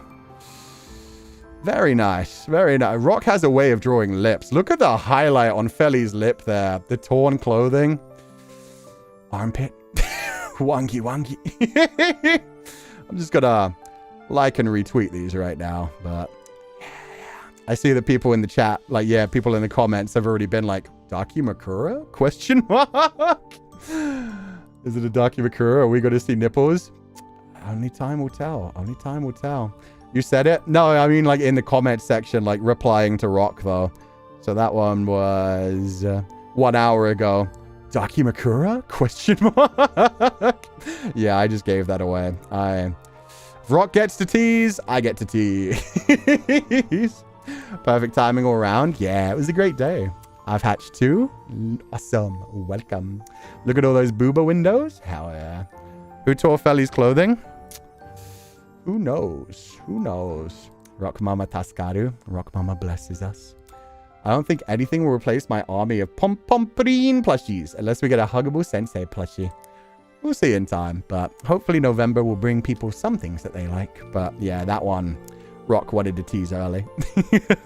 Also, one thing, I'm going to try to open up the game again. Don't mind me. We're not actually going to play it. But I just kind of want to open it again to see if... Because right now, is it just me or is the audio like crystal clear? On my side, it's actually working. I haven't been like fading in and out at all recently. So I'm wondering if it's also the stress of like other things going on. Because the other thing uses a USB as well, the capture card. Audio is good? Yeah, so maybe it's like the combination of the capture card and everything else. This will be the birth of the Wangi Pals. Mark my words. Please no Wangi Pals. We don't need Wangi Pals. My wallet is ready, Taskaru. Thank you guys for donating the allowance too. And yeah, don't worry, it won't be for a while. And we'll announce them like a week or two before if we get them ready. But we're hoping to get things ready for November the 7th for my birthday. Whoever did it technically did Pupals a favor. It's a win. True. Small crash for anyone else there? Oh, did somebody get a crash? Cozy Taro. Audio seems good. Timing. Wait, is that when we got a crash? There's no way. That's so funny if so. Show desktop. Open up the capture card. Did it actually crash? I crashed too? Oh, okay. So it is just coming in and out. I just can't hear it as much on my end. That's fine. I won't even bring back up the other thing then. That's fine. We're just talking on the way out anyway, so it's okay. When you said you loaded the game for a moment, it crashed. That's funny because I hadn't even opened it at that point. So yeah, it's just being silly. I keep on thinking it's my internet, so I'm glad other people are confirming. Okay. That's fine. That's fine. You're not using outlets in the front of the PC, are you? Back ones are genuinely better. No, I'm using the back ones. I am using the back ones for like all of my 3.0s because yeah, my 2.0s are the ones on the front. I think that's a YouTube problem. Oh, if it was like a connection problem, then yeah, it's a YouTube problem. I thought it was just the audio that crashed. You commenting grabbed me after mentioning no wangis? Ah. It's buffering a bit sometimes, but going for at least an hour. Oh, okay. So in that case, yeah, that's just YouTube. I'm not dropping any frames, so that's just, yeah, them being silly. Been in 360p because I thought it was my internet. Okay, it's YouTube being silly. I hate it when that happens. I want to be the one who tears Feli's shirts. Even if he kills me in the next second, it'll be worth it. Good luck. Good luck. Fear the whip, man. Fear the whip. Respect your life a little bit more. Love the voices you gave all the characters. It brings the story to life. I've loved Jacopo's character since Door 3, so I'm glad we get to see him being humane in this prequel. Thank you for the stream. Yeah, it's nice to see his slow descent, honestly. So thank you so much for donating the allowance, and I've had a lovely time doing this as well. YouTube being a hater is always... What if we want the whip? The whip isn't enabling Tuskar.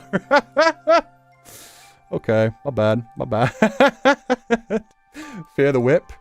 No, I don't think I will. Okay, well, at least we have the emote for that as well. We have an emote that kind of works with that too. So that's cool. That's cool. What was I about to do? I was going to do something. Oh, Streamlabs. Right. I'm going to dive into Streamlabs because I don't want those to fall behind. And today was some heavy content as well, so there might be some people. Okay, only 2. Frosting Dumpling, thank you so much for donating to the allowance. Hi, Sensei. Thank you for your wish. Classroom observation ended well. Dropped the R in sorry from nervousness. We just laughed. Everyone in the classroom had known the word for years. Now holidays. Looking forward to the story of Féileacán. Oh, let's go, Frosting Dumpling. Congratulations on everything. And yeah, nothing wrong with spelling things wrong here or there. As long as people understand what it means, it's all good. And I'm glad to hear it. And Kushami.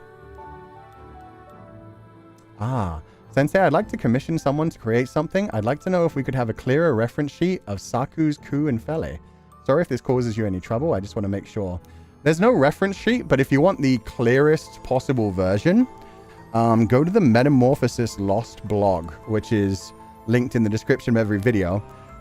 If you click on Féileacán coup, I now have like the high quality versions of them in there. So it's not like much closer, but it's the proper HD like 1080p version of them. That's unfortunately the closest we can get because like for reasons, for legal reasons. But yeah, that should be better than like any of the screen caps that you guys have grabbed of like the individual models on stream before. So yeah, best I can do. Also, did I miss a super chat? Oh, there we go. Since we're already talking about Féileacán coup's sexiness, I want to correct those pupils who said Sensei doesn't have cake. Sensei definitely has a full round cake. So Sensei, how many kids have you had? I've not had a single kid. Thank you very much. I teach kids. I don't have kids. That's not for me. Thank you for donating the allowance, though. I hope you're having a lovely day. Still think it's wild when Ku first met Feli. He was legit convinced he was tripping balls on his medication. It felt like a fun dream. And then I started feeling things. So it was very much a case of like, oh, this ain't a dream. Feli should fear us eating banana cake in front of him. He doesn't really mind banana cake, though. It would be like banana cream pie. Then he'd be like, hey, gives me that. Everything you say is shocking, so I wouldn't be surprised. But I am. Hey, that wasn't even me. That was me grabbing a comment from Kushami. I didn't say shit. I didn't say shit. Thank you for today's stream, Sensei. I'm so happy that you introduced me to this game. The story is so devastating, but beautiful at the same time. Also, your voice acting is amazing. Thank you so much, Maggie. I'm so glad to hear it. Thank you for donating the allowance. I hope you're having a lovely day. And thank you so much for being here. I guess 3 kids? I mean, that would be Feli, not me. Feli has 3 kids. Where they came from, I don't know. But there are 3 kids. So, yeah. What about Widow? Widow ain't mine. Widow ain't mine. He just stole my body after the fact. I don't know how Widow was brought into this world. I don't know if they're actually his biological kids. I just know they're his kids. They could be adopted. They do have butterfly wings. He doesn't have butterfly wings. Speaking of shirts, Jacopo and Maria giving both the deep V and laces. Absolutely lovely. Thank you for the stream. Yeah, no, Fata Morgana is always a bisexual dream as well. Or a nightmare. Get a lot of sexy people. For me, it was the combination of Michelle and Giselle. Jesus Christ. Giselle. Those obese rats is all I will say. And then Michelle. God, that's a fine-ass man. It didn't help that he showed up in like those loose robes, so I thought he was a big buff man as well. And then you find out that's more of like a peacocking kind of thing. But yeah, Michelle fine as fuck. Skinny or big and broad. Either way works. Sure do like adopting them though? Yeah, but only temporarily. I'm more of like a babysitter or an uncle. I don't think I could be a father. Too much energy. You yourself said you're the easy birth type. How can... Wait, what? What? Did I? When? Huh? I remember no such thing. Imagine on the Féileacán side of the pillow is a mess of banana cream pie. Shit, I didn't even think of that. That would have been hilarious. It's like, it's okay, guys. It's just banana cream frosting. Then don't worry about it. That's the white liquid spilled everywhere. Feli has them birthing hips. We know where those kids came from. Okay. Okay. When a mommy Feli and a papa Ku. Not the obese rats. The obese rats were very nice, man. Listen to Michelle. Michelle speaks truth. Like obese rats. Very, very pleasurable. He did his best. He did his best. He hadn't spoken to anyone, let alone a member of the opposite sex for years. You can be nice to him. Honestly, seeing someone lose their minds is so entertaining. It's fun. It's fun when people don't know just how cursed these conversations get. Like Batman with his 1,000 sidekick adopted children? Yes, but Batman lets them die. Giselle's obese rats versus Jan's shoes. Engorged frog from Apothecary Diaries.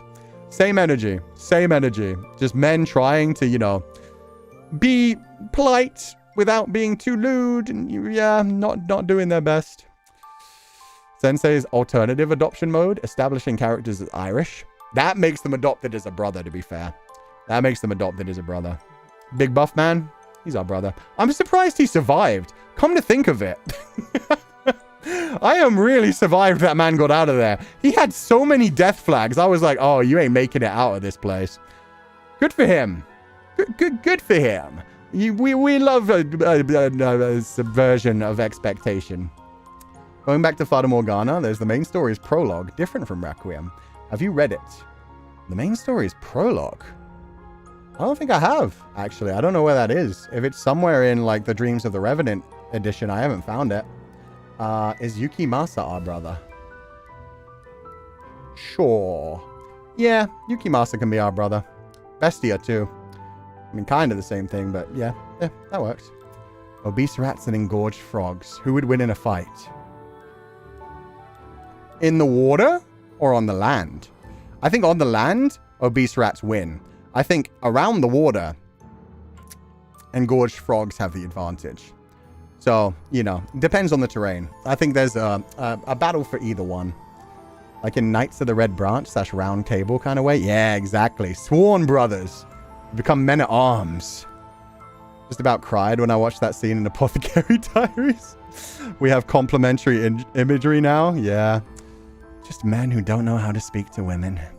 It's under the main story's menu somewhere. Oh. Main story's menu. Interesting. I guess I haven't read it then. I'll have to check it out. Interesting. I don't think I read it. Maybe I did. Maybe I did when I first started the game and I didn't actually check it. Wonder if the engorged frogs also do the frog screams. The little... No. I'm thinking of the little toad that makes the little squeaky toy nose. The little... Rats can swim, I think. They can swim, but frogs can swim better. Frogs can swim much better. Correct me? He had right? He had... What? Are we sure the death flag won't be later on for Gratien? Probably. More like, would you rather encounter obese rats or an engorged frog?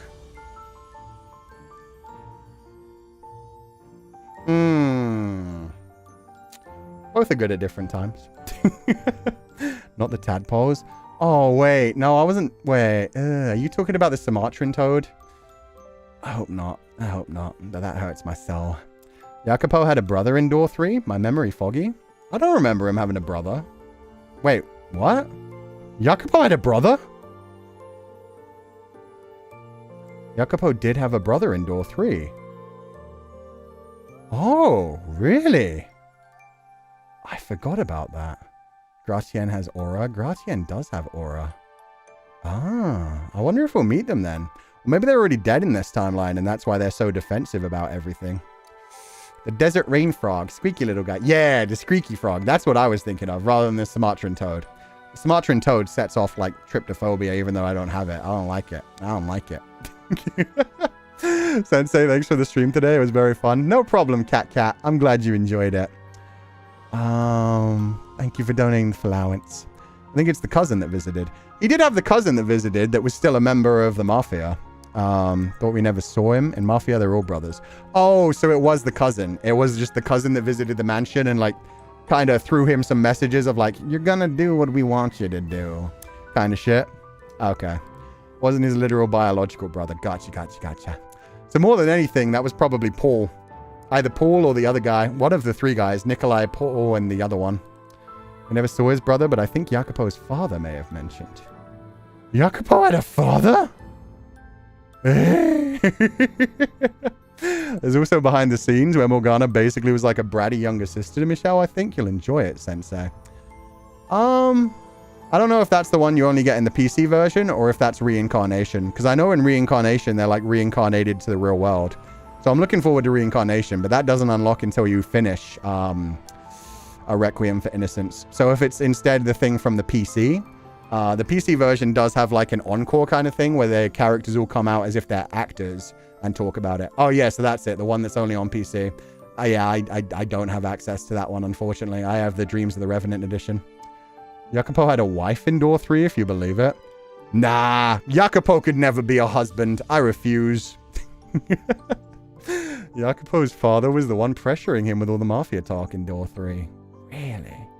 See, that's why I had to do like a quick read through of all the chapter descriptions, just to get a vague idea of what happened. Might be excited for the short box comics fair. I see so many comics. Cool. Maybe PC. Yeah, no, I remember that. There is like a post credits kind of thing on the PC version. They didn't bring it into the Dreams of the Revenant edition on Switch, unfortunately. So it is just like, it's like the characters will show up, but they know that they were just in a video game and they're like just talking about things on the way out. So yeah, it's like a behind the scenes kind of thing of like how the characters would interact just as like friends and stuff. But yeah, no, that doesn't exist on the Dreams of the Revenant edition, so I've never seen it. We saw a little flashback of his father talking to him. Ah, okay. Yeah, I didn't remember that scene at all. No sprite, just an image of a suit, basically, of Jacopo's father. Gotcha. We never saw the father, but he basically pushed the rift between Jacopo and Maria to the breaking point by killing her father in door 3. I do remember that. I do remember that much. That mean we need to do our homework again, sir? Maybe I should have done my homework. But it is what it is. Thank you for donating the allowance. It's so funny. So many fandom inside jokes come from it. Yeah, unfortunately. I'm looking forward to Reincarnation, though. And we'll see if I can do some of the other, like, side projects, too. Okay. But I think, we're going to wrap up for the day. But also, Tri Princess, thank you so much for donating the allowance. I hope you're having a lovely day. Thank you so much. Let's see if I can raid you guys into anyone on the way out, since Zanny was lovely enough to raid into us as well. Damn, I was kind of hoping he was doing another stream. Sometimes he raids into us, takes like an hour or 2 break, and then starts streaming again. But nope, nobody's streaming yet. Crap. Crap baskets. We got nowhere to raid, so we're just going to roll out and end stream for today. Atsu Sensei, thank you once again. No problem. I had a lovely time. I'm excited to continue this again more in the future. Is the hoping I feel like you'll really like them. Yeah, I'm pretty sure I can find them in my own way. I convinced my friend to help me look for banana cream pie on Thursday. It's going to be a losing battle, but she was proud of me for actually asking for something instead of doing what others want. Aw, yeah, that's a good step. We talked about some of the character concept and behind the scenes, so maybe we can have a look later. Yeah, I wonder if I can unlock them on the PC without having to play the whole game again. Maybe. And just so anybody knows, if anybody does want to buy the game on PC, do I actually already own it? I think I do. I think I bought it just to support it, but I never actually played it. Yeah, so I already own it. There's probably a way to do a quick little, like, game unlock. But if anybody else wants to buy the game on PC, currently the Steam Autumn sale literally began yesterday. So it's on sale. You can get, like, the whole collection on sale on Steam. It's worth playing again on the PC, sir? No, chat some. It's a long game. I love the game, but we're not like immediately playing the full game again. Looking forward to the next class. Thank you for this one. I have a lovely rest of your day. Oh shit, yeah, remember we're having 2 days off for the first time. Yeah, for the first time so far. So we're having 2 days off in a row, and then we'll be back on Friday. We got 2 more streams this week, but we'll have 2 days off. Such good timing with the sale. I know, it was perfect. But yeah, Requiem for Innocence has kicked off magnificently. I don't think we're even like a quarter of the way through it. So yeah, probably like 5 streams on this one. Definitely would have gone longer if my Go XLR wasn't being silly. Maybe I'll try to figure out, if anybody's figured out a way to fix that yet, I'll Google it again. It's definitely when I Googled it like about a month and a half ago. Everybody was just saying, yeah, no, that's just Windows 11. You just have to like keep unplugging and replugging it. And the problem is when you unplug and replug like that's fine when it comes to like the capture cards and like the stream decks and the other things that need a good connection to a 3.0 USB. When it comes to a sound device, if you unplug it and replug it, then there's no audio. It just doesn't load. So you have to full restart the PC, which is a nightmare while you're streaming. So maybe I'll just stop using sound effects for a while. I'll see what's up, but I'll see if anybody has a workaround yet. Thankfully. I love Windows. I love that they upgraded to 11 and threw in a bunch of bloatware that makes things slower and didn't do anything useful. I'm gonna head out for the day. Everybody have a lovely evening. As always, burn bright, my pupils. Thank you guys so much for being here. I love Fata Morgana, so this was so much fun. And I will catch you guys next time. Bye-bye. Clinging to 10 with my life. I wish I could have. Oh, yep, and it won't even let me press the echo button anymore. That's fine.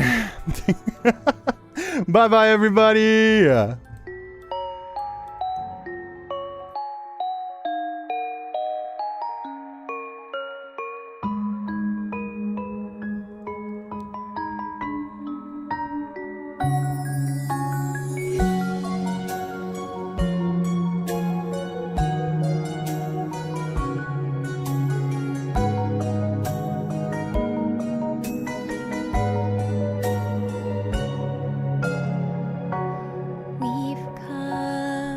Such a long way together, walked the roads and saw the days go by before we had a chance to find a separate meaning.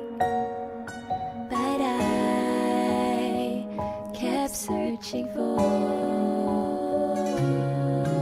a place, not a general direction. All the paths they point to you.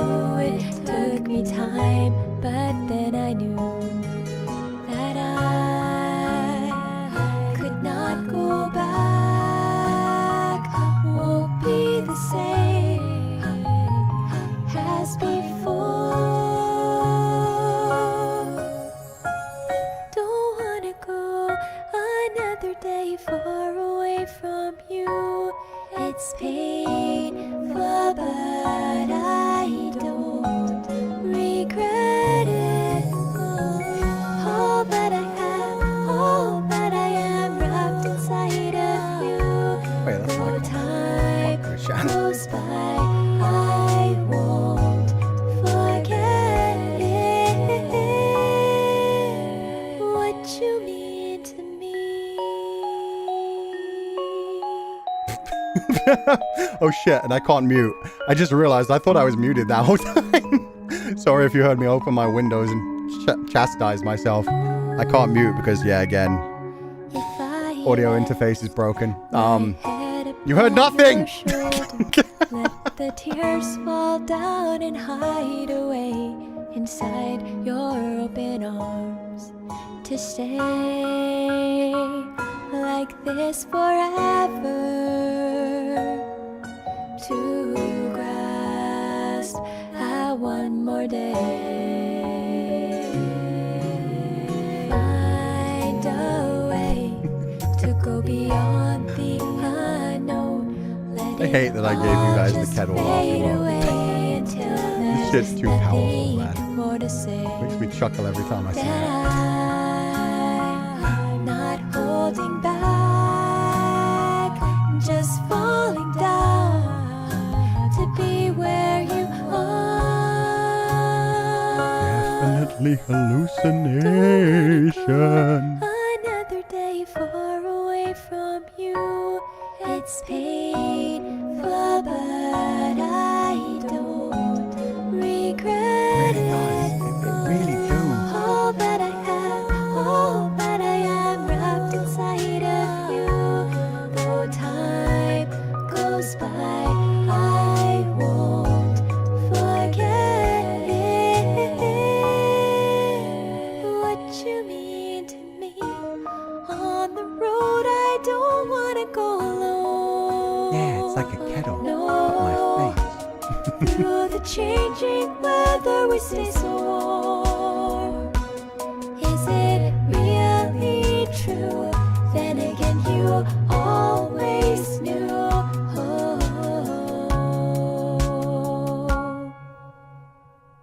Don't wanna go another day far away from you.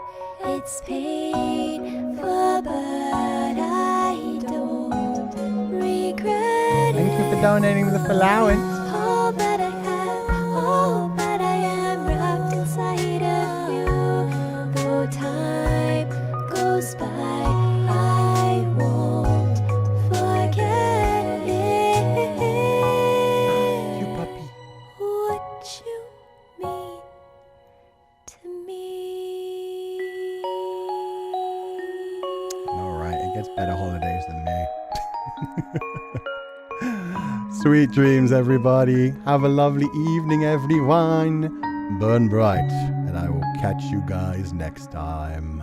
Bye-bye!